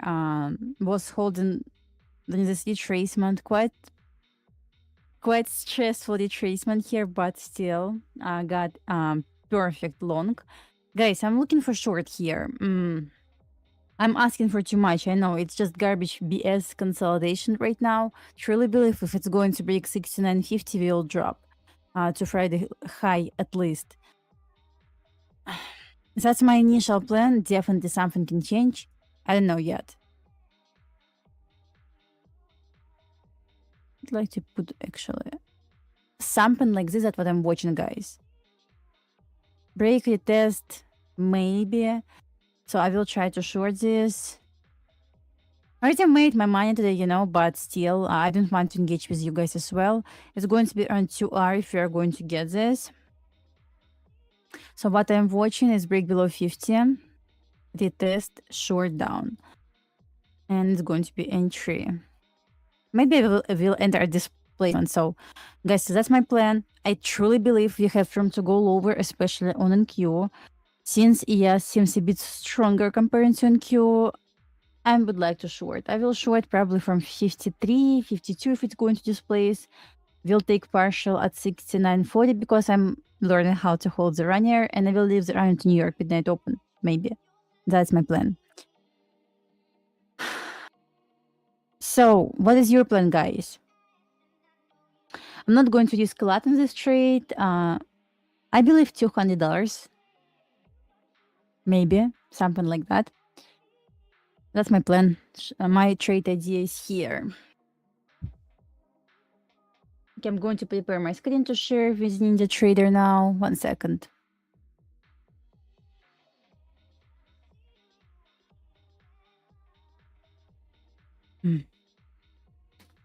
Oops.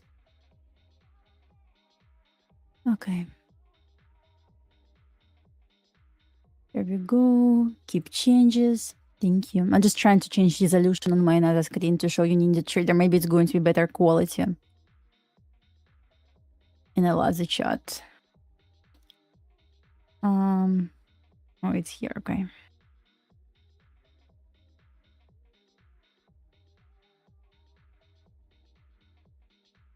Settings again. Display settings. Why I feel like a noob when I'm trying to set up my computer. Oh, I got it. That's why. Apply.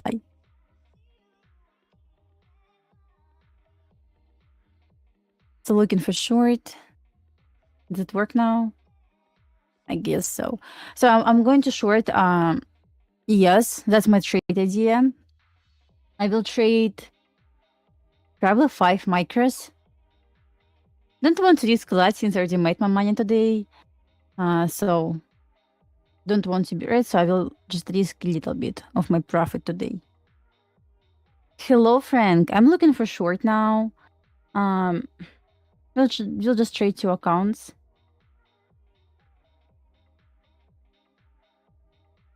Yeah, if it's going to be 5 micros, I'm going to risk around like $190 or so. Okay.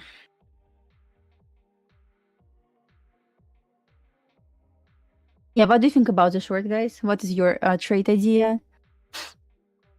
Hello, hello. Especially if it's going to break down 69.50, it's going to be perfect. Oh, come on, stop lagging. Display settings again. Cannot share the screen for some magical reason. 1 second. It's monitor number 1. Yes, please. Display resolution. Yes, please. This one. Okay, apply. That's what I said before. Stop playing games with me. Computer, what are you doing?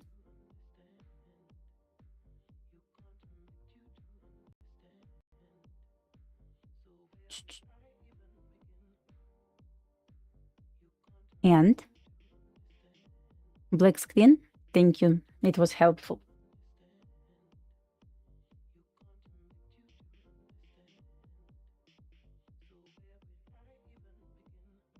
And screen disappeared. Hey, hello.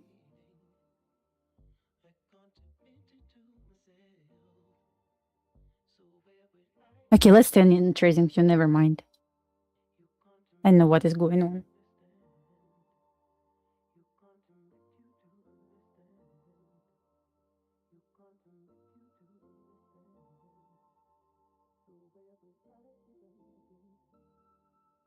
No, I'm just trying to change resolution to show you Ninja Trader. I believe it's going to be better quality for you if I'm going to switch.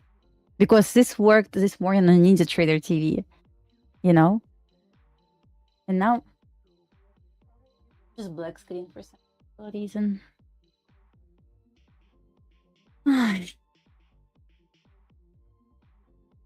Feel like a noob sometimes, you know? Well, we got the break below 50s, right? Check SPX real quick. I like this potential short. Look at SPX, didn't hit 50% of this move up. Yeah, definitely we have equal highs. Maybe it's going to sweep this, but I don't really need this. Looking for short. I'm asking too much, probably, right? Guys, who's trying to short as well?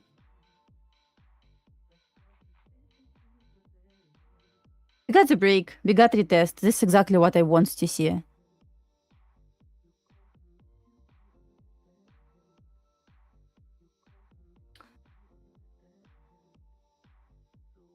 It's exactly what I want to see. Kind of like it as well. So you're trying to long? Long gold. Yeah, gold quite bullish in my opinion. Yeah, that's technically valid. I would like to see in Q lower. Yes, kind of strong, but I hope it's going to catch the move as well.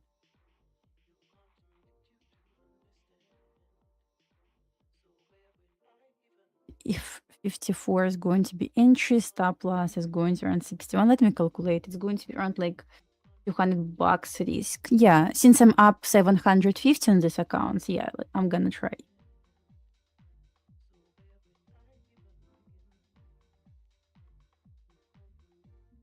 One minute chart.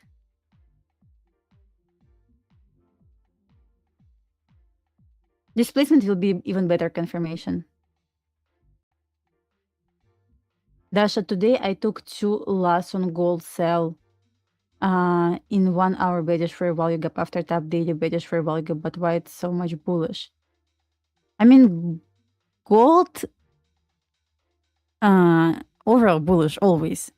And this morning we tested New York midnight open, but price never actually broke below this level. So it was sign for me that probably it will not drop. And looking at silver was bullish from the very beginning. It never showed any signs of bearishness, right? At 9 a.m. we got strong break above New York midnight open with displacement, which was like, it's really kind of bullish here. So I cannot short this. So you probably know this, but I'm going to repeat again. When we have bullish bias, strong bullish bias on high time frame, every single bearish picture is going to be invalidated. So that's the case, I guess. So right now, gold stuck inside this, I believe it's daily fair value gap, if I'm not mistaken. Yeah, that's right. But it's huge range fair value gap. It's huge range fair value gap. Even if you are going to touch just a little bit, it doesn't mean like it should drop immediately lots of points, right? So that's why I longed this. I was a bit conservative since there's a trade inside the daily fair value gap. I was just trying to aim for like I was watching on this as lower time frame market maker buy model. That's why I closed here as a deep premium. Please give us ICT kill zone. Oh yeah, of course. I was playing with settings. So here it is. You can take screenshots because I'm going to switch on Ninja Trader to show short trade. So I have trade idea. I would like to short this.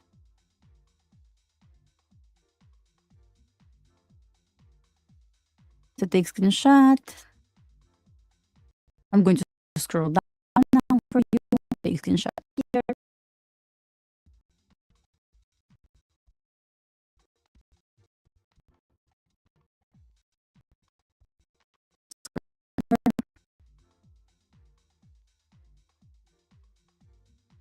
And lower. Yeah, it's choppy. It'll be choppy. Displacement will be nice to see an immediate sell off. I do like shorts now. I was playing this. We're breaking below 50s. We're getting retest. Then drop. I look at NQ. NQ looks very much more bearish compared to ES. I will scalp, guys. I'm going to scalp to 69.40.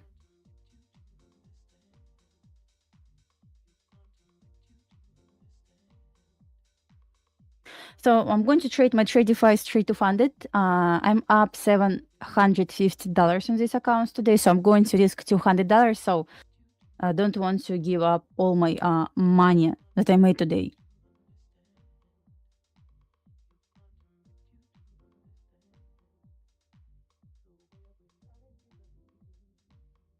Because it's sharp, but I want to try. So just reducing the size, right? It's bad quality. I don't know why. I mean, maybe it's not on my side. I can actually try to do like this if you want.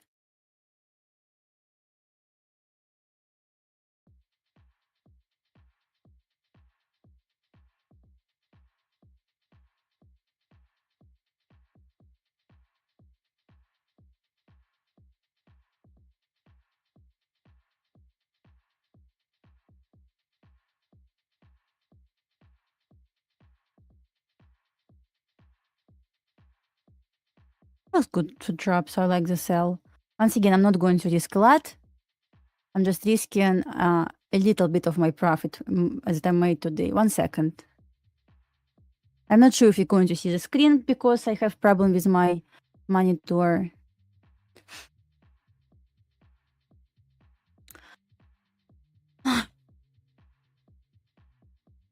If you're going to see this bet, I'm going to switch back on TradingView, my bet, guys, because it's really horrible quality. And my monitor is lagging. So I'm trading 2 straight to funded. As you can see, I'm risking $240. So my base hit on accounts usually $500. So since I'm up $750, so I can risk 240, 250, so to stay in my base hit, right?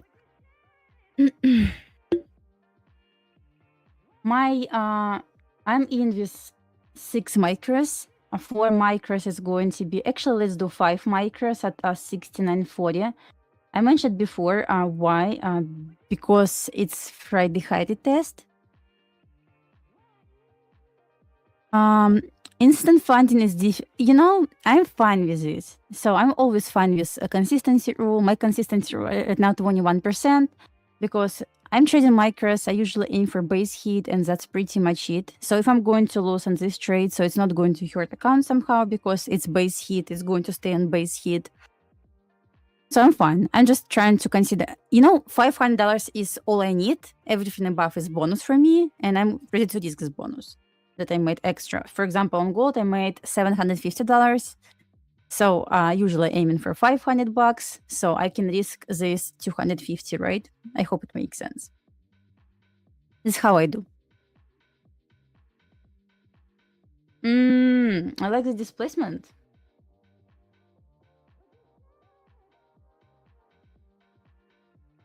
Yeah, I'm conservative. I'm not aiming for like thousands of dollars a day. $500, that's all I need. I'm happy with this. Yeah. Guys, I'm going to reduce a little bit risk. Alan, are you shorting still? I would like to see 40. So basically 39.75 retest. It's Friday high. Very conservative. And I'm going to leave just one more because I'm just learning how to leave the micros. Not micros, runners. Oh, your profit is my, your stop loss is my... Should I move at break even as well?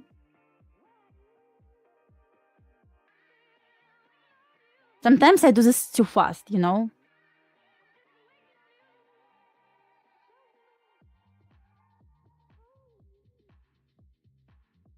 Actually, I'm not going to move because why? This account and profit, I'm just going to risk 150 or $160 on this trade. Let's leave it. If it's going to take TP number 1, then I'm going to move. Otherwise, no reason for me.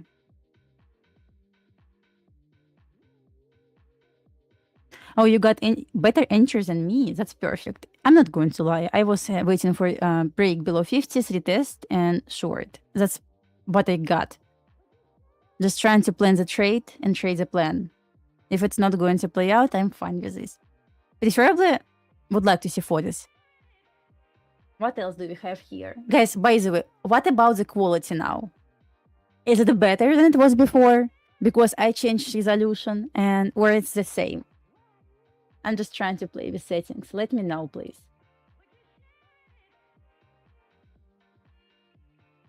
What are you aiming for? It's... What do you have at 40? You said 44. What do you have there? I mean, I probably have 50% of weak. Like, I don't know what to... Like, what do you have at 44? 50% imbalance. I got it. Which imbalance? Let me open. I don't know what, which one. Oh, I got it. Sorry, I mean it's long weekend. Accept this.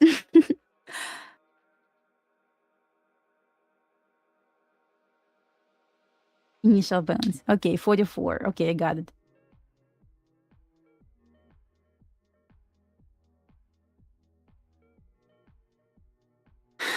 So I wouldn't mind to see a 68.11 as well, because it's New York midnight open. 69.11, not 68.11. 69.11 as well, because it's New York midnight open. I know I'm asking too much. That's why I'm just going to be conservative. If it's going to hit TP, of course. Of course. Or I'm going to lose $165 and I'm going to walk away with $600 on this account in profit, which is also good for me. I just wanted to take some trades with you guys. That's why I'm in this trade. You said 44. I'm going to set alert there. This is where I'm going to trail stop loss, because you said it's 50% of initial balance. What is initial balance? It's help. SPX just reached OT of today's move up. We stuck at 50%, but it was so close to take 62%. Can give us actually the action. 6,900. You know, 6,900 on SPX is 70.5% of OT retracement. As said before, NQ way more bearish comparing to ES. Oh, I got it. 44. I'm going to trail stop loss if it's going to hit 44. It's... You said it's 40. It's 44, right? Just going to draw this line. I don't like this blue color. I don't like this salt. Let's do something like that. Yeah.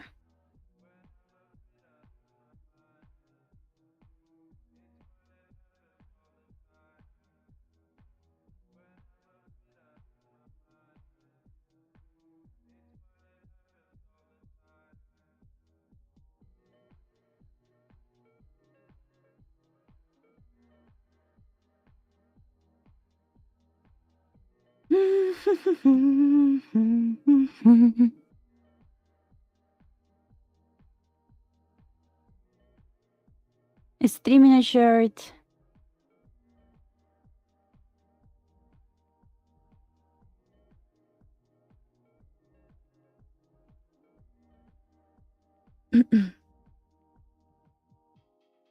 Look like, yeah, of course. I have video about this on my YouTube channel. I shared exact layout I have. Sorry, guys.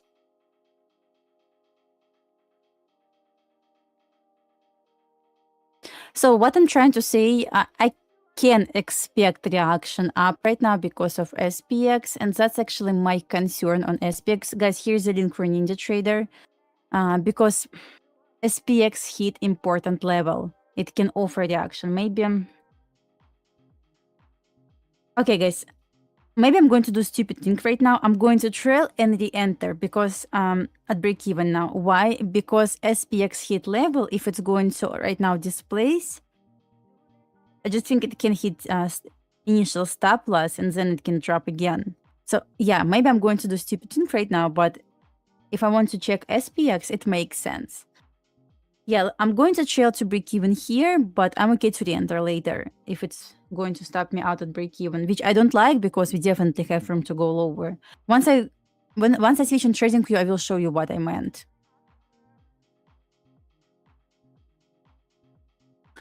So while I'm in this trade, I'm going to stay on Ninja Trader, but if it's going to stop me out, I will show you on SPX what I mean. That's my concern, biggest concern right now on SPX.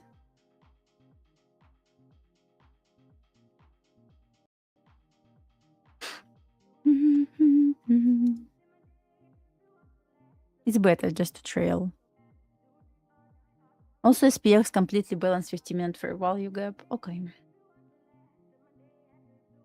I'm fine with losses, by the way. I could leave this original at original place, but I just would like to see how SPX is going to react now. Maybe I'm going to get better feel than I got, right? It's perfectly fine. I always find with loss if it's according to the model, you know? But here, we took important level. Maybe that's not smart to leave original stop loss at that place. It's fine. It's fine. Guys, I sent link in the chat for Ninja Trader setup layout. Exactly same layout I have. So you're going to have exactly same layout, exactly same bracket here. As you can see, it can show profit, amount of points, exactly same ATM strategy. So last link that I sent in the chat is Ninja Trader video or guide how to set up Ninja Trader to trade prop firm accounts. So I hope it's going to be helpful.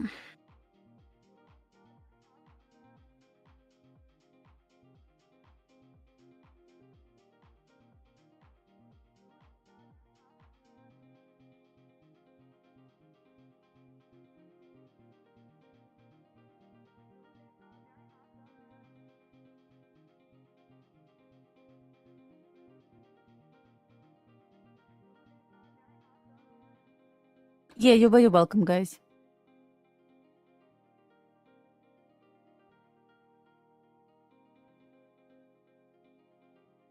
I would like to see lower, definitely lower. If it's going to stop me out, I'm okay to re-enter again. It's for me, why I'm trail to break in, I just would like to see how SPX is going to respect 50% of today's move up. If it's going to fail, but it's going to stop me out at break even, I will re-enter again. So we are going to back in the short.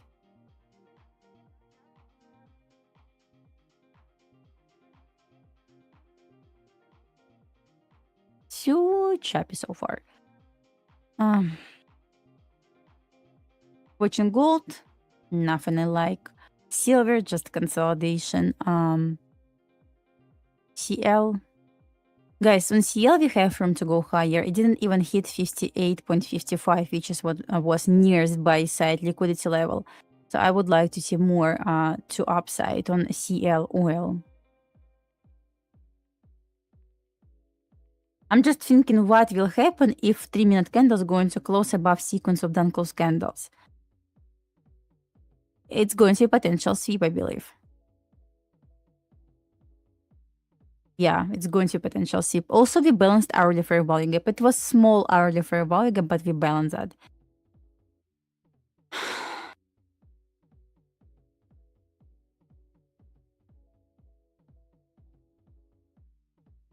Oh, just last we were up like almost 10 points on ES.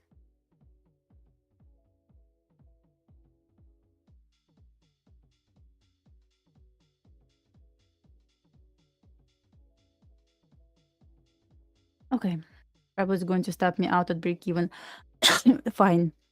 It is what it is. Exactly. So no complaints. Not going to be not going to be upset because of this. You know, guys, I always find these losses. I don't feel like bad about them, especially if loss was taken based on your model, and you need to respect that, right? Tricky spot, I totally agree with you. Yeah, it's short with 6 micros, micro ES, that's right.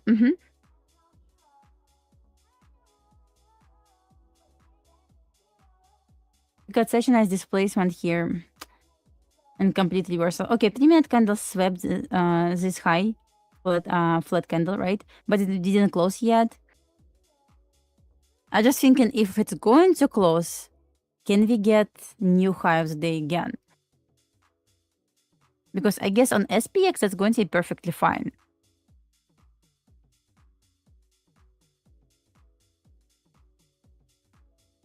I will show you guys in a moment. Okay. Break even here. I made $7 somehow. Okay, I will try again. Let's switch back on TradingView now.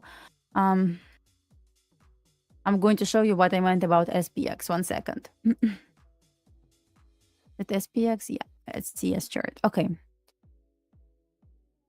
It was trade idea. Was good, but okay. What I meant about SPX. See this, guys? So I measured this move from this low to this high, and we hit 50%. Unfortunately, we didn't hit 62%. That's why I was like, I would like to short. I would like to short more because, come on, we have room to go lower. What can happen to say, okay, it's reversal from 50%. We need to close above this down close candle. We didn't close yet. So that's why I said I can actually enter if it's going to just sweep or takes me out, for example. I'm okay to re-enter.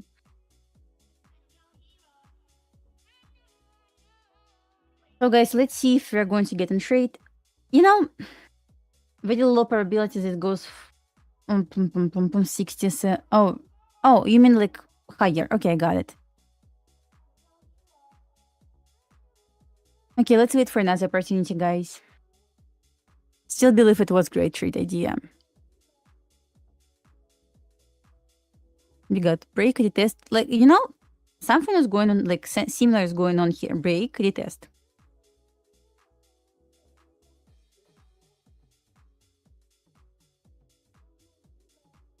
$15-minute bearish gap. You know, from what I see so far, look at hourly chart.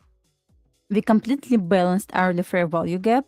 I know it was small fair value gap, but we balance this.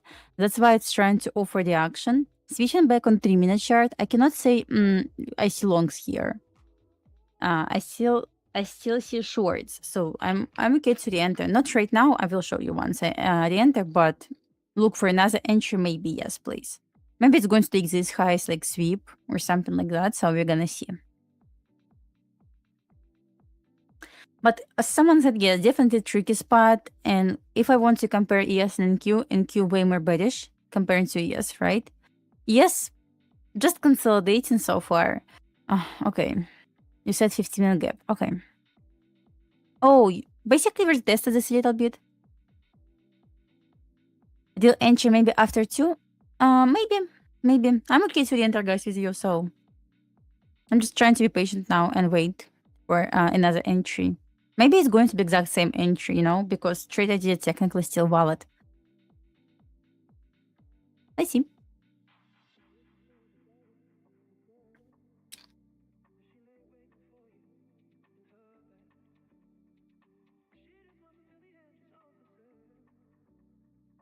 Come on, can't close the bottle. I'm going to leave this trade idea once again. It's still valid. I will look just for the entry. 607, 15-minute chart.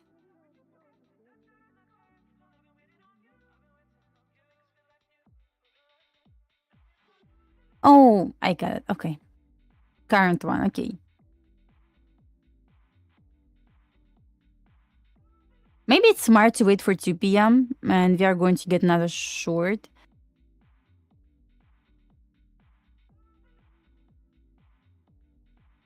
SPX tested OT of old RTH gap. Before this, we got 62% retracement. Today, we got exactly the same retracement, but we swept some highs. Stop it.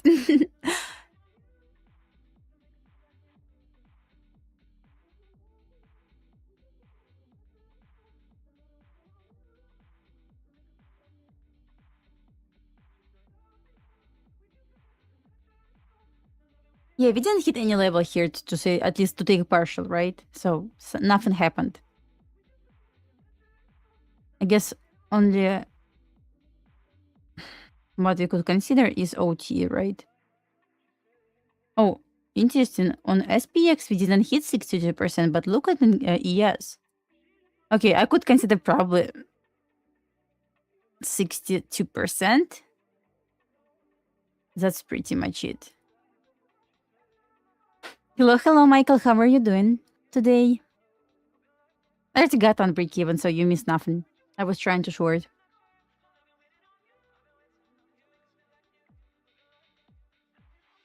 On the right chart, you had chart.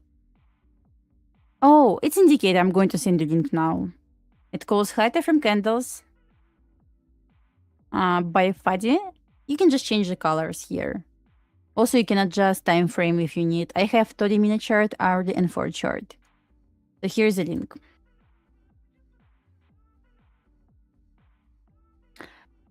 I'm going to wait for another opportunity, guys.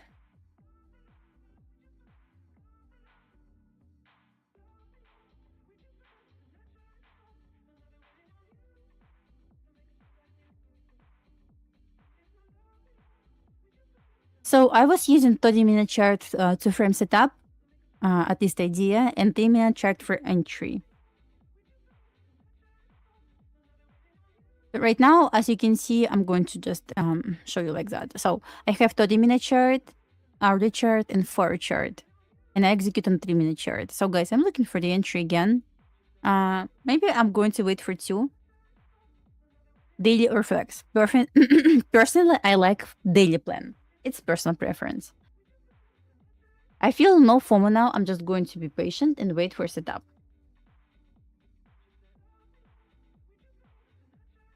Right.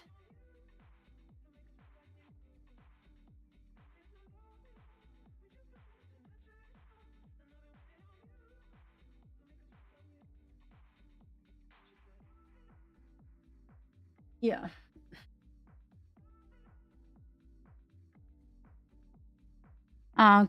Could you please show your ICT kill zone settings again? Of course, you can try to, I don't know what I can improve here. You can just try to take screenshot.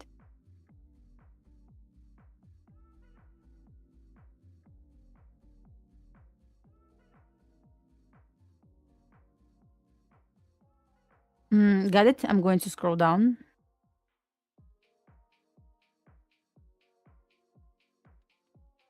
Still nothing is going on. Current lower.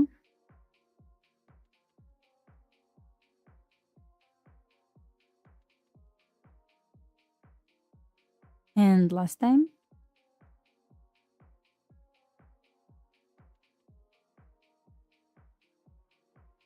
I guess that's it because I have nothing here. No. I am bearish as well. Not really like long-term bearish, but I'm short-term bearish. And honestly, in my opinion, this short made lots of sense. Going to wait for 2 p.m. to re-enter. I hope so. Daily bias. Okay, guys, I already started working on a new video on my YouTube channel about New York Midnight Open. It's going to be this week. I hope so. It's going to be this week. I'm almost done. So new video about New York Midnight Open will be covered, I hope, this week. But I'm almost done with this. I will cover a little bit about intraday bias and daily bias. So yeah.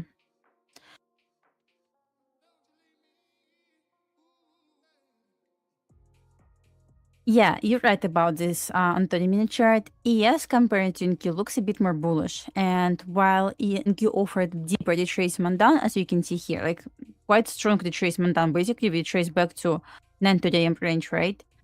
And ES decided to stay inside the range. So nothing happened at all on ES. So I was thinking like, since NQ dropping, I'm going to just short ES because, come on, it should catch this move as well. Definitely we have room to go lower. We hit equal highs on ES chart. SPX took equal highs, plus it took liquidity level, plus it tested 62% of old RTH gap. So in my opinion, it was enough confirmation for me to at least try this. So we tried. I'm going to try again probably. I feel nothing wrong about this. Just to stick to your plan.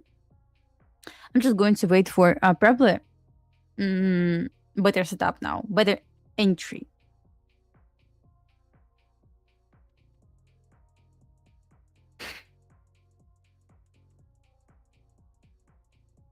So I will cover the part about New York midnight open, and you will probably understand why I cannot say I was bullish. Why I was bullish on gold today. I took only 2 trades today so far. One being one break even. Actually, I made $7 on that trade. Can I say this being? No, it's just one break even trade.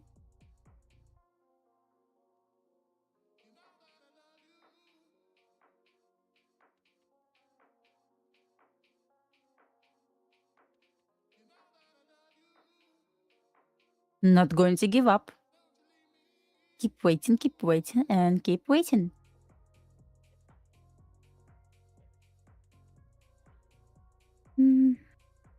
Sometimes I believe I want to trade in Q more than ES. Sometimes because I see better setup, but my psychological bad ear doesn't let me to do so. Buy a sandwich, yeah, but it's SIM funded account, unfortunately. On my SIM fund account, as long as this money only on the SIM fund account, I cannot buy anything.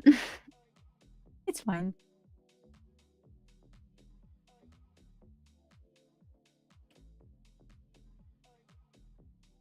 My advice when you in trade, don't feel stressed, because when you feel stress, you're making stupid mistakes most of the time. Such as, I'm going to close here without waiting for my TP, I'm going to trail my stop loss, I'm going to, I know what to do, like something like that, right? So, I discussed this morning, but my husband always keeps saying when he see green numbers on my accounts, he always says, Dasha, close your trade. But I'm like, I'm going to wait for my level, because my TP at the like logical level, if it's dropping, for example, it should hit this level. Otherwise, like, no reason to be in trade that you just close because someone told you, or just because you saw green numbers. That's why I hate, honestly. Guys, you see my PNL for potential PNL for my trade because I steam. But when I trade alone, I never ever turn on this option, because I hate to see PNL. It confuses me a lot. It's just, I just feel like, okay, I see let's say $300, $400 on my each of my accounts. I'm going to close because let me lock the profit. But instead, I would like to focus on trade itself. I would like to focus on level where we can drop, and where's in validation, for example. I'm unsure what will happen if it's going to break above this level, let's say. I'm going to say probably I'm going to flip my bias. Let me cut my trade here. But when I'm watching numbers, for example, I'm up, I know, like, let's say $350. Of course, I have desire to close, because come on, it's like 350 or 0, right?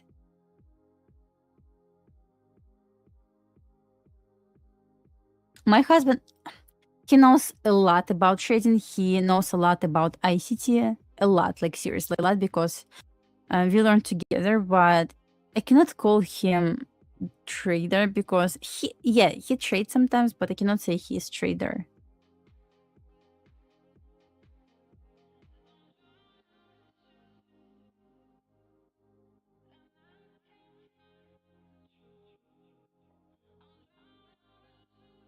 Okay, what happened in NQ? We just try and mine our sell side liquidity level. It's really like just nothing for me. Okay, keep waiting. I'm going to wait for 2 p.m. for another entry.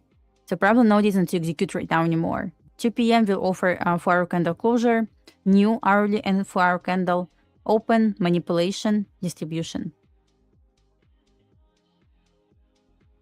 What is the best ICT model video on? It's going to be core content. And you need to watch core content from months 1 to months 12, then switch to mentorship, 2022 mentorship. But personally, I don't trade 2022 model. Yeah, but some people enjoy trading 2022 model, but maybe that's me. But I believe back 2023, 2022, it worked better than now.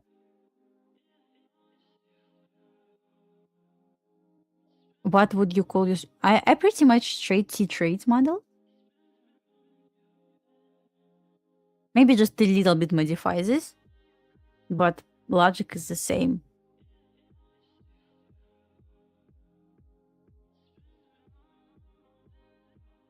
Do you use shadow strategies? What is this?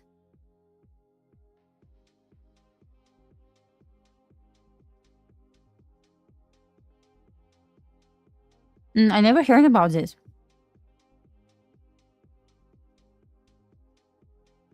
I don't know how exact name of this. I just don't remember exact name.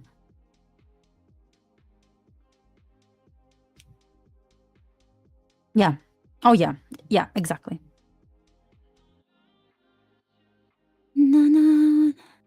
ATM strategy. Oh, you talk. Okay, I got it. Yeah, I know about this.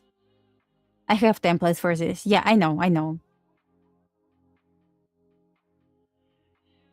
Yeah, I got it. My bad. Yeah, I have templates for this. To trail my stop loss if I'm in profit, like, let's say 5 points on gold and so on. Yeah, that's good. Yeah, I got it. I have templates for this.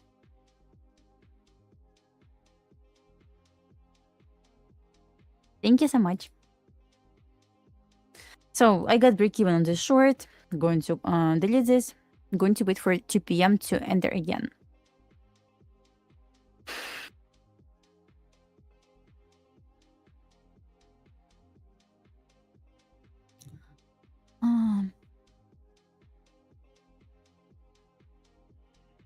Okay, let's check different instruments. Maybe we'll find something else. Okay, obviously not gold. Not silver. CL. Probably not using to trade CL. Normally market stops moving at 2 p.m. Let's check. RTY, by the way, hit levels that I discussed this morning. Over here. YM. Oh, wow. Look at YM.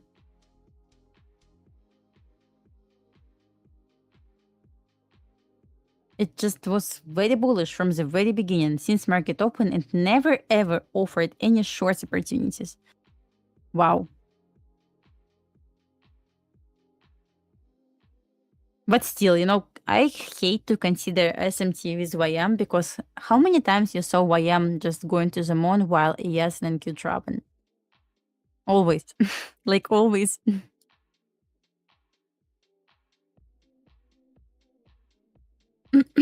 Okay, we swapped mine. Actually, we didn't. Or we did. 1 second. I'm going to zoom in a little bit more.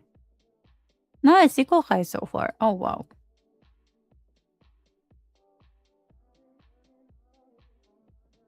YM or the reach the moon. Exactly. So, yeah.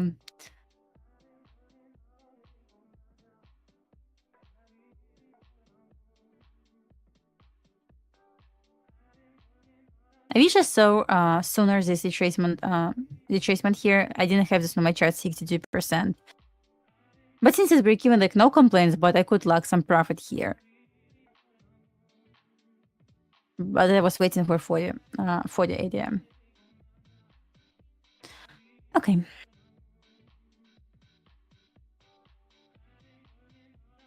I need to move a little bit to the left, because I don't see it right at the middle of my camera. No, I met my husband in Belarus. He was visiting his parents. He already was a US citizen.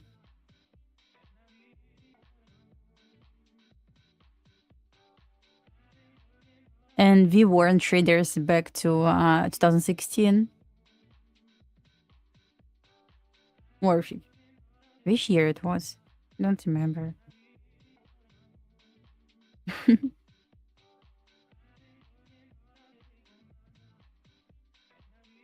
So ES created equal highs. Oh, you said that before? I didn't see your message. I wish I saw your message. Okay. Yes, totally my fault. But break even is break even, better than losing money, right?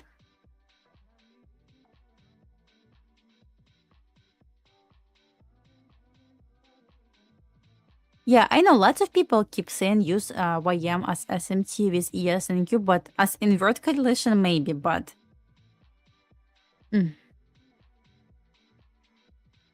no thanks. It doesn't work that way for me. I'm not fan of using SMT at all. But yeah.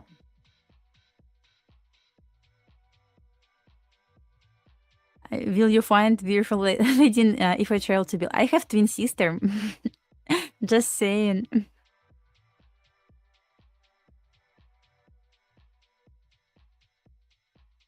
Just saying.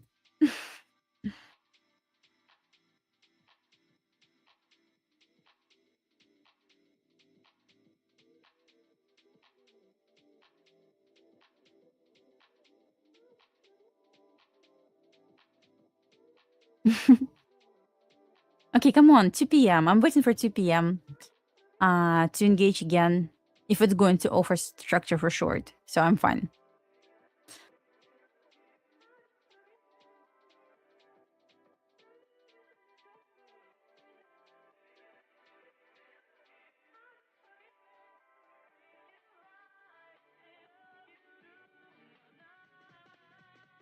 You know, it's really strange to say I have sister. Why? Because I didn't. Last time I saw her, it was 10 years ago, like in real life. And I really, like, it's really, really hard to realize you have sister, because I don't remember how it feels.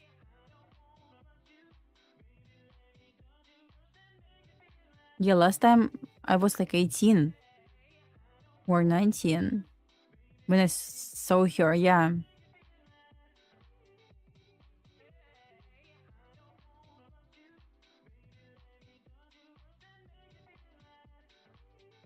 What YM did is what I expected in Q to do. Okay. They had to get Friday high or Friday low, but price was closer to Friday high. Okay.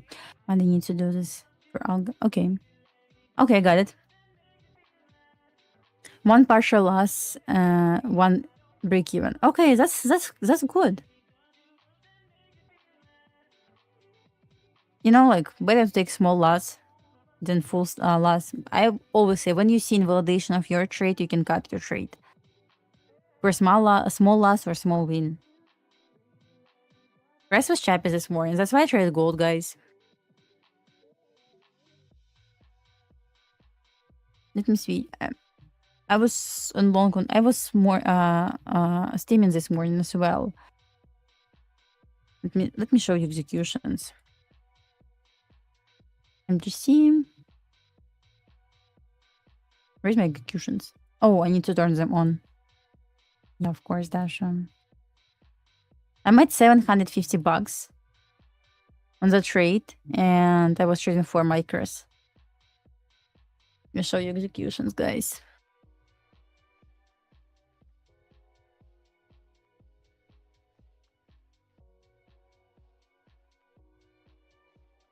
Here's a trade. That's what I took. And it took short on ES.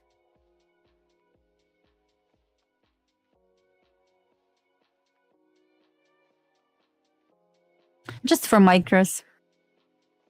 Got 20 plus points. Barely wasn't drawdown, but it was based on model. Sweep, OB.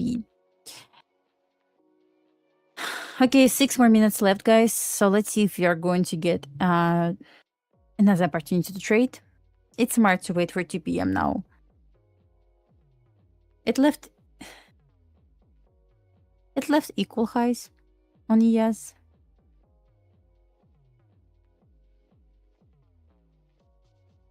Okay. Once again, no FOMO. That's perfectly fine to wait for setup. And I'm going to repeat again, you're not going to have FOMO when you trade model, because you must have checklist, and basically based on your model checklist. And if you see, okay, this happened, this happened, I'm going to engage. Just follow your strategy.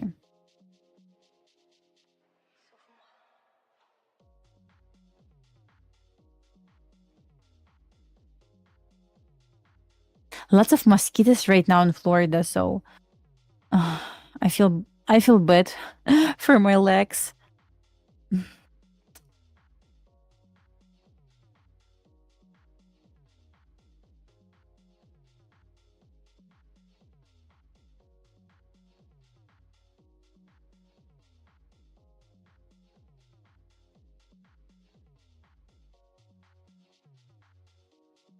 Which part is Central Florida, so I live 40 minutes away from Kennedy Space Center. Like 50 minutes away from Orlando. What else? Because probably you don't know the city, town where I live. Better mosquitoes? No, Peter. No, Peter. Lots of scars. I know. I mean, it's horrible. I have lots of scars on my legs because of that.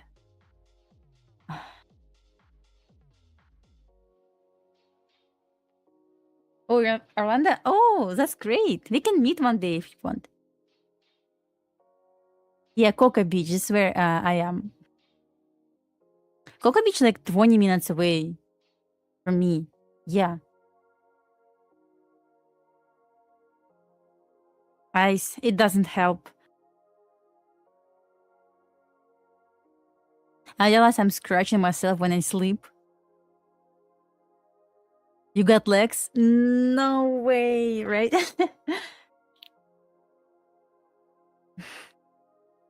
Yeah, we're going to move to Boca Raton in July, I guess. Boca or next to it.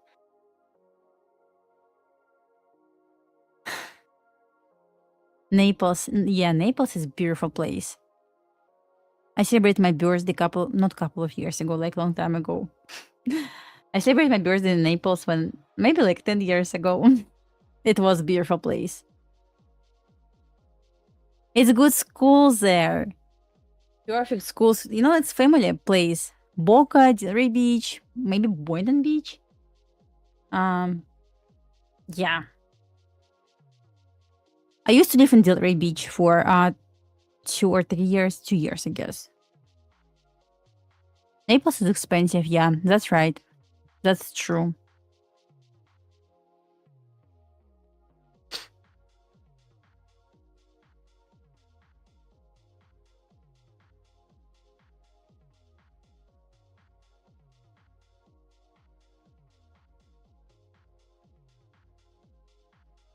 Yeah, there is nice. Yeah.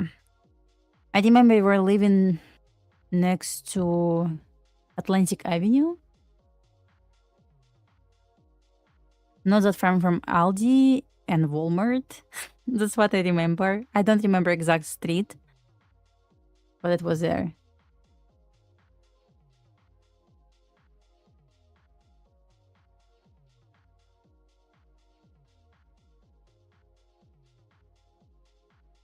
Oh, let me green bomb. Okay, let me take a screenshot of this. Thank you, Peter.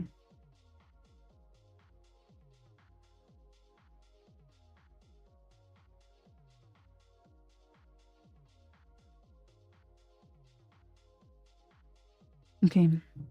Is it 2 p.m.? No.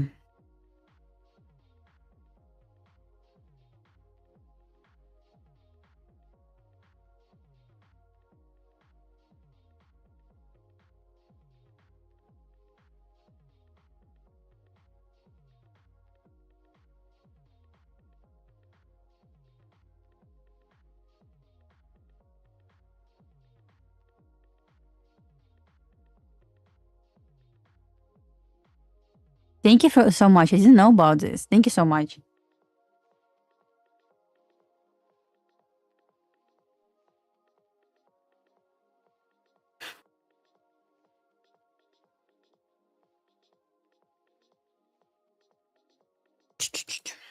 Okay, it's about to be 2 p.m.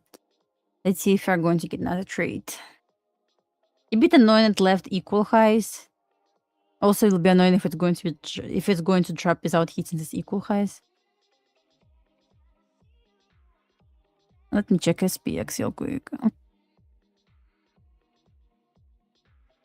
Absolutely no reason to pump again.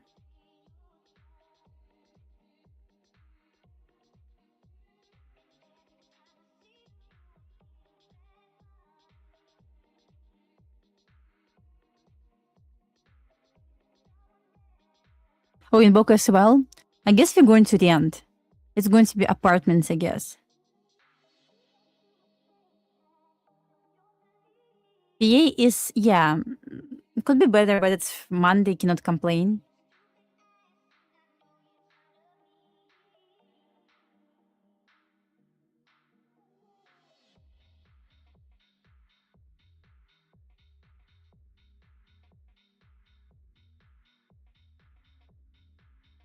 Yeah, lots of people live in South Florida, so it's better for me to move there as well. And better iceplex there than we have here, better hockey team for kids.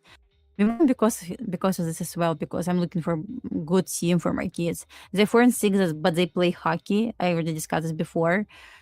I know there's new iceplex in Boca, one next to not Pampana Beach, Coral Springs. I don't remember exact city. So I need to call them and ask if they accept new players. I'm going to do this like May, probably April.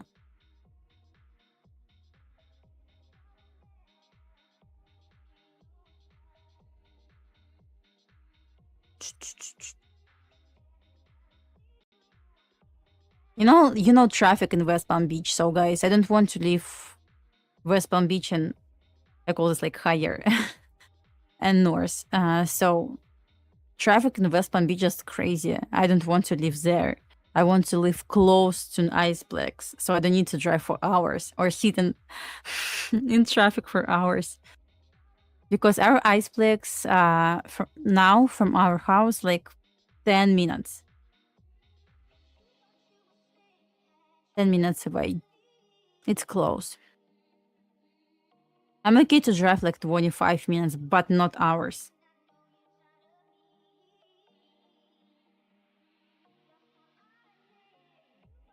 Even worse. Yeah, that's why I want to end next to this. We want to find the end somewhere next to iceplex, but also good schools. When you don't have kids, it's easier, of course. You can live whenever like any place, right? But when you have kids, you need to find good schools, because my youngest son is going to go to kindergarten this year. So it's hard.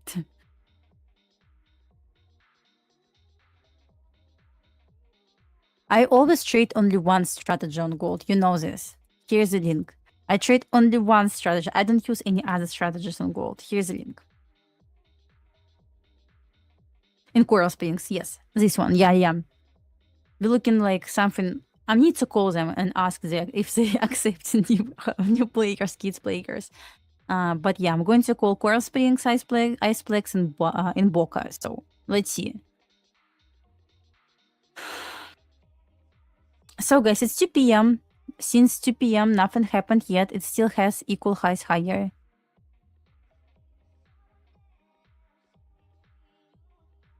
And you can move exactly right.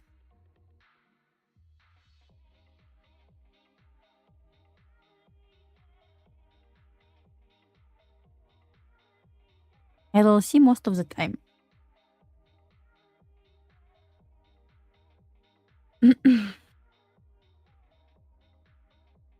So I still would like, I don't mind to see slightly lower to the test and Friday high. Do I see setup right now to engage? Not really, because it left equal highs. So I'm just going to sit on my hands for now. I don't want to engage again, but first I need to get set up. So initial setup still valid, but I don't like how we're consolidating right now so far. I would try to wait. I was trying to short before, so I don't see the reason to pump again today. So this retracement honestly not enough. So I will try to drop lower today, maybe tomorrow, and pumps the rest of the week. I think so. So, in my opinion, better to retrace lower today to 6940, 35 area. I just don't see reason to pump. I mean, it may sweep current high of the day, but honestly, zero reason for this. It's going to be inside for a candle. I mean, it doesn't sound good because I was looking for sure to take this low.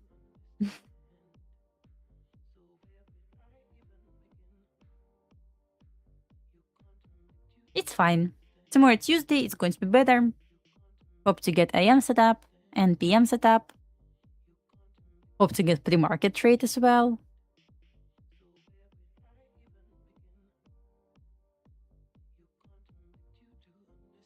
I didn't trade YM. I was trying to trade this. In hindsight, it's nice, but in real time, guys, I keep taking losses when I'm trading YM. I don't know what I'm doing wrong. I trade exactly the same strategy that I trade everywhere, but it doesn't really work for me on YM. I don't know why. Maybe that's me. Because I keep saying the candlesticks are the same everywhere. And if I'm going to give you empty chart with instruments that you hate to trade because you cannot read the market problems this instrument, and I will ask you where market is going, probably you'll tell me. But when you see exact instrument, you're probably saying like, okay, I have psychological barrier. I don't know how to trade this. So I don't know where it's going. But if it's going to just empty chart, candlesticks, and that's it, you probably will tell me. Because you see lots of posts on X. What do you see? Or something like this. And 90% of people saying like right direction. But if I'm going to say time frame or which instrument is that, probably you will say, but let me think again. Maybe it's going to be manipulation to go like to opposite direction. So on YM, I know it's candlesticks are the same everywhere, but since I trade specific model, like one model only, I don't know why, but when I'm trying to trade this, it doesn't really work for me. I don't know why. Maybe I need to just adjust myself to this. Maybe, but okay. I'm going to stick. I already trade enough instruments. I trade gold, I trade ES, I trade CL sometimes. And I know I can find setups there every single day. If not on ES, I will find on gold. If not on gold, I will find on ES or CL. So that's fine for me. I'm just thinking if it's going to drop without taking equal highs, which is going to become BS, ridiculous. But setup that we mentioned before, where we shorted. From 54, we shorted. Right? Still valid. Stop loss was at 60, TP was at 40, it's still valid.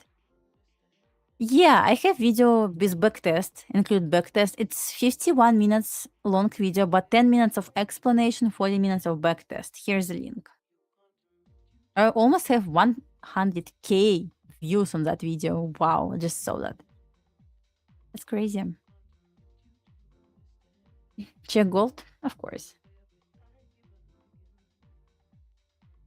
Consolidation? What else? Nothing. Consolidation.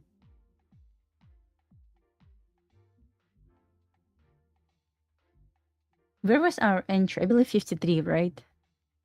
54.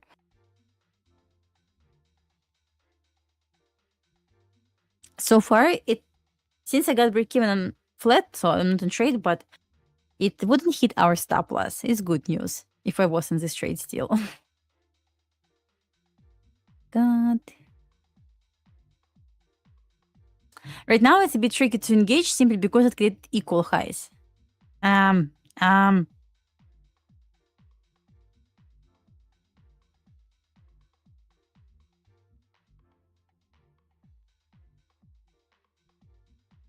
BT. What is BT? Oh, YouTube. Let me see. No. What is BT? Sometimes I feel stupid. Not sometimes. Pretty often.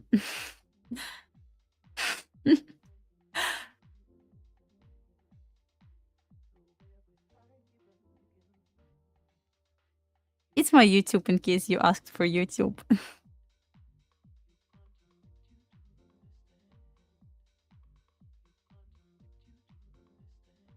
I feel no FOMO right now because I know it left equal highs for me to engage. No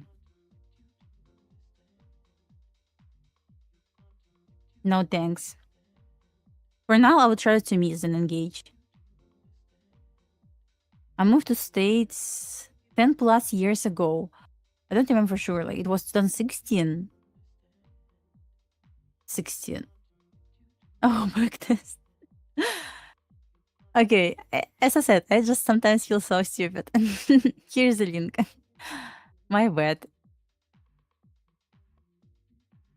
Here's the link for you. Sorry about this. Do you see more liquidity on gold? Yeah, Peter. Asia, I know you keep saying you want to trade gold during Asia. Yeah, during Asia it moves so well. But you said you want to skip your sleep because of this. Don't do this. But the market moves so well.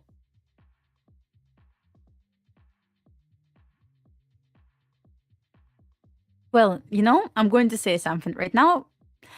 I'm not native speaker, you know this, right? And it's really hard to talk about BS when you like recording like educational videos. It's really hard to talk about this. You just, since I'm not native speaker, probably not native speakers will understand me. It's really hard to talk about something.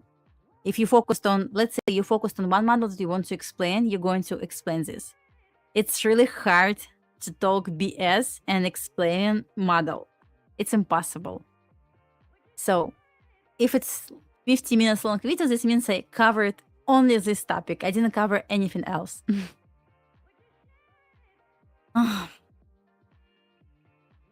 Look at the yes right now. I see this drop, yes. I see, definitely see. Once again, I don't feel FOMO. That's perfectly fine.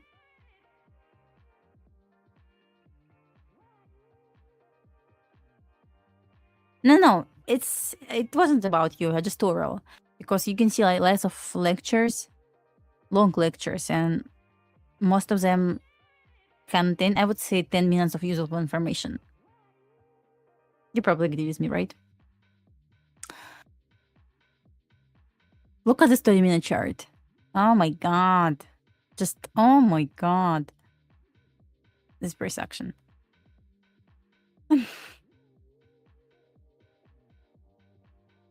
So, if you just joined, guys, I was trying to short before. Our short was from 53. Somewhere from here, I don't remember for sure. Not from here. Which time frame I used for short? Oh, it was our trade. Yeah, that's right. My bad. I was in this short. It took me out at break even, so I didn't take any trades after this. Oh, was my TP at 44? Yeah, here we go. It was my trade. Can I say it's still valid? Yes, I can say so. How was my weekend? It wasn't bad. Thank you for asking. Spent my time with kids.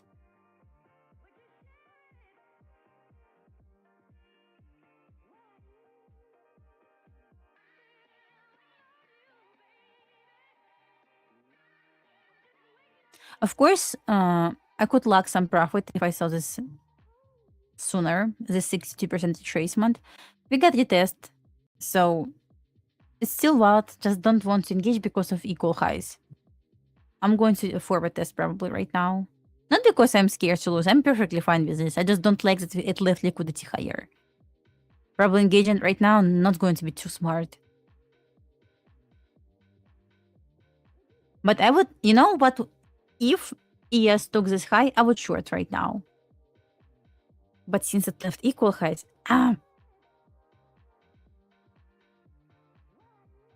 glitches on screen? I don't know. Maybe it's lagging a little bit. I don't think so, honestly.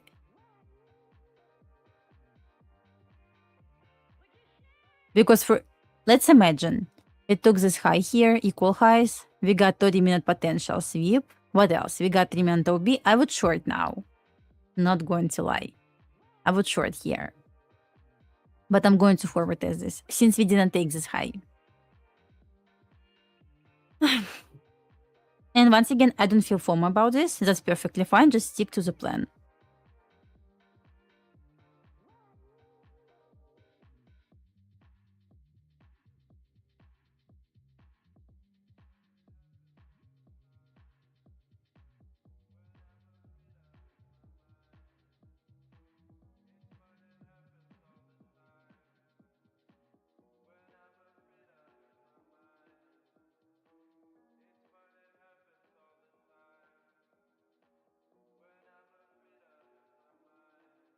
What kind of glitch it was?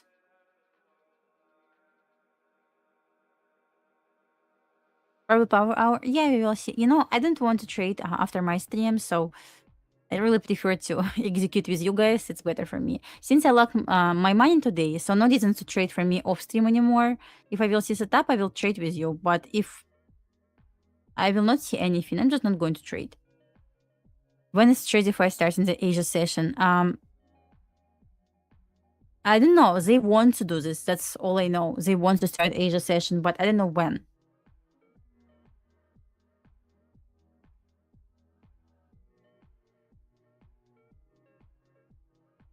Yeah, if it was sweep here, I would short from 52 to 40s, but no sweep.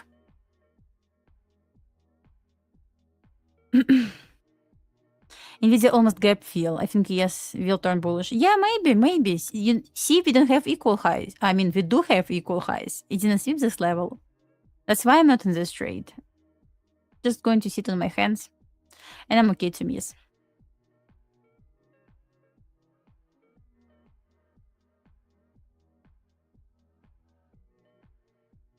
Brett also wants this as long. I mean, I was talking with him back in September, and he wanted Asia sessions team. So I hope this year we are going to start Asia.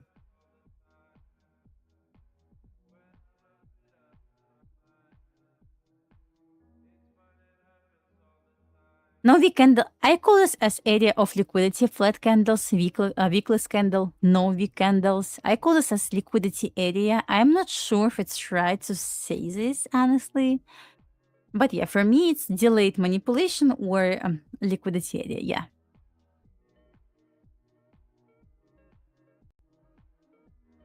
Alan, you want to short again? I don't.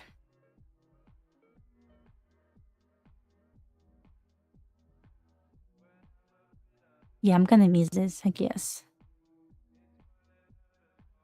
No reason to force the trade when you clearly can see nothing happened for this trade. It's going to be just from nowhere. Because break-even was fine. That's perfectly fine. So what I want to expect? I want to expect we're taking out internal buy side. It failed right now. Probably it's stupid to leave internal buy side, basically equal highs, and just drop hard.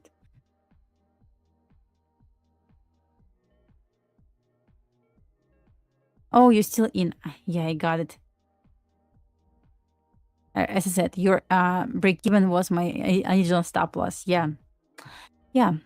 But Alan, I still would like to see lower, so nothing changed. I would like to see 69.40. If it could drop to New York midnight open, it's just dream, guys. Just dream. But if it could drop here, yeah, it could be brilliant. By the way, guys, if you didn't watch my last video about Tradeify, so I covered, I review every single plan on Tradeify and I compare these plans. So go on my YouTube channel, watch my last video about Tradeify. Growth plan, a select plan, and Lightning funded. So I offered some examples how payout works when your drawdown stops moving, and so on. Guys, I always happy to meet with people. Always down for this.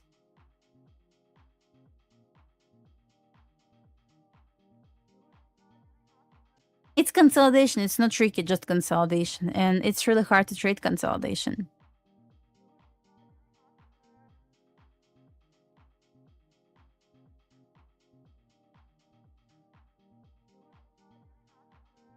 Well, my plan for from yesterday on gold was huge sell-off from 44.58.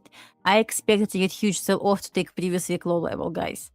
So right now we don't have shift and structure downside, but I'm not going to lie.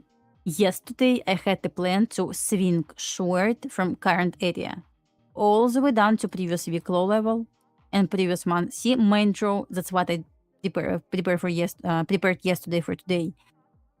I don't really like that we don't have shift, but I'm okay to swing on my account if it's, I know what should happen. Probably new high, hourly OB, I'm going to short down to Friday low and previous week low level.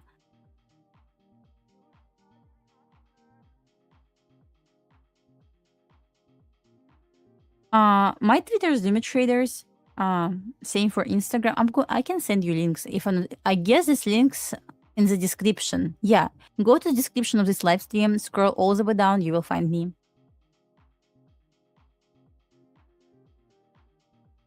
I'm active on Twitter, Instagram. So if you have questions, you can ask. I'm not responding messages same day because I receive a lot of them, but within a couple of days, yes. Okay, talking about BTC. So guys, on Bitcoin, I would like to see 102 area. 102. We discussed this. Remember we discussed this? I guess last year we discussed that, right? So price still respecting weekly order block. I would like to see gold straight move up to 102, 101. So my plan remains the same. I would like to see higher.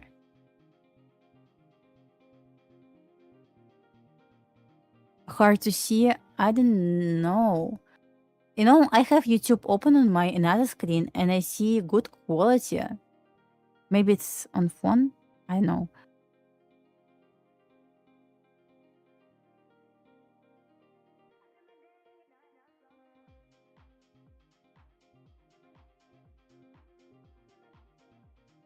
You watch this video? Yeah. I hope it was helpful for you. Guys, if you want to meet, of course, I'm always down for this. Just let me know when and where.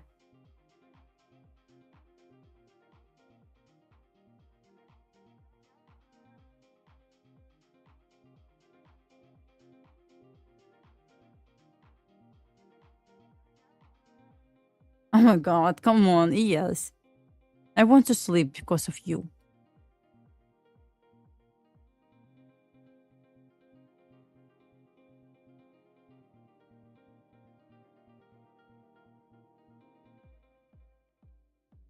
Oh, it's HD. By the way, for me, it's HD quality now, 1440. Yeah. I guess original quality is going to be 720, right? No, 480. For me, out of 1440 as well. Because I didn't change this. Let's check in queue, guys, real quick. You know, guys, I'm happy I'm not in this trade anymore because sitting in this trade for 2 hours and see that price just dancing around your entry, nah, no thanks. And you know, which is more painful, guys, to sit in this trade, price dancing around your entries and it hit your stop loss and you were in this trade for 2 hours. Oh, I trade ES and gold, yes. Daily, weekly, monthly, like every day.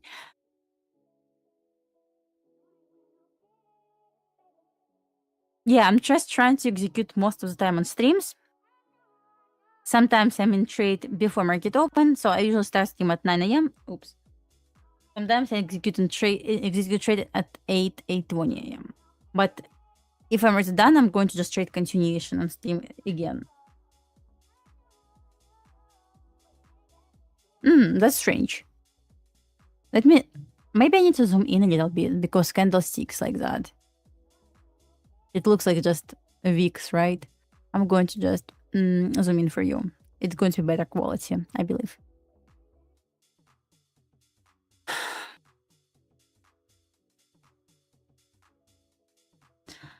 I don't know. It depends. My schedule right now is to trade PM session with you guys. I'm not going to promise, but maybe.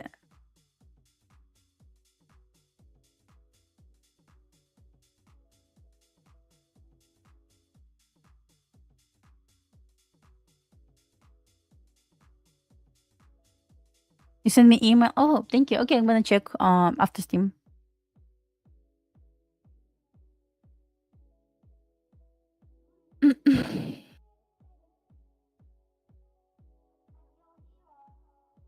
All right. And nothing happened.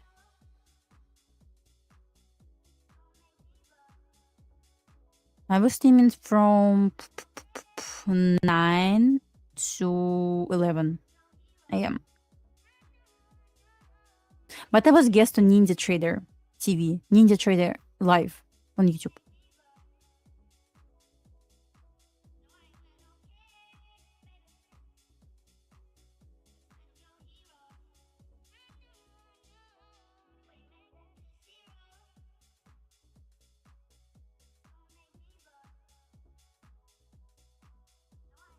Come on, yes. Yes, please. Oh, that's why probably. Yeah, I announced on Twitter, but yeah, I had to announce on YouTube as well. Yeah, you know, I would probably enjoy my day, honestly, because market doesn't want to move. It's just stuck inside 4 points range on yes, guys. 4 points up, 4 points down. Do you want to trade this? I don't. Like, seriously. I give it a try. Break even. For now, do you want to engage again? I don't think so.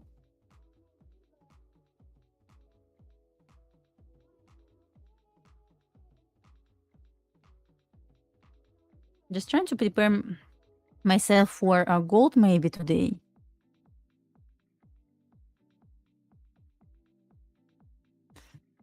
You know, for gold, for me to short, I would try to make new high again. I'm asking too much, I know, guys. But I would try to pump again. Offer 4-hour sweep. 15-minute order block is going to be my entry for short down to this new week opening gap.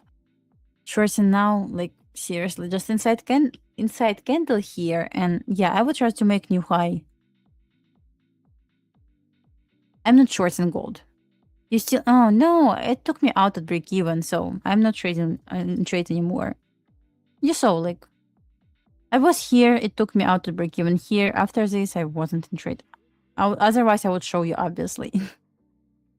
Now I'm just going to watch how it's moving because it left equal highs. Don't really want to engage, knowing that we have equal highs higher. But I would drop to 488 on NQ. Oh yeah, if I trade Asia, it's always gold. Oh, you're still holding the trade. Okay, yes, that's good for you.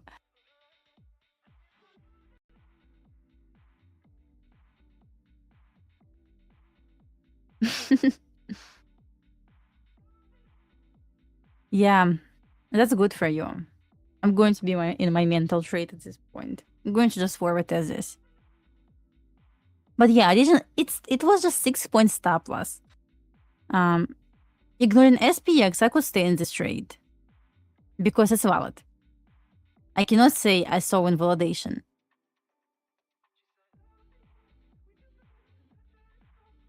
I still would like to see lower. Yeah, I would say trading ES, you don't feel that stress when you're trading gold or NQ.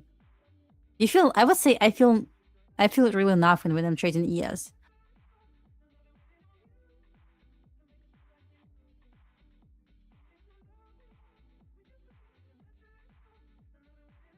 The 3-minute chart. Look at 3-minute chart on it's a bit different chart on micro ES, but look at the 3-minute chart on micro ES. Look at that. Beautiful, beautiful, perfect, amazing, beautiful. Candlesticks. So tradable.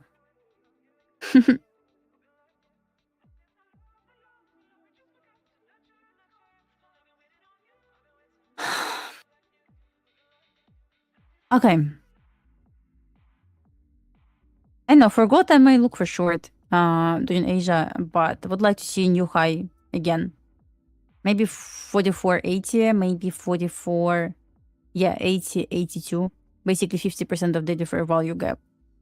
If it's going to take 44.80, 15-minute order block, I will short down to Friday low. Maybe I'm asking for too much, but Friday low, but yeah. Back to 4,400 at least for Asia will be enough for me. For NQ, yes, I don't know, honestly, guys. I don't want it to lower back to 69.40, but price just doesn't want to move. I don't really see validation for this trade yet, but it took me out to break even, which is fine, so I'm not going to engage again. Not worth it, it's just consolidation. As said before, ES looks a bit more bullish compared to NQ. So probably I'm not going to just fight with trend. So yeah, guys, I hope you're going to enjoy your day today. I will see you tomorrow at 1 p.m. I hope to get better setup. If not, then it's okay. So not every single day should be a trading day, right? So guys, see you tomorrow. Don't make stupid mistakes. Don't leave. Nick and Rebecca is going to finish your trading day with you. So guys, bye everyone.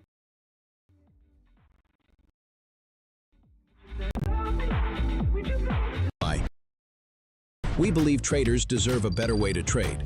No endless evaluations, no unnecessary barriers, just a direct path to capital. Built for real traders who want to focus on what matters most, the next trade. With instant funding, you're not waiting weeks to prove yourself. You're working to get payouts from day one. It doesn't matter who you are or where you're from.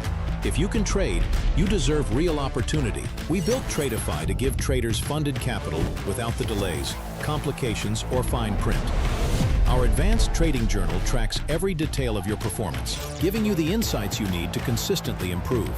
When you trade with us, you control your profits. We take on the risk that holds most traders back, because that's how funded trading should work. Trading is hard enough. You need a partner who provides the structure, the speed, and the support, so you can stay focused on execution. Confidence comes from knowing you have capital behind you and a firm that moves as fast as you do. This is Tradeify, funded trading built for real traders. You want to learn more about trading but scared to risk your own money? What if I told you there was a way to trade with someone else's capital while you learn? Welcome to Tradeify. This series explains everything about the funded trading world. The reality is, gambling is random. Professional trading is calculated risk management. We're pulling back the curtain so you can make an informed decision about whether this path is right for you. The reality is, you don't need to know everything. The traditional barriers don't apply here. Without the proper education or support, this is going to happen. But this is exactly why Tradeify exists. And that is exactly why programs like ours exist, to give you structure. We provide the structure and capital while you develop your skills. Without risking your own money while you learn. You don't need to know everything. You need to start with the basics and keep learning. Whether it's concert tickets, sneakers, if you've ever bought something and sold it for more money, congratulations, you're already a trader. Once you understand this language, trading becomes 10 times clearer. This series will show you everything that you need to know. Check out the whole Futures Foundation series over on our YouTube to learn more. My name is Asanka Wiratunga and I'm from London, UK. A financial institution visited my university and they were looking for physicists. As a scientist, speaks German and managed to get a decent job at a bank. I actually started on a foreign exchange desk, so my first ever trade was dollar South African rand because I spent some time in South Africa playing rugby. My favourite markets to trade generally the London session, so European indices. I very much like to cook. That's actually probably my meditation from trading. Pre-trading, I'll always make sure I have already had a cup of tea. My earliest mistake was to assume that I could trade financial markets simply on the back of mathematics and not take a holistic approach. I'd say my trading style is calculated. I like to apply analysis in a decision made. It's calm. I'm always making sure I'm not too overexcited and consistent. I think a consistent application is key.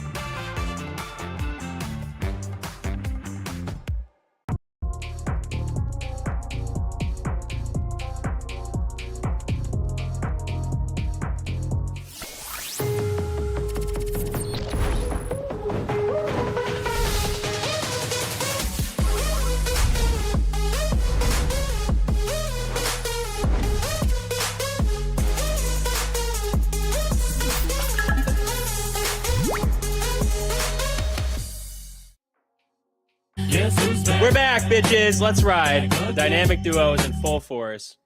Everyone missed you. They missed the music. They're like, where are your sound bites? I'm like, you think that I figured that out on my You own? didn't take the last 2 weeks to set it up? What the hell? What I asked the you to help hell? me. What the hell? I know how to set it up. I just don't know how to do it. Don't ask me. I had to have Drew walk me through it. He had to handhold me. Oh, okay. I'll ask her to hold my hand. Hello, everyone. Oh my gosh. Feels good to be back. We have so much to talk about.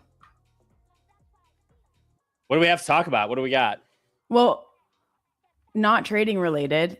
Swiss Nick is in the Maldives, and he posted on his Instagram story that he was out for a run with his girlfriend this morning. And I responded and I was like, you are a match made in heaven. If my husband made me run the first day at Maldives, I would divorce him. Bye. Like, are you kidding? Ya. See you later. Go get my own villa, my own bungalow. I know. You gotta go. You gotta do what they gotta do, man. But that's why Nick looks like he looks what he looks like, and that's why I look what I look like. So I'm like, where is this even going? I'm drinking my smoothie though, so health. I got my diet root beer or root beer zero, whatever. I'm ready to absolutely grind. I literally took the last 2 weeks to play Arc Raiders. Anybody who plays that game. I'm a beverage queen. Oh my goodness. A lot of beverages. All right. Trading. We had a lot happen. We had Venezuela. That happened. Yeah, that was crazy. Silver happened. Silver was insane. I kept seeing that on Twitter. I'm so surprised you didn't FOMO into it, like knowing you. No, I literally, when I logged off for PTO, I didn't look at these accounts are at the same balance that they were 2 weeks ago. I said, fuck this. I'm not touching a chart. I'm not opening a chart. I'm playing games, hanging with family, and drinking. And that was my last 2 weeks. Yeah. Feels good. Did not. Did not. Which one of those? Drink? No. I didn't take time off the chart. Okay. These rice straws suck. It's cracked already. Like all the way down. They're terrible. Like, look at that. Can you see that? Look at this. Wait, is that a boba? No, it's a healthy ginger, turmeric, mango, something smoothie. I'm actually a big fan of boba. So am I. But what am I supposed to do now with this stupid ass straw? Throw it away. Well, how am I supposed to drink this then? Sip it. Like a human. Like a psychopath? Oh my gosh. Yeah, you're going to get the straw wrinkles. Oh, I am. I'll just get Botox or something. Yep. I've got a Yeti not a Yeti, a Stanley, and I don't put the straw in because I don't want straw wrinkles. I will not let that happen. These? Oh my gosh. Okay, so I cooked on gold. All right, let's see it. So I was feeling a tiny bit discouraged after my first day on my $1 million challenge because I took a loss and I was like, great, freaking knew that was going to scrap it.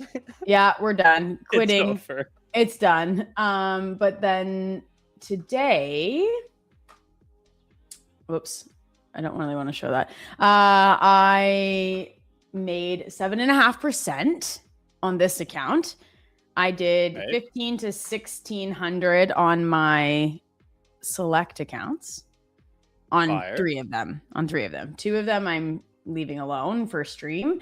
And I traded the other ones with my gold strategy, which I hope I'll be able to do on stream sometime soon. And then I did well with that. So what I did was, let me just make sure I have this marked up correctly because I do not. Okay, yeah, actually here. So my first trade was, let me just come back. Oh, I have it marked up right there. But my first trade that I did not take on my live account because I chickened out. Because the market opened up so like the gold market opened up $40 up. Like we gapped up, which always makes me nervous. Like it always makes me nervous to follow my like original plan when we gap up. but I took this. So this here, so a couple things. So I took this long and I got out at, I took 40 points on it. So I got out at, hold on. So the $1,600 I did that on like 4 micros, I think. Which is pretty freaking sweet. So this is my trade right here. So I got in here at this pullback and then got out right there, 40 points.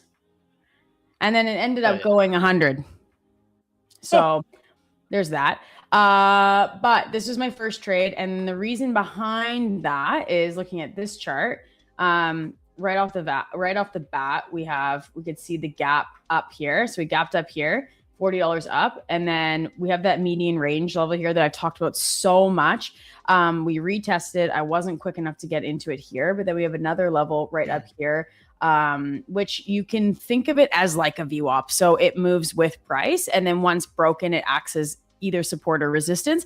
So when we broke through that, I got in on this wick here, that wick down. I entered in long off that vector there. And then I got out at the next level, kind of up here at these walls. And then for my live trade, what I did was, I can pull it up here. It was a bit hectic. It's going to skew my data, which kind of sucks because you can see here that I got in on this long here as this level right here was holding.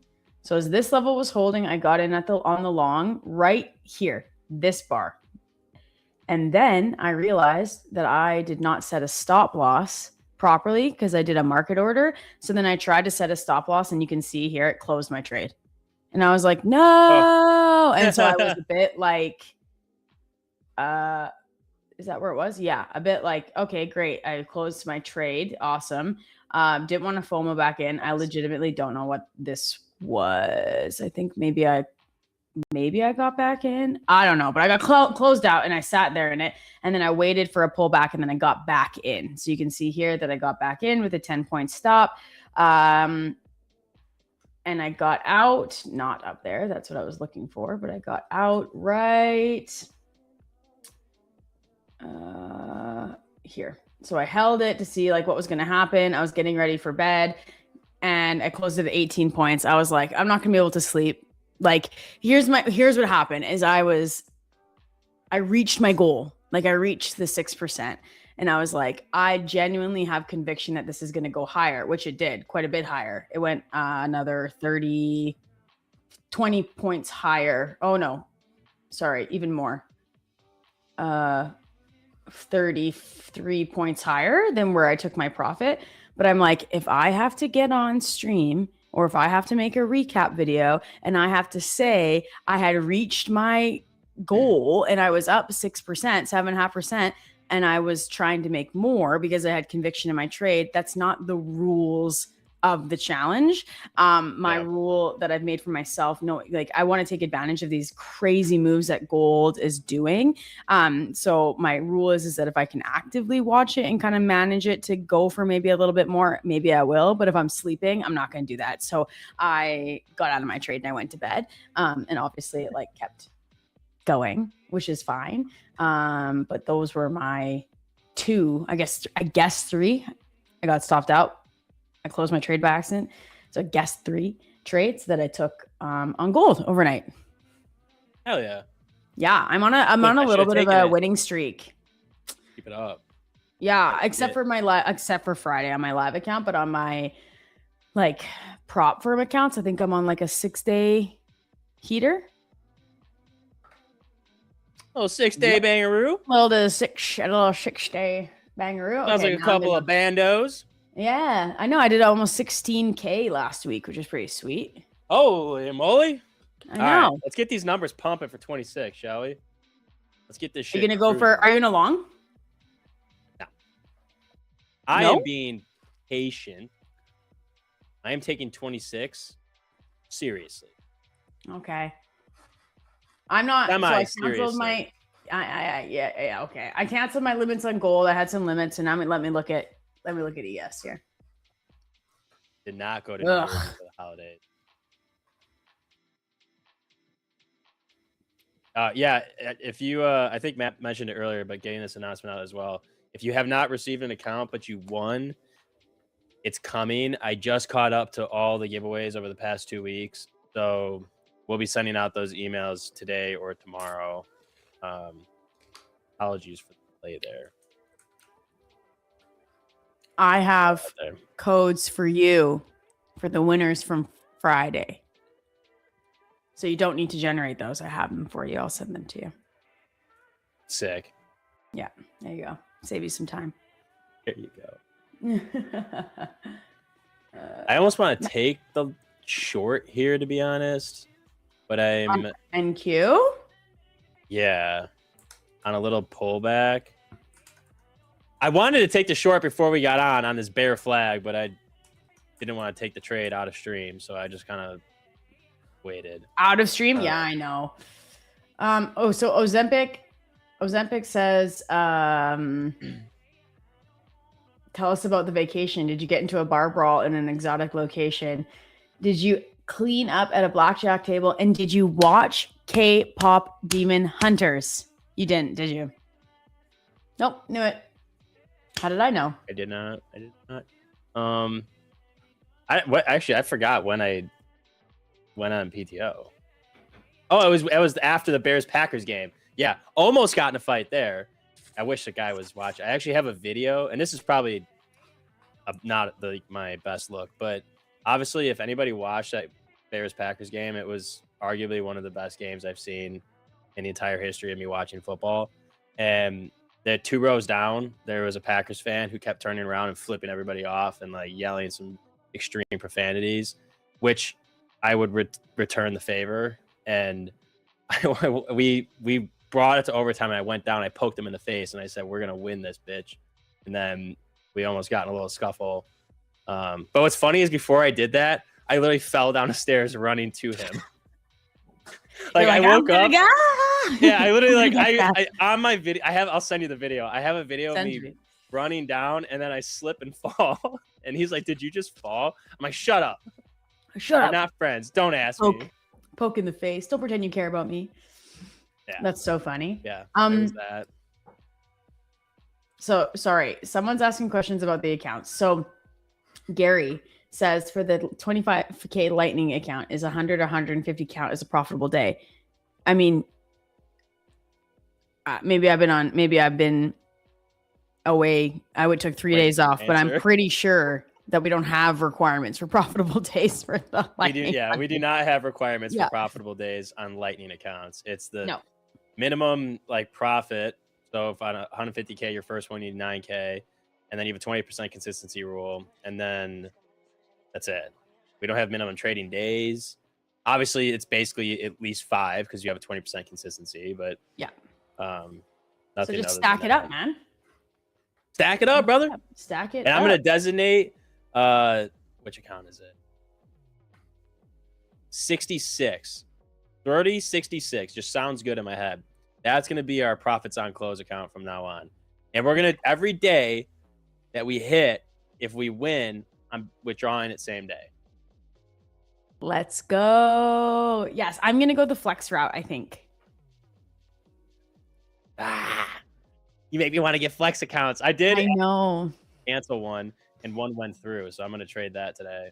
Well, when you do the math. So, sorry, Chris is asking what are the rules for the Lightning funded accounts. So basically there's a 20% consistency rule, and then there's profits that you need to reach, a profit amount that you need to reach in order to have take your payout. So if you go to our help center right on our website, you can look up the rules for those accounts. But if you have specific rules, we're happy to help you. So for the payout purposes, is 100 and 150 count as profitable towards the 5-day requirement? Yes. So basically for Lightning funded, anything you make goes towards your profit. What Nick was saying with that 20% consistency, so there's like the 5-day, is that you can't make, so say for example, your profit requirement is $1,500. You can't make $1,200 one day and then like 50, 50, 50, 50, and then there you go, you made your 1,500. My math is probably off with that, but you can't, one day cannot be more than 20% of that profit target that you need to make. Bingo. I hope that makes sense. I just got the funniest text message. It has to do with what we're talking, not exactly with what we're talking about, but my husband just messaged me and he said, I opened my niche sport website and Tradeify got here too. It sends That's awesome. me this. It's in Italian, but sends me this.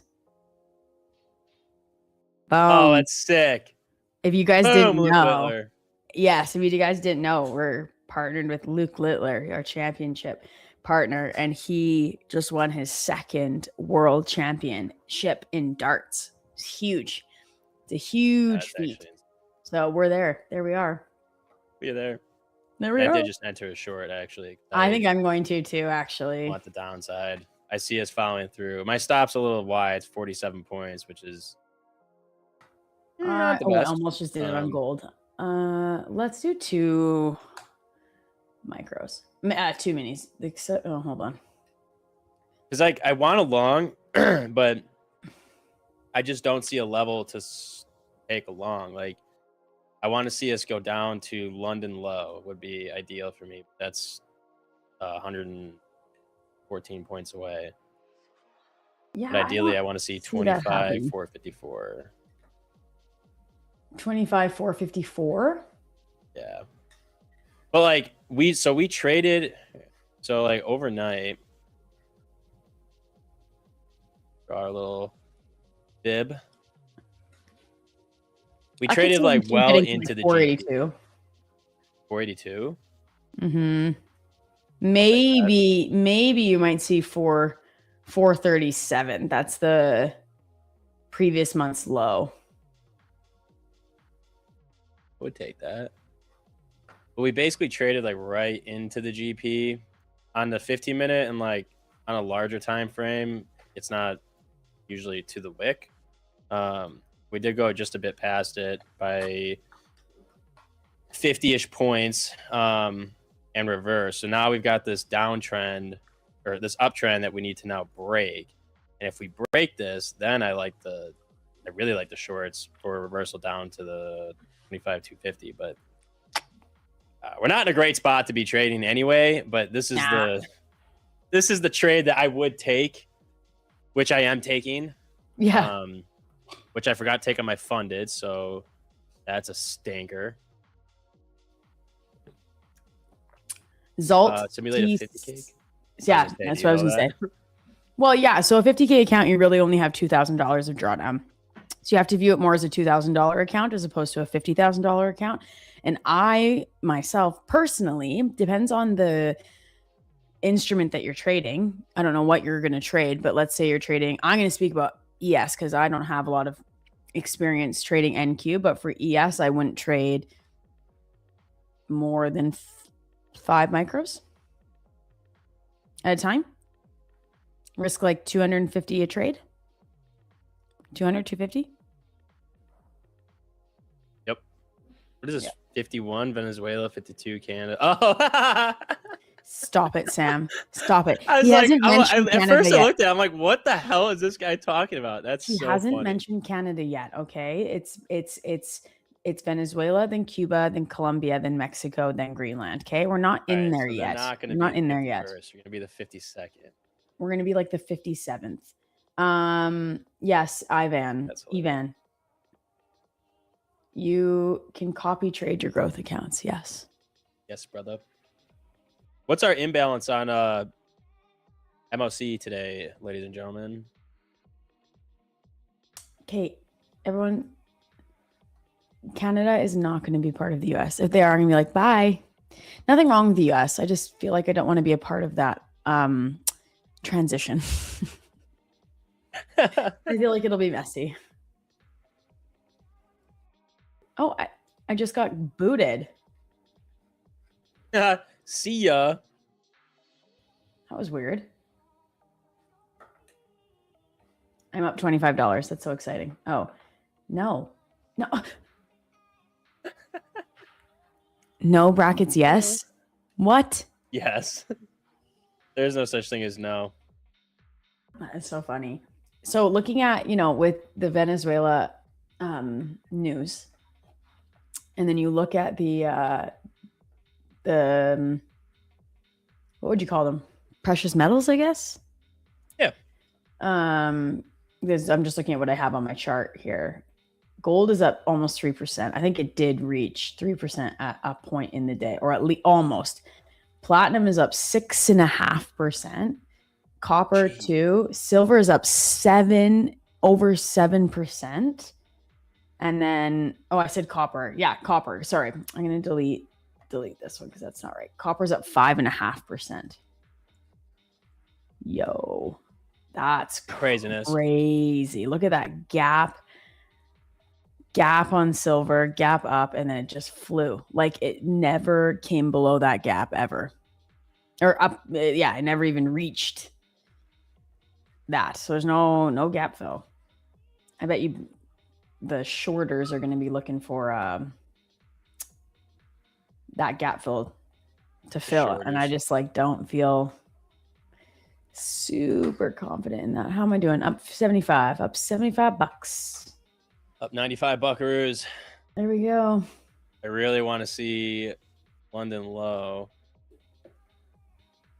Sam, of course, Albertans are anxiously waiting to become the 51st state. They already are in their hearts. They already are. Is that a thing? The known thing? Yeah, like if you look at our country, we're divided into provinces and territories, and Alberta is widely regarded as the Texas of Canada. That's crazy. Yeah. Oh, what the heckers? Go back down. We should have played oil. We should have. Gary, there is no profitable day requirement for our Lightning funded accounts. So don't even worry about it. You did great. Making 100, 150 is good. I'm assuming that defense stocks are up. Well, I don't know them off the top of my head other than Lockheed Martin, but I'll take a look. Should we just trade silver going into the close? Yeah, dude. I'm going to trade it on my practice account. Make sure it's not my freaking actual account. Can you imagine? You know what? I'm not going to do that. What can we expect from NQ here today and tomorrow? If I could really tell you, I would be filthy rich. But I don't know. I mean, right now, I think that the market is just kind of holding up because of Venezuela news. Like, I'm sure in general, the market's being pushed up with money going into oil and defense stocks.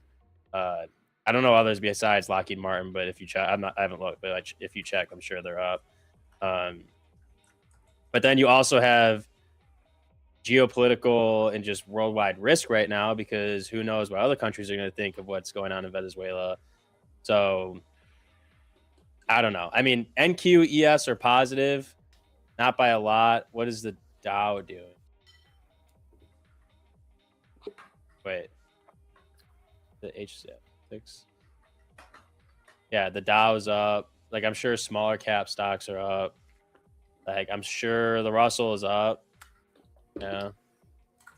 So, I mean, I just think that right now, money will probably rotate out of NQ or out of tech, oil, defense, and I would just say more like not real economy stock, but like I don't think the focus now is going to be tech. I think now we're going to move, money's going to shift into the Dow, Russell, defense stock, oil. So I don't know. Maybe that's the start of the tech bubble. Who knows?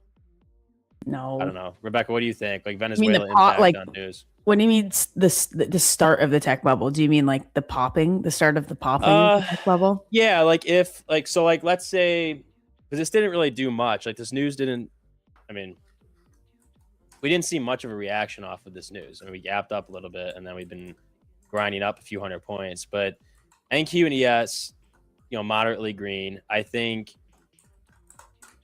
depending what the outlook is by the rest of the world and what other world leaders what actions they end up taking, like Russia and China.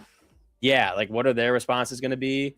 Then I think we do see a little bit of a rotation of money out of NQ into Dow, Russell, oil. Maybe we even see like the metals. I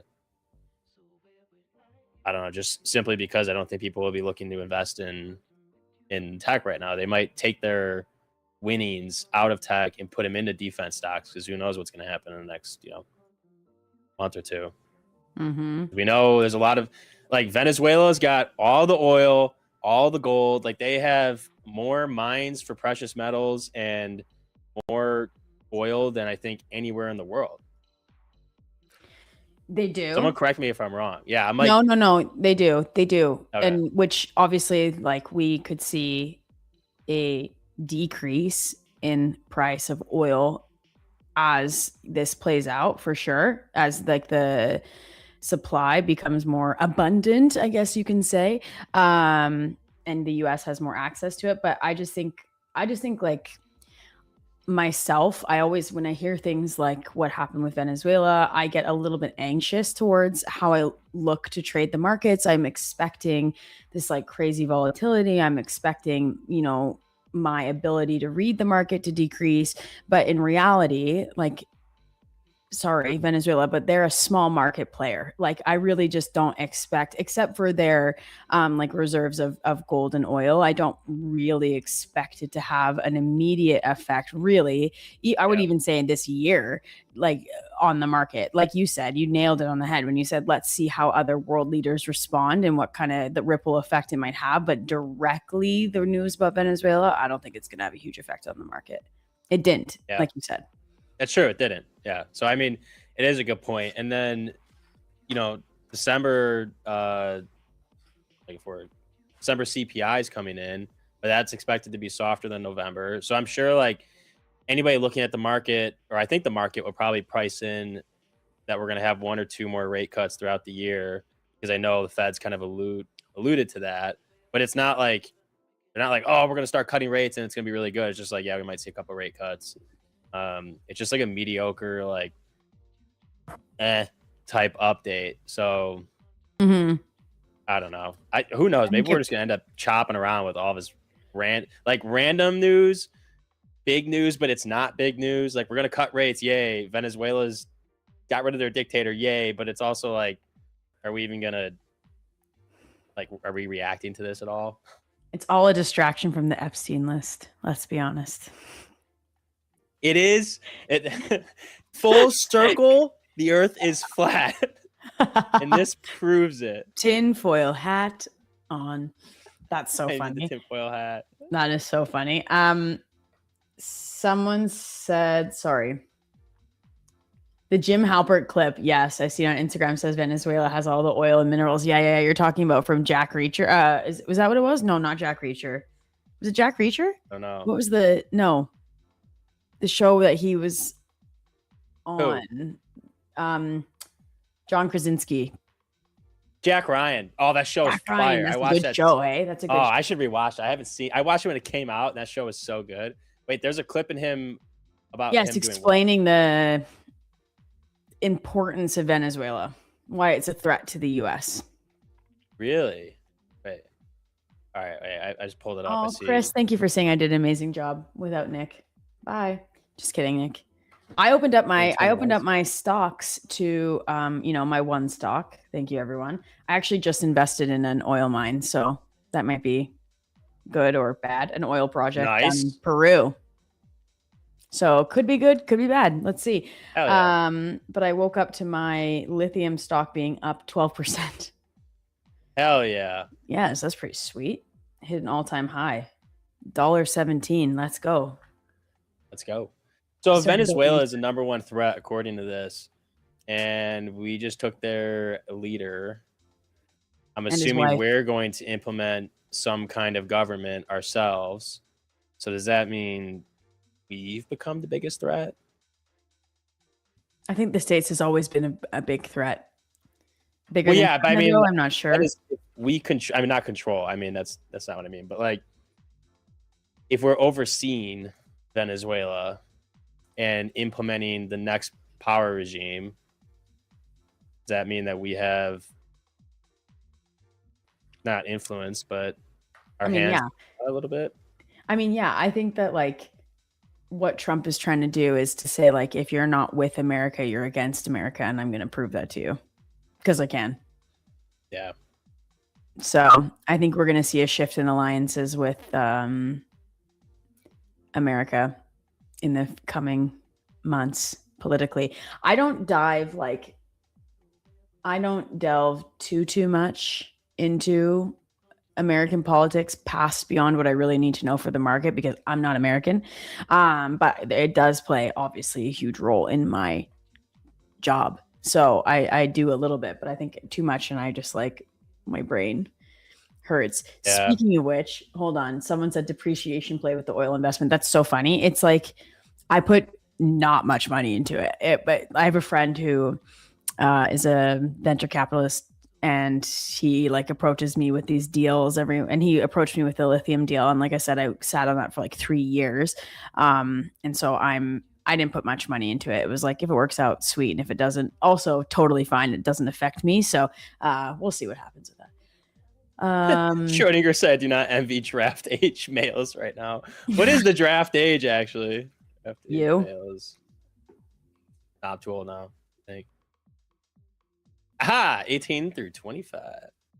Oh, you're good. Pays to be old. All right. Pays to be old. That's so funny. Yeah. I think too, the finish on the NQ stuff, like with geopolitical risk, market, like, I don't know, cautiousness around everybody. I feel like at this point, instead of riding news or riding a trend, this is purely just a levels game. Now, like how I'm approaching NQ is I'm going to watch for levels like previous day high, previous day high, low, weekly levels, and then probably like 4-hour levels, and really just try to play those and just keep my risk pretty small just because I don't know. I feel like we're going to get chopped up a bit. Like, I don't know if we're going to have a clear direction. And today it's just that. Like, what the hell was this open? This 100 points on NQ? Yeah, just about. Actually, yeah, 130 points down, like 160, 70 points up, and now all the way back down. What are we supposed to do? So if you're playing levels, like that could work out for you. So I don't know. Maybe we kind of. And that's what I'm doing, right? So. Yeah. Without the Oh my gosh, I should have brought it. Go get it. Wait. You will wait. Hold on, I have a picture. So my family Christmas, like my mom's side, we like do a theme every year. Usually everybody's wearing PJs and shit. But this year we did silver and gold, and obviously me being me, I took the gold really far and I got really dressed up. Here we go. Hold on.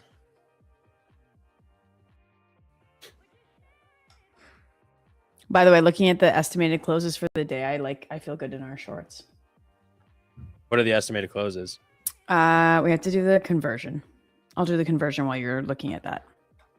Yes, thank you. Where the hell is a picture of this? Man, I don't take any pictures. Literally, I have an all gold suit. It's all gold and it reflects. I need to find a picture. Oh, yeah.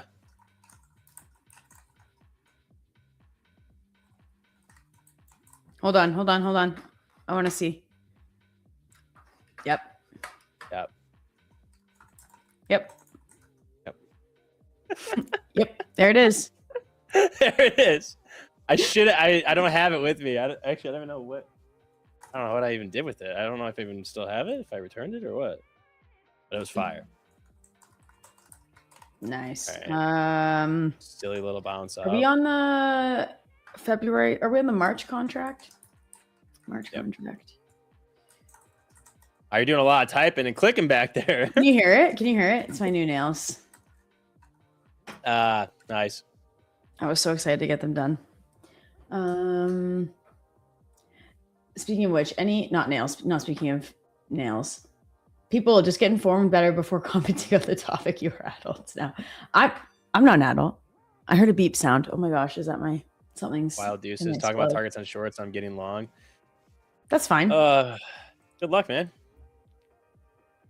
Give me this retrace and I'm gonna get in on my my fundeds. I'm gonna take the intraday short GP here at about 603 if we get up there. Go over to MNQ. Where is that at? Let's take one right here, and I'll put the stop above the highs as well. That's a 30-point risk trade, which I'm much more inclined to take. That works out. Look at that. Give me a nice little tappity tap in, and then let's ride this thing to the ground, shall we? More liquidity for you to cut through your sniper entry with your sniper entry. I'm gonna Chris Kyle this shit. Watch me. I get that reference now. Oh, did you watch it?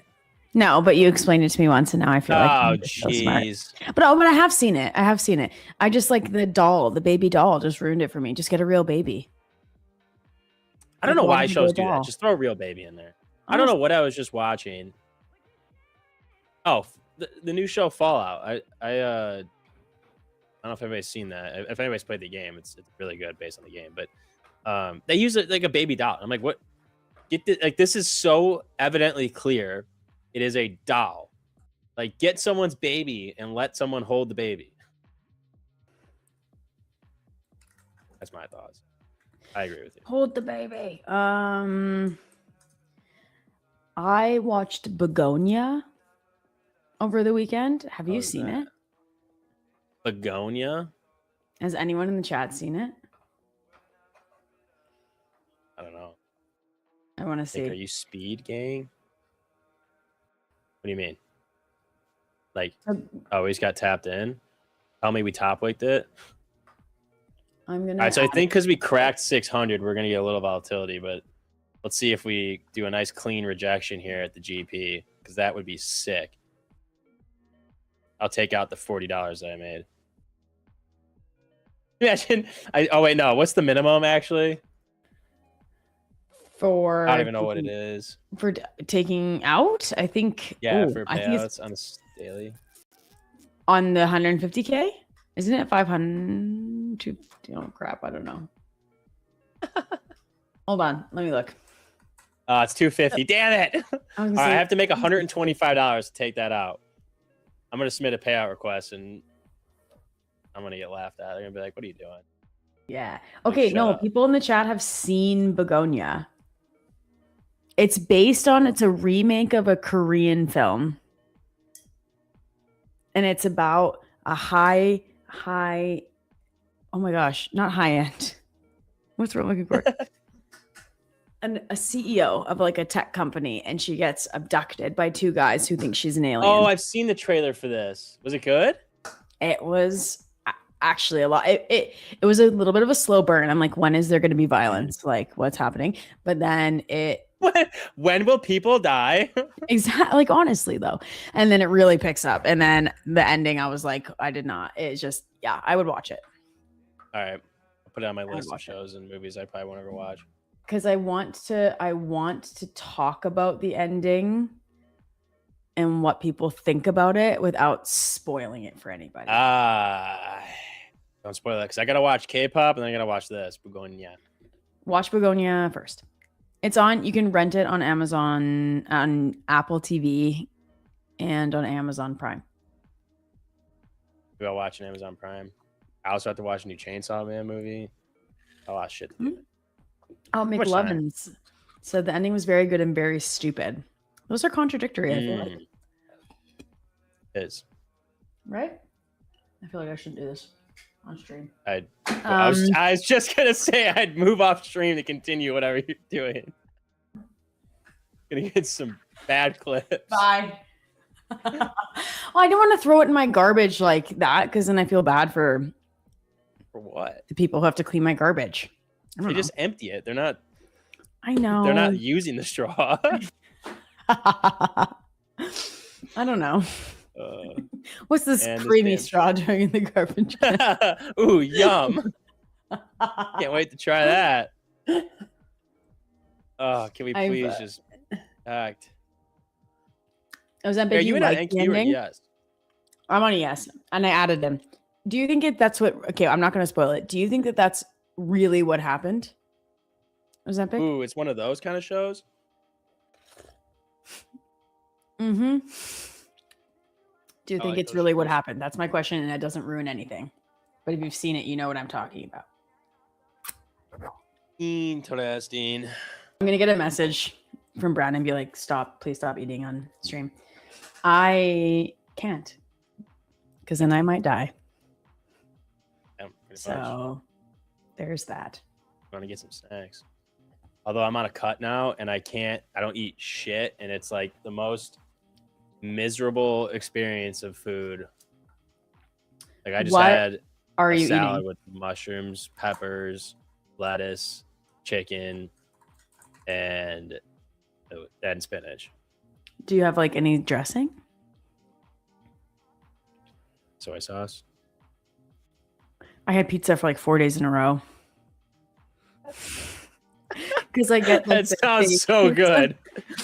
It's like a vodka sauce, tiny pepperonis with hot honey. Oh, I love hot honey. oh, it's I put so that. I good. marinated my chicken with that. It's fire.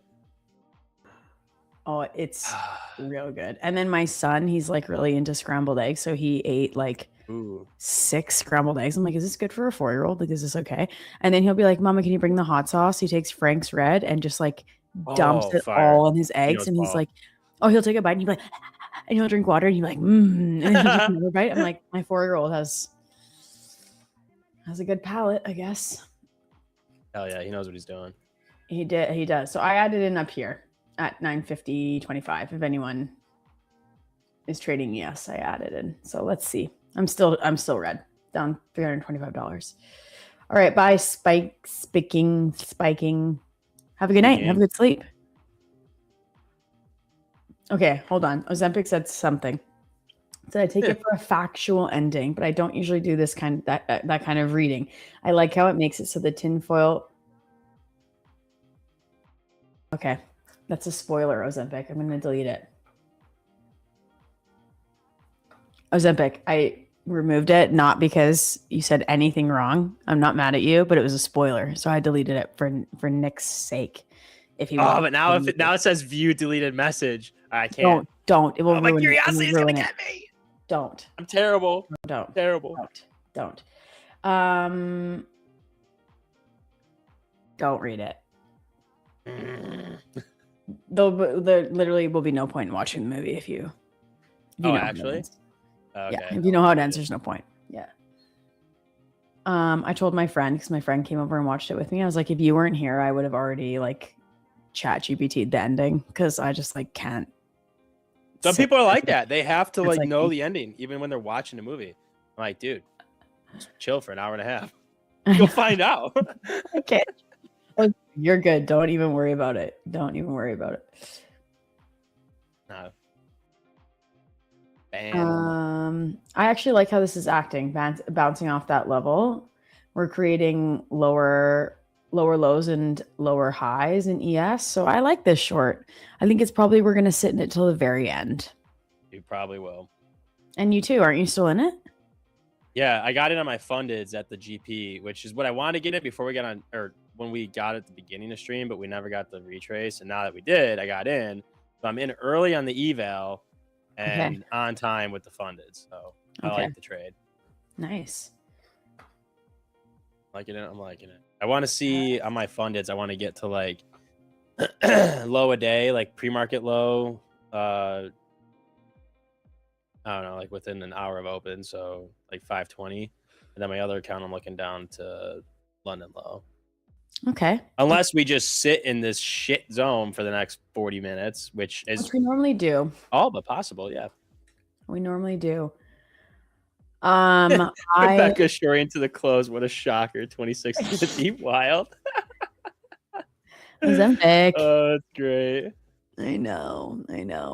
I did my first like real heavy duty leg workout in like literally probably 3 years 2 days ago, and I can hardly move. And today is supposed to be day 2 of the program, and I'm like, hold on. A program. I'm doing a program. I can make a program. Well, why didn't you? Make me a tell program then. I'd send you some shit. Yeah, I got some crazy workouts. I want my ready. ass to be huge. That's what so give me a program that Not the flex. I got a big butt.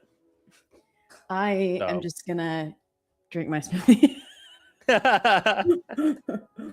You know, it's like heavy duty light workout is can you read that word? Juxtaposition? Heavy duty light workout is a juxtaposition of words. Did I say heavy duty light workout? I said leg workout. Heavy duty leg workout. The fact of two things being seen or placed together with contrasting effect.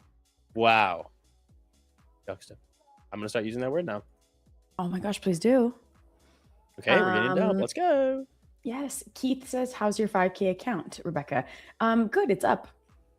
Thank you. Are you a full-time trader? Someone asked me this, and I don't know how you would classify a full-time trader. Is it my only source of income? No.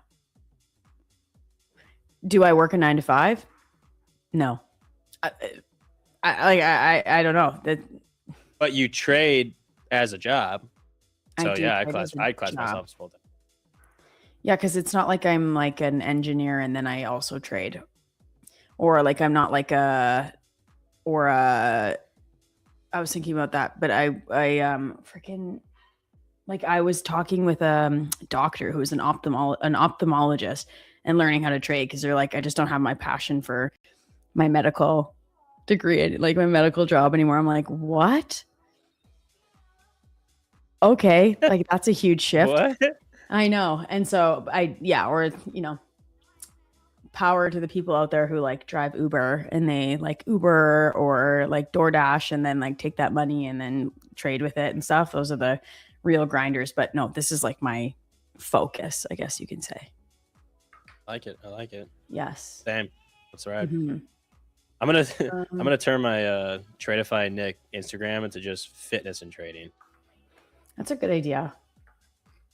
You guys can see the cut. His Royal Trade said do weighted stairs and not stair climber at the gym. Real stairs with a weighted vest. I've heard a weighted vest is like all the rage right now. I don't like it because I strip on the side. I mean, I don't know. Because what? Carry a plate. Oh my I don't know. gosh. I don't like it weighing on my shoulders like that. Does it hurt your shoulders? No, I mean you can go with like a 10-pound vest. I just always like my dad has like the shoulders that are like rounded. My shoulders are naturally round, so I have to like make sure I keep them back. And the weighted vest will like pull me forward. I don't like it. Full port on the weights. Yeah, bro, you should see me. I did like 5 leg exercises and it hurt, man. Yeah, I'm gonna send you. When's your next leg workout? Today. Hi, Jen. Oh, actually? Yeah. Oh, hold on. Let me cook. Let's go. I do like you're gonna have to do like I'm gonna type out the seconds. So like let's say you're doing a squat, right? This is just bare bones example, and I say like 3 seconds down. Like count to 3 as you're going down. So the full rep takes 3 seconds. Okay, cool. I just for reference, I used to be a gym rat, so you can be a bit of a perfect. Yeah. Oh hell yeah. Yeah. Are you gonna focus more on quads or hammies today? Oh, my hammies are really sore. I did Russian deadlifts, and like everything hurts. Everything hurts, or just deadlifts, whatever that is. Just like okay. All right, we'll do quads then. With the weights. Oh man, I'm gonna cook the most diabolical. Okay. Thing ever. Okay. You asked the wrong person for a workout. My left bicep is jacked because that's where I hold my daughter, and she's almost 30 pounds. That's great. Bulgarian. That's what I was thinking. Bulgarian. Jeez, I can't keep it. Russian, Bulgarian. Freaking. Russian, Bulgarian. What happened to Nick? Too many New Year's Eve resolutions. Oh my gosh. His Royal Trade said I gained 18 pounds. I'm not looking to gain weight here, but I hear what you're saying. In the last 6 months, doing just weighted vest stair workouts, max flights was 500 in a day, carrying 90 pounds. Damn. Started Started with 10 pounds and 15 flights. Yeah, Dr. Bob Romanian deadlifts. Holy crap! Is it Russian, Bulgarian, Romanian? What is it? Oh my gosh, I don't know. Yeah, that's crazy. I lost like in 2025, I lost a lot of weight because I had my 2 babies and then didn't. And it honestly makes such a huge difference when you're working out. Like I was able to do a lunge and my kneecap didn't feel like it was going to explode. And so now I feel motivated to like push my workouts a little bit harder because my joints don't hurt. So that's nice. Yes. Oh, it's a Romanian deadlift and a Bulgarian split squat. I also did a Bulgarian split squat. That's why I'm confused. Yep. Wow. This damn short is making me angry. I check you guys. You're not talking trading, giggling, nothing about charts and trading. Well, all right, Biblical Tim. Both in trades. Biblical Tim, you might be our most critical person, but I do appreciate it. We are both in a short, and we have spent a considerable amount of time discussing said short and a considerable amount of time discussing said market. And now we're just kind of like stuck in this like range. I don't even say it's a chop. It's not even chop. The price has to move for it to be chop. We're just stuck in this like consolidation. I don't know. Like, yeah. Yeah, we're stuck in shit. We're stuck. So we're stuck in we gave our outlook on the market as well. And now we're kind of chilling for a minute, see if the market does anything.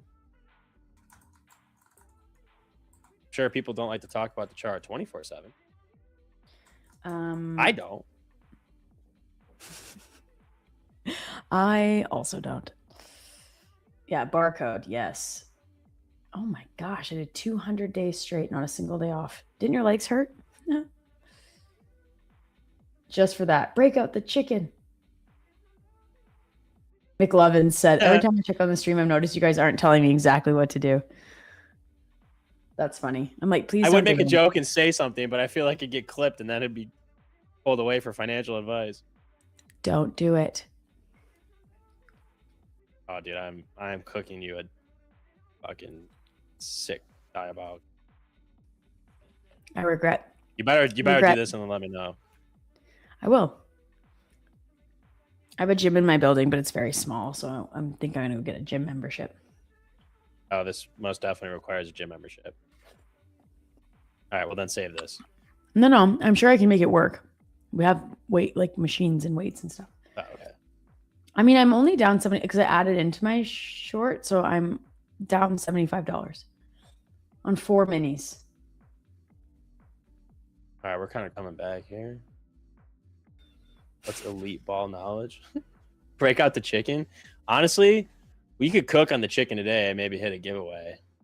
I think we should do a giveaway. I got some coins in here from when I was playing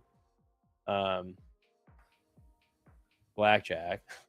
So we got some, that is not a dollar equivalent. Do not think I have $615,000 in here. I'm pretty sure I don't even know what the equivalent of the gold is. But we could play some chicken. Let's play. In a minute. I want to get yelled at by Biblical Tim. I was going to say something. Like the 10 minutes that precede MOC. And then a little bit after. There you go. Yeah. Approved.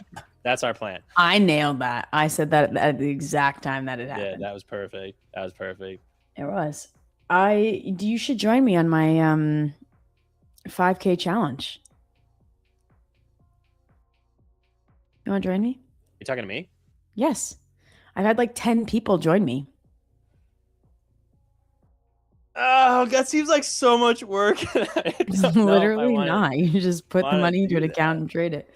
But it's maybe.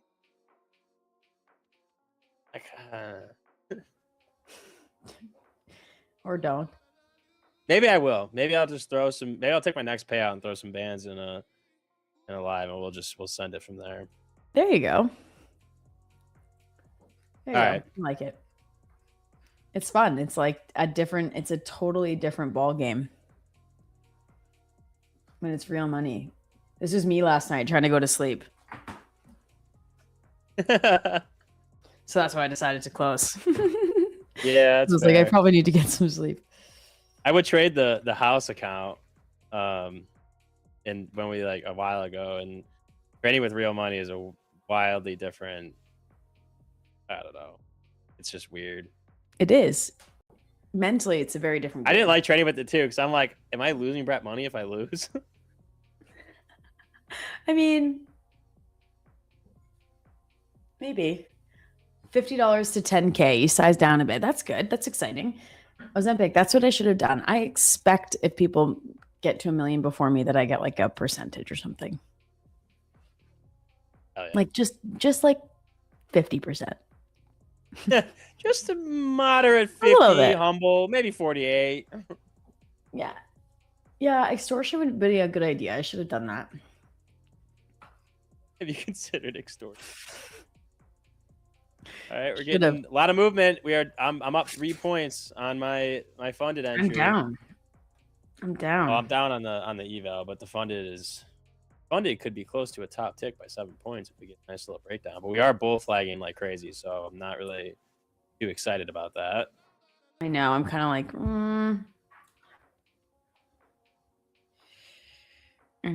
First 1 to 10 million gets a date. With who? I don't know. They get a date Probably with same answer for both. Yeah. With Brett. Hey, that's so funny.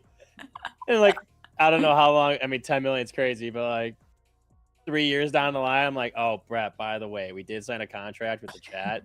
You owe this person a date. Yes. That person is me.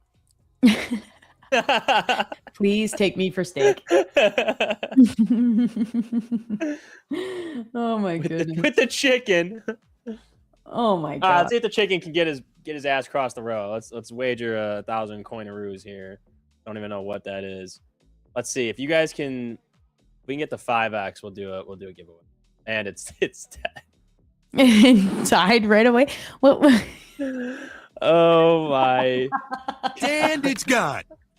What level That was it lasted on? all of like 3 seconds. It was the second one. It was only the second one. No, but is it on hard? Because if it's on hard, It's on medium. We couldn't even get to 5x on medium first try. oh, well, that's not gonna happen. Can we make it back? No, we lost it again. Can we make it back? Oh my gosh. No, we lost it again.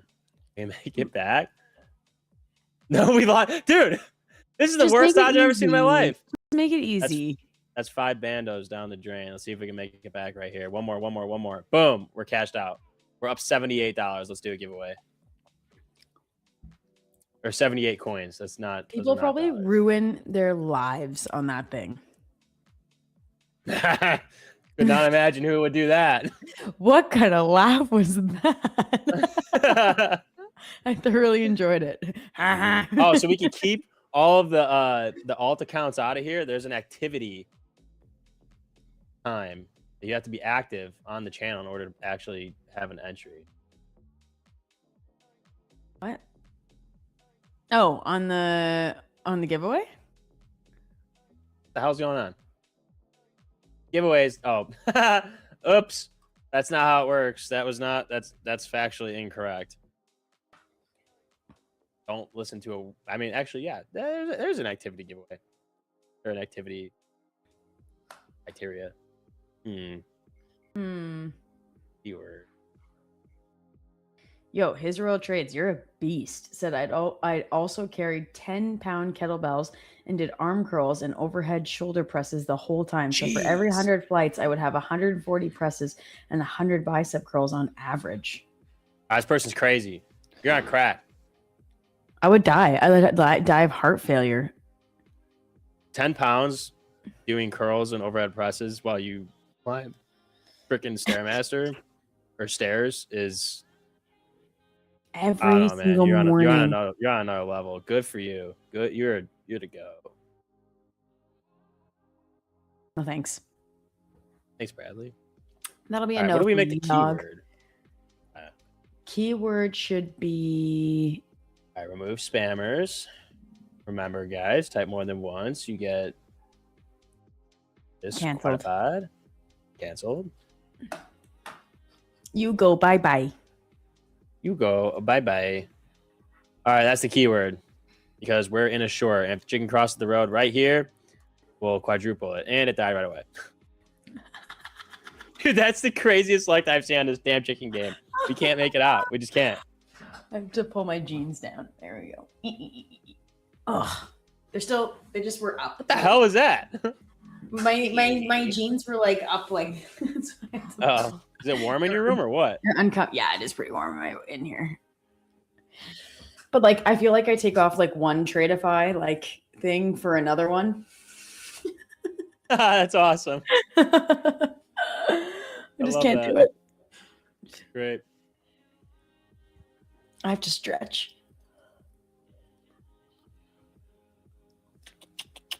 Look at that. Right back at entry. Whoop-de-doo. What do you know?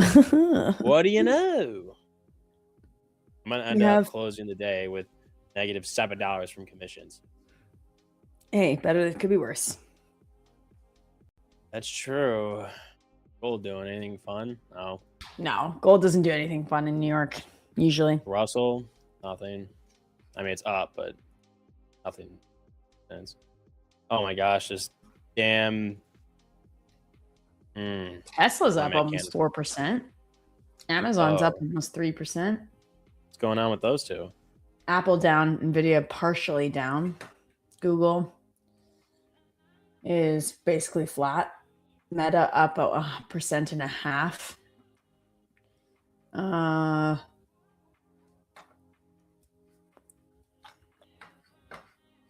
Can you tell? I try and suppress my yawns. I have coffee that I should drink. It's right here. One of my multiple beverages.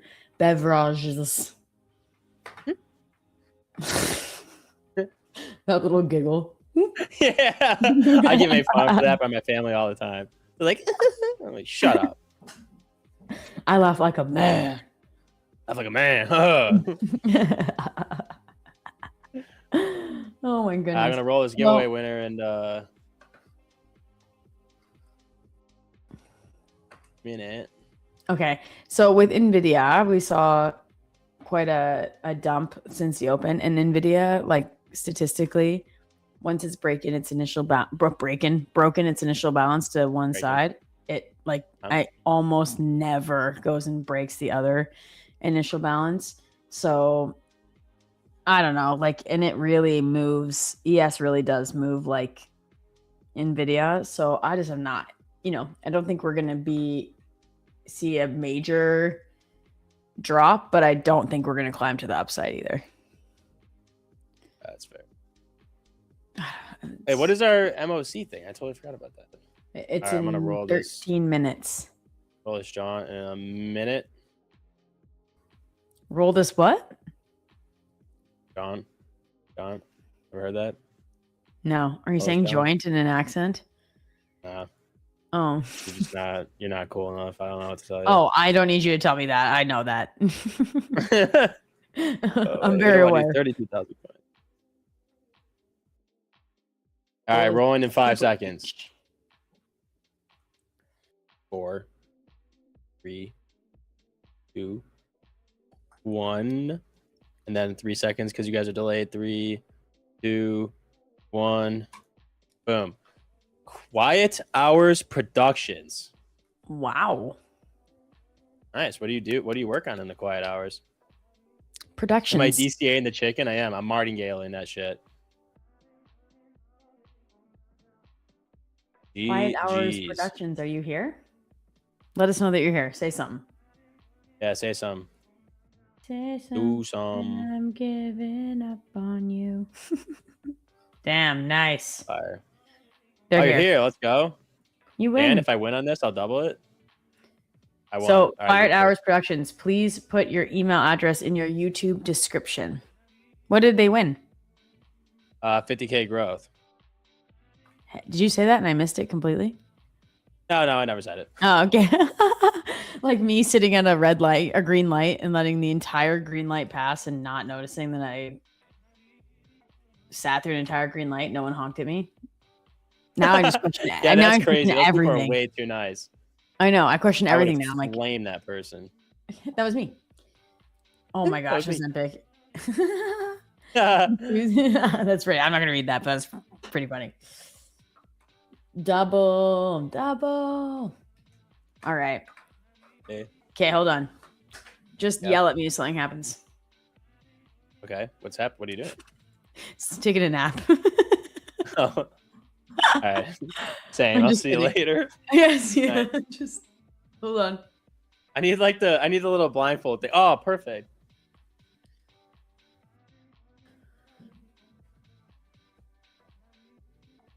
Oh my gosh. Hold on. Can you get Bring them them to out. stay? We're short. No, I can't. I unfortunately cannot. That was a short nap. You just need a power nap. That's all you need. Power nap and power hour. Oh, power nap and power. Brett's like, why are our numbers so good? Well, Rebecca and I literally just go to sleep during power hour.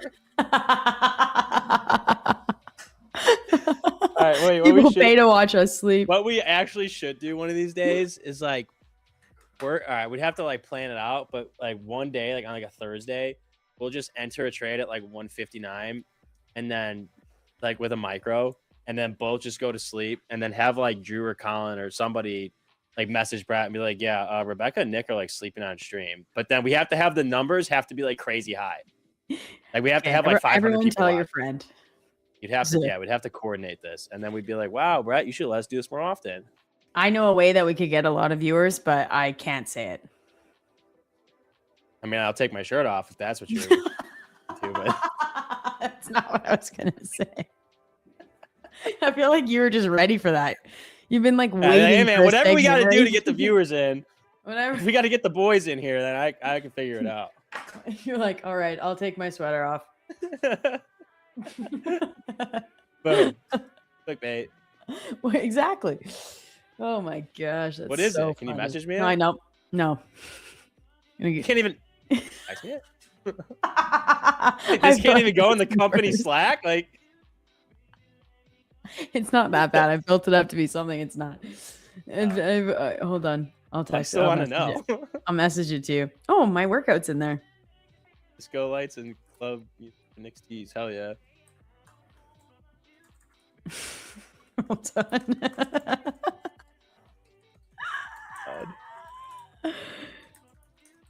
This better be good. It's hyped up way too much. Yeah, but it's like it's a joke. The preference.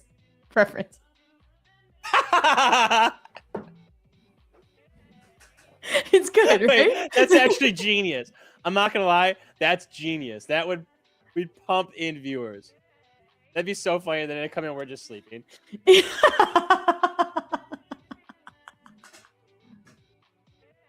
Oh my god, that's actually I great. just choked on my hair. I inhaled my hair. You missed out on your calling of being like a marketing person, because that is I used to be a marketing person. that's oh really? Yeah. Oh yeah, that's like shit you see on commercials. I know. Genius. Nice. It'll be the first stream that my husband ever tunes into. He's like, what? He's like, wait, why am I getting this notification? What the fuck? What's the title? Oh, that's great. I wish Oh that'd my be so God. funny if everybody knew, but they'll never know. They'll never know. All right, I'm up $75. 125. I'm curious. Tradeify did a video submission last month. Am I going to see my mug on some internet commercial because of that? I don't know what they're doing with all the video submissions, but there were some really. Any plans for new Tradeify merch? I'd like to submit my designs for both the thigh highs and golden pocket pants. I mean, I'll make one and wear it. Nick doesn't need another pair of thigh highs. Where's Luna? Oh. I don't know. She's not in my room. Oh. Must be out in the living room sleeping. Oh, I wish. Feet pics. Yeah. Yep. An ASMR of Rebecca drinking all her drinks back to back. That is not a bad idea, Schrodinger. Hold on. Wait, what's our MOC? Can Schrodinger? I need a. I think it's going down. Review here. Oh, it's down. Okay. No. I Okay. don't know. I just said I Oh. think it's going down. Ah. All right. So this is a new account, new rules. What do we want? I think we had it at like 12-point risk, 12-point profit. Give me some ideas. What are we gonna do for this? And I'm not gonna do 5 minutes. I'm gonna do one. MOC has been so disappointing. I think you should do like 5 minis and it'd be like 20 points risk, 5 points profit. Like wildly negative RR. Whoa. Whoa, whoa, whoa, whoa, whoa. No? I don't know, man. Look at my nails. Sounds a little scary. Well, I mean, you do you then. Oh, because I had the micro scalping roll. I wouldn't be able to do that. I gotta enter 10 seconds before. Okay. Or I enter at the amount, but then I gotta hold. So if we're thinking it's down, Oh god. don't set stop loss and set TP around 50. No stop loss. That sounds like a tragedy waiting to happen. I don't have a stop loss on right now. Prime Zahid says, how do you configure the DOM to show the stack of bid? Ask the green red bars on Tradeify?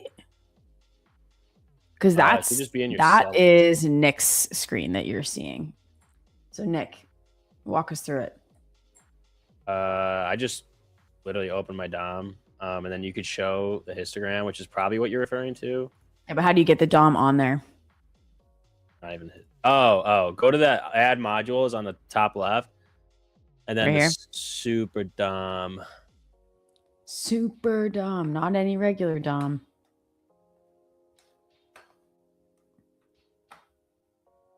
Yep, easy peasy lemon squeezy. And there you go. have it. All right, so we're short MOC. I just don't know the sizing I want to do here. Maybe a singular mic or not micro, a singular NQ.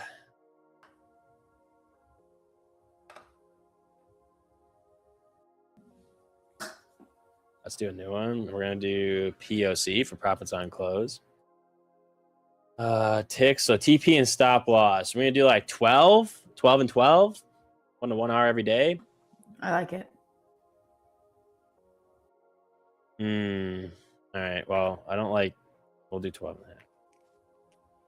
50. Yeah. All right. POC. We're ready in 2 minutes and 43 seconds. And if we get to 625, I'm gonna get stopped out of my shorts on my other account. I know, Schrodinger. I gotta get rid of that. Funny.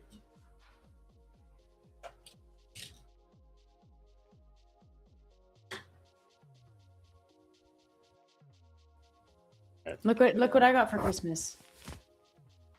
Yeah. Hell yeah. Not me trying to like bend my freaking arm that way. Yay. Oh, we're just getting cooked then. All right, we'll take 17. Damn, lost. Blackjack. Literally the best game in the world. I want to go visit Go long Miriam with 2 micro. and play.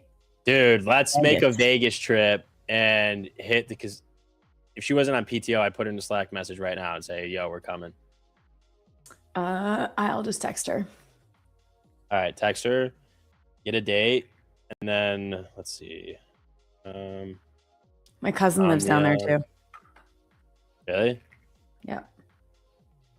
Omnia nightclub schedule. And then we'll go to Omnia table. Oh my gosh, I don't even know what that is, but it sounds fun. Best nightclub in Vegas. If it's anything like Miami, I'm in. Yes, just way bigger. And then we'd have a known DJ. And yeah, it'd be very, very sick. Oh, let's do it. Very, very cool. I'll bring my earplugs. Wait, we could go. We can go before we go to Mexico. Yes. Now you're thinking. Get ourselves in the mood. Oh, we got 53 seconds for MOC, but get ourselves like prepped and ready. Right. Zed, we can. Do you know who Zed is? You ever listen to Zed? Yeah. Imagine. Yeah. All right. He plays at Omnia. Cool. Is it expensive? Expensive. Yeah, we can expense it. I'm sure Brett won't mind. All right, I'm getting ready to enter my potentially $200. Oh, it's only $200. My potentially 200. Yeah, maybe we'll do 2 minis. I'm down with risking 400 on a trade every day, once a day. Okay, I think that's fair. And boom, we're short. All right. Okay. My mouse is on the exit. Oh. Come on. No. Other way. Other way. Oh, what an Other way. uneventful MOC. It literally went down I told you. 7 points. Oh my goodness. Come on. Please. For the boys and girls. There we Yes. Yes. Oh, come on. Please. 4 points? Like, what is this? Garbage. There we go. Come on. Whoever's in there 1 micro long, get ready to get cooked. Come on, we're 6 points now. Man, you wouldn't think that having a 12-point TP would be 12.5-point TP and stop would be that tough. Barcode on close. Honestly, 100%. Count name is now BOC. Bach. Come on, just get that flush. 6 points. Break below 600, and I like it. Come on. My gosh. Come on. I'm going to go down to like the second chart just to piss myself off. Please? Please? Yes? Yes? Yes? Yes? No. Yes? I need a hotter or colder, like, soundbite. 1.2 bill to sell? Why are we not dumping? Oh my God. Oh my God, chat. Chat, oh my God. We're 3 points away. We're 4 points. At this rate, it's going to 2 take points. me the entire 30 days. 2 points! to count. Come on! Come on. No! We're right there! We did it, bitches! Let's go! MOC day 1 is a winner! Nice. Oh, yes. Oh. Hold on. God, it feels good. Way to go, guys. Way to go. Look at I'm that. still in my short. Oh, yeah, I'm in the other ones. Too. Look at that. $488. And I could technically withdraw I'm not doing the math. Basically, like $950. Today? Yeah, if I wanted to. I'm above that's my profit. I'm above the buffer. Do it. I don't like taking money from Tradeify. Oh. You can't even say it with your face. Be like, oops. I didn't mean to submit that payout request. It just feels like, I don't know. It feels weird sometimes. Like, I don't like, it's like weird. Like, it's the firm that I want to be successful and I work at, but yet I'm costing them more money than our job already. But you have to prove that you can get payouts and that they pay out, right? I might close. And we're kind of getting the follow through here.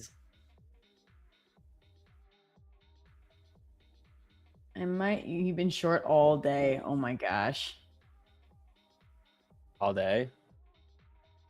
No, Schrodinger has. I think You've been short all day. That's brutal. When did you go short? There we go. Come on. All right, we're bringing all of my other accounts back to life. Wait, that's such a... See, this is why I think the daily is so sick, because that is basically like $950 from one account. If I wanted to close these two, then I basically can take out $400 from each. So that's another $800. So that's like $1,500 payout in a day of making like no money. I mean, not Yeah, no that's money. pretty sweet. It's kind of all right. Come on. I'm holding this shit. I I might want to move see these to this- break even, because I do not want us to come back up in the close. I'm going to move that to break even. I'm not breathing. Right. I need to breathe. Oh, 1,000. I'm out. Oh, we're cooking. We are that. hitting a Look at that. generational run. Give us Look at that. pre-market lows. Oh, huge. 1,050. Let's go. Oh, it feels so good to have a win at the close. It really does. Yeah, let's go. Good job, Schrodinger. Massive. Up. 1,050. When I stop down Nice. to 90. I was like, at this Mine. freaking rate, it's going to take me the entire 30 days to pass this account. I'm going to get rebuild before I can pass it, even if it's all green. That's great. I saw my I saw my rebill come through for this account, and like it doesn't renew on the discounted price, and I was like, oh my god, that was so dumb of me. So like, what are they without discount? Like $350. I paid an extra. I don't even know how much is it. You How much dummy. is a 150K select? Wait a minute. Is this a select account? Yes, it is. I can tell. Oh, wait, that's my screen. Never mind. I don't know. Oh yeah, it's obviously not a lightning funded. Wait, what the hell? Is it a growth count? Why is the charge so expensive? Hey.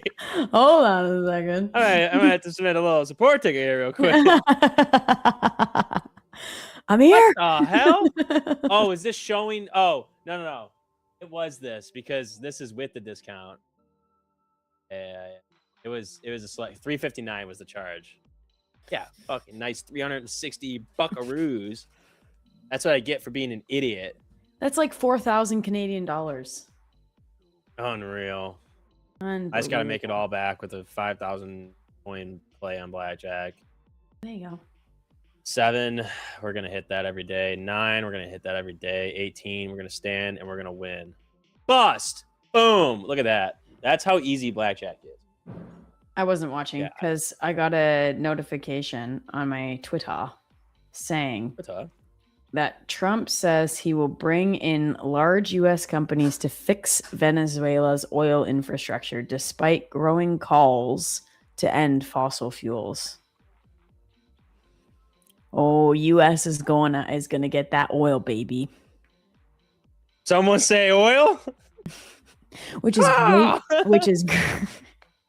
Which is great for my lithium company. Hell yeah! Let's all right. go. That shit's ours. It's like 5 trillion Zimbabwe dollars. That's so funny. Ah, bro, we're bringing the food. Yeah, I'm Canadian, so it doesn't, something about drinking someone's milkshake. My milkshake brings all the boys to the yard. If this pumps back up, I'm gonna be pissed. I thought we were gonna get some follow through. Are you still in? On the other fundeds, I am, yes. Oh. I still feel like we get follow through on this. I just wouldn't. I mean, if we bounce off this stupid little baby intraday GP, I might actually freak out. But brace yourselves, everyone. He might freak the freak out. I literally might. This is the GP from that recent move. I'm gonna have fibs like all over my screen. That's literally all I'm gonna do now is just draw fibs everywhere. I don't mind it. Trump said Saturday that the U.S. will be selling a lot of oil now. Well, all right. Really should have shorted oil futures. That was a rookie mistake there. Oh wait, did it just dump now? No. No, it's been going up. I'm on delayed data. What the hell? Hold on. We pumped on that news. That was good. That was good for oil. Yes, but overnight. Oh my. Actually, yeah. No. You're right. Ugh. I need to get the goop on Arc Raiders. I need to get gooping. This market better provide me some goop. Does anybody play that? Because if not, then that reference just goes over. No idea what you're talking about. Unbelievable. Yeah, well, heard that one before. Unbelievable. Yeah. I oh, there you go. Hey. Hold on. I feel dumb because Yes. if all of a sudden there's an influx in oil supply, wouldn't that make the price go down? I mean, traditionally, yeah, but like war makes stocks go up. So That's true. And I don't know if like we're just gonna gatekeep the shit out of it or what. Oh, probably. Probably. My stomach hurts now after drinking this smoothie. Super belly, my ass. That did not sit well. Yeah, Ozempic's right. People are talking about increased oil supply that's going to come next week, not in a few years after Venezuela infrastructure. That is a really good point. It's not like we'd be able to do anything with it anyway. Mm-hmm. So I put greens in my water, and I really, really regret that. Yeah, that's There we go. terrible idea. There we go. Come on, let's get that dumperoo, shall we? I would love that, even though the market is officially closed. Ding, ding, motherfucker. Yeah, real crispy. You're right that the mainstream news says was saying it'll take months for that oil to hit the market. So until it does, it's full steam ahead. That's true. Venezuela's oil is crude. Mm-hmm. Right.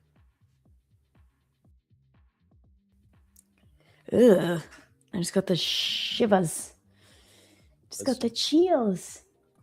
Oh, we had at least some movement during our session today. We went, we went down like 30 points, and then we came back up like 60 points, and then now down. Like, we got a little bit of some.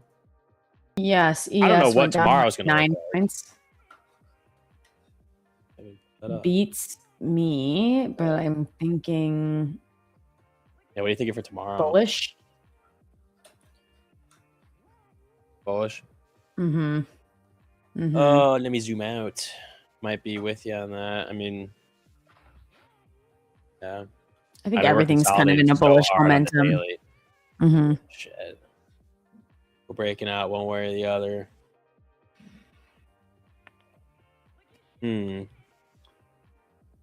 know what? Oh. Not to be devil's advocate, but I think I'm bearish. What? I mean, maybe short-term bearish. Are you really? Yeah. To where? Is there like a level that you're looking at? I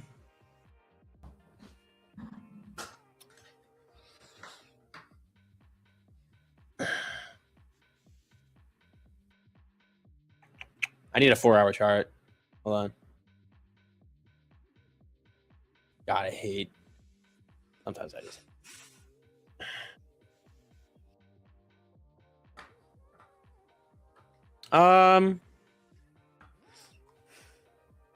I'd say at least below 25,250, and then I'd arguably say,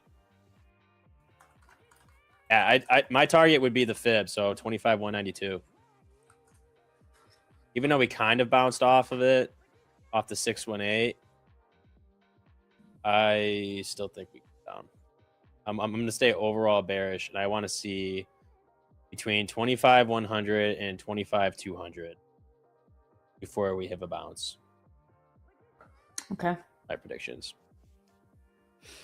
That is a non-expert prediction, but will come to fruition because I am based an expert. Huh. I think that we could see a bounce off of 930, 931 on ES, and then climb higher.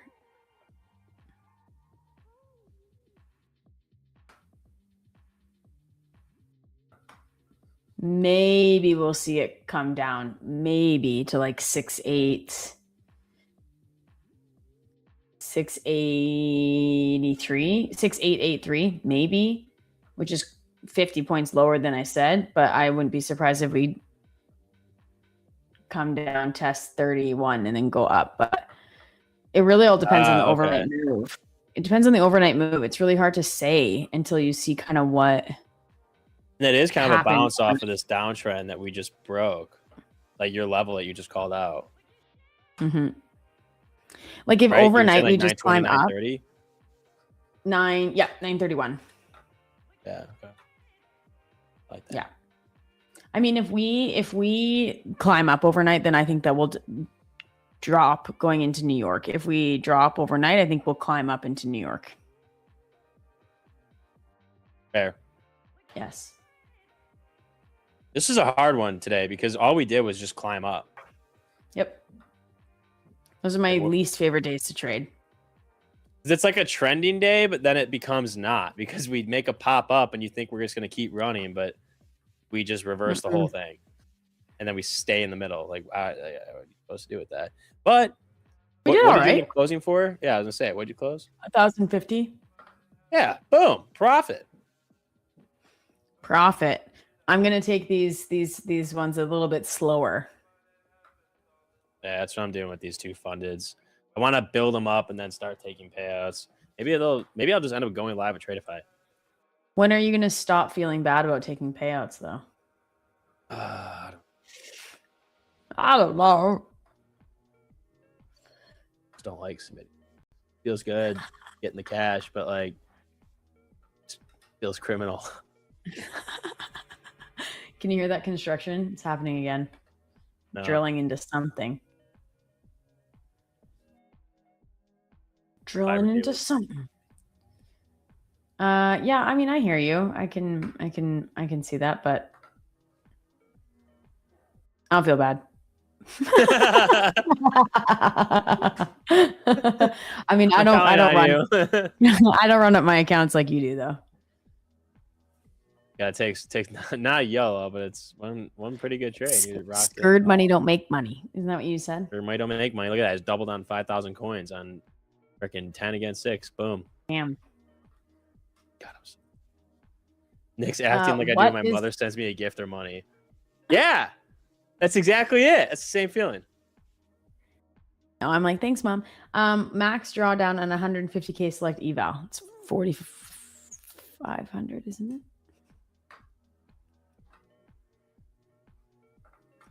I'll tell you, because I have one that I haven't started yet. I'll tell you. It is 4,500. Boom.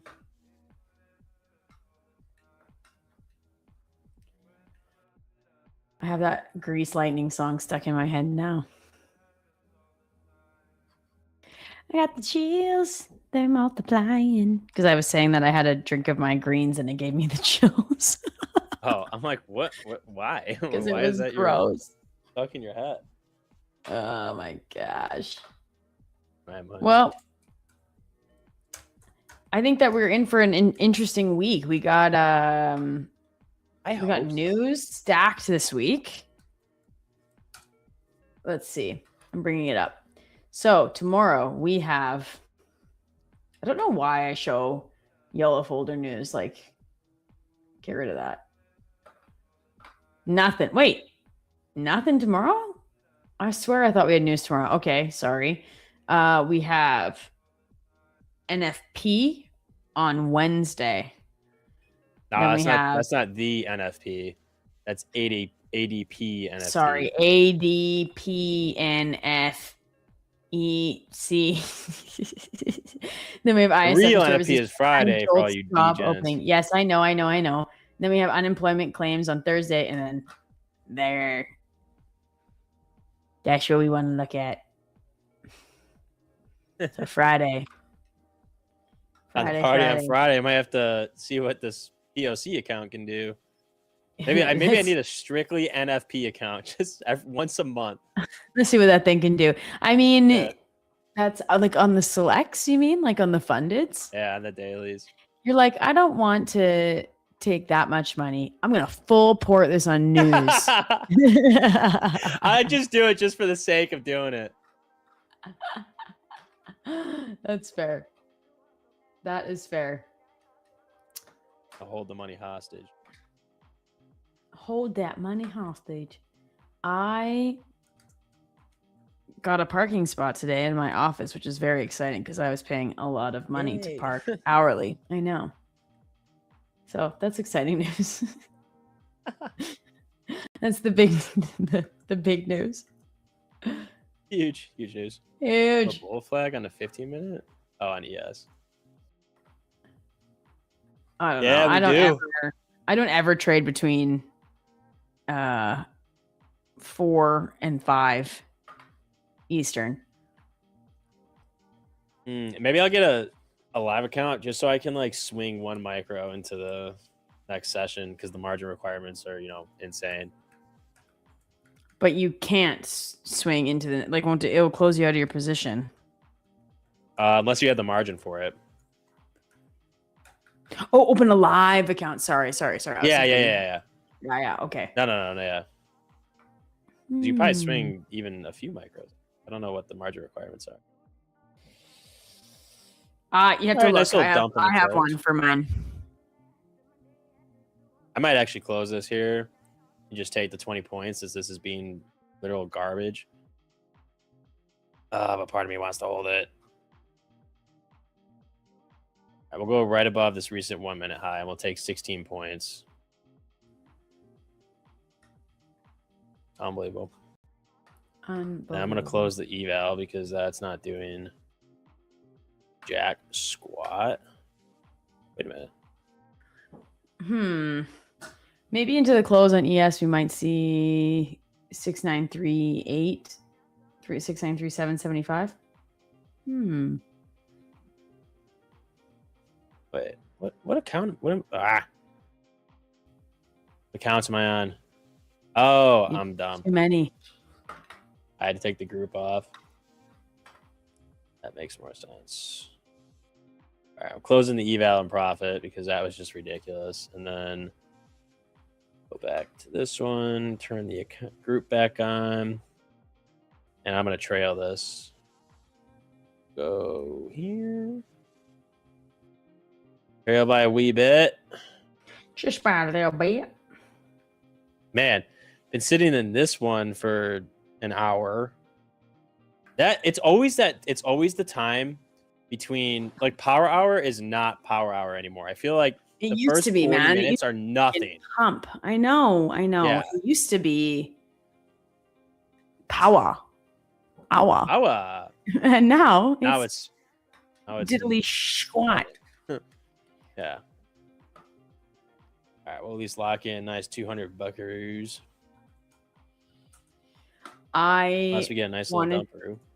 I wanted to tell you something that my son said that was so funny. He was like, oh, yeah. He learns these new phrases. And I was like, do you want to give your Uncle Levi a hug? And he looked at me, he looked at Levi and he went, 0 chance. This kid's going places. I don't know where, but he's going places. I was like, that is so funny. He says it with That's a little bit of an so accent. He's funny. like, 0 chance. Oh my God, I love that. My brother just died. He was like, that's probably the funniest thing I've ever heard. I'm like, well, he doesn't want to hug you. So there you go. He doesn't want to hug you. 0 chance. Rebecca's in danger, 100%. Yeah. That boy. Well, I think when he gets. Go ahead and do it. Made me sit in this thing the whole time. I should have taken it down at 566. What was it? Silly. Very. Showy. Hold on.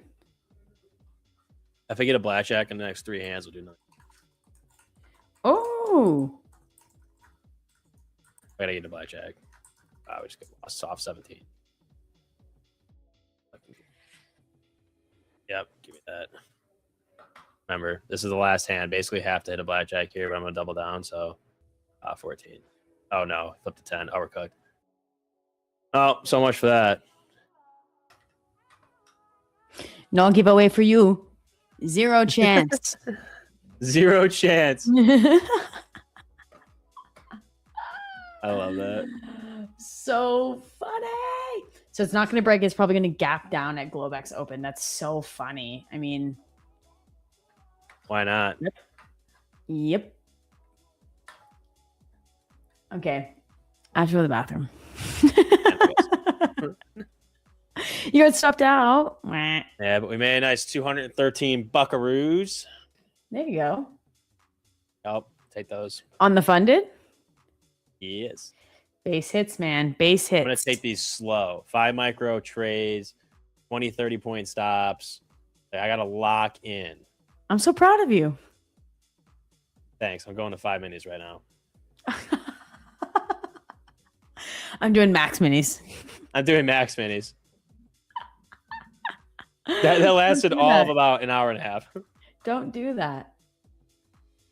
I am doing the same thing, just so you know, with gold. I'm risking like 200, and I'm really going for higher risk reward. I'm risking like 250 to make 1,000.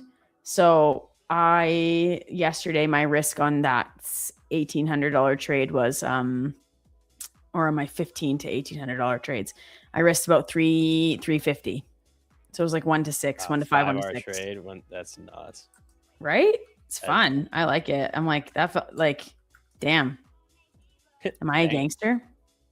Is there an inside joke here with turning the lights off? Why is that? Yes, because as soon as the clock hits like Dasha's closing time, the lights, like she presses a button and the lights are like, hey, lights are off, gotta go. I'm like, why I've seen that's like the third time I've seen that comment. I'm like, why the hell is the lights going off?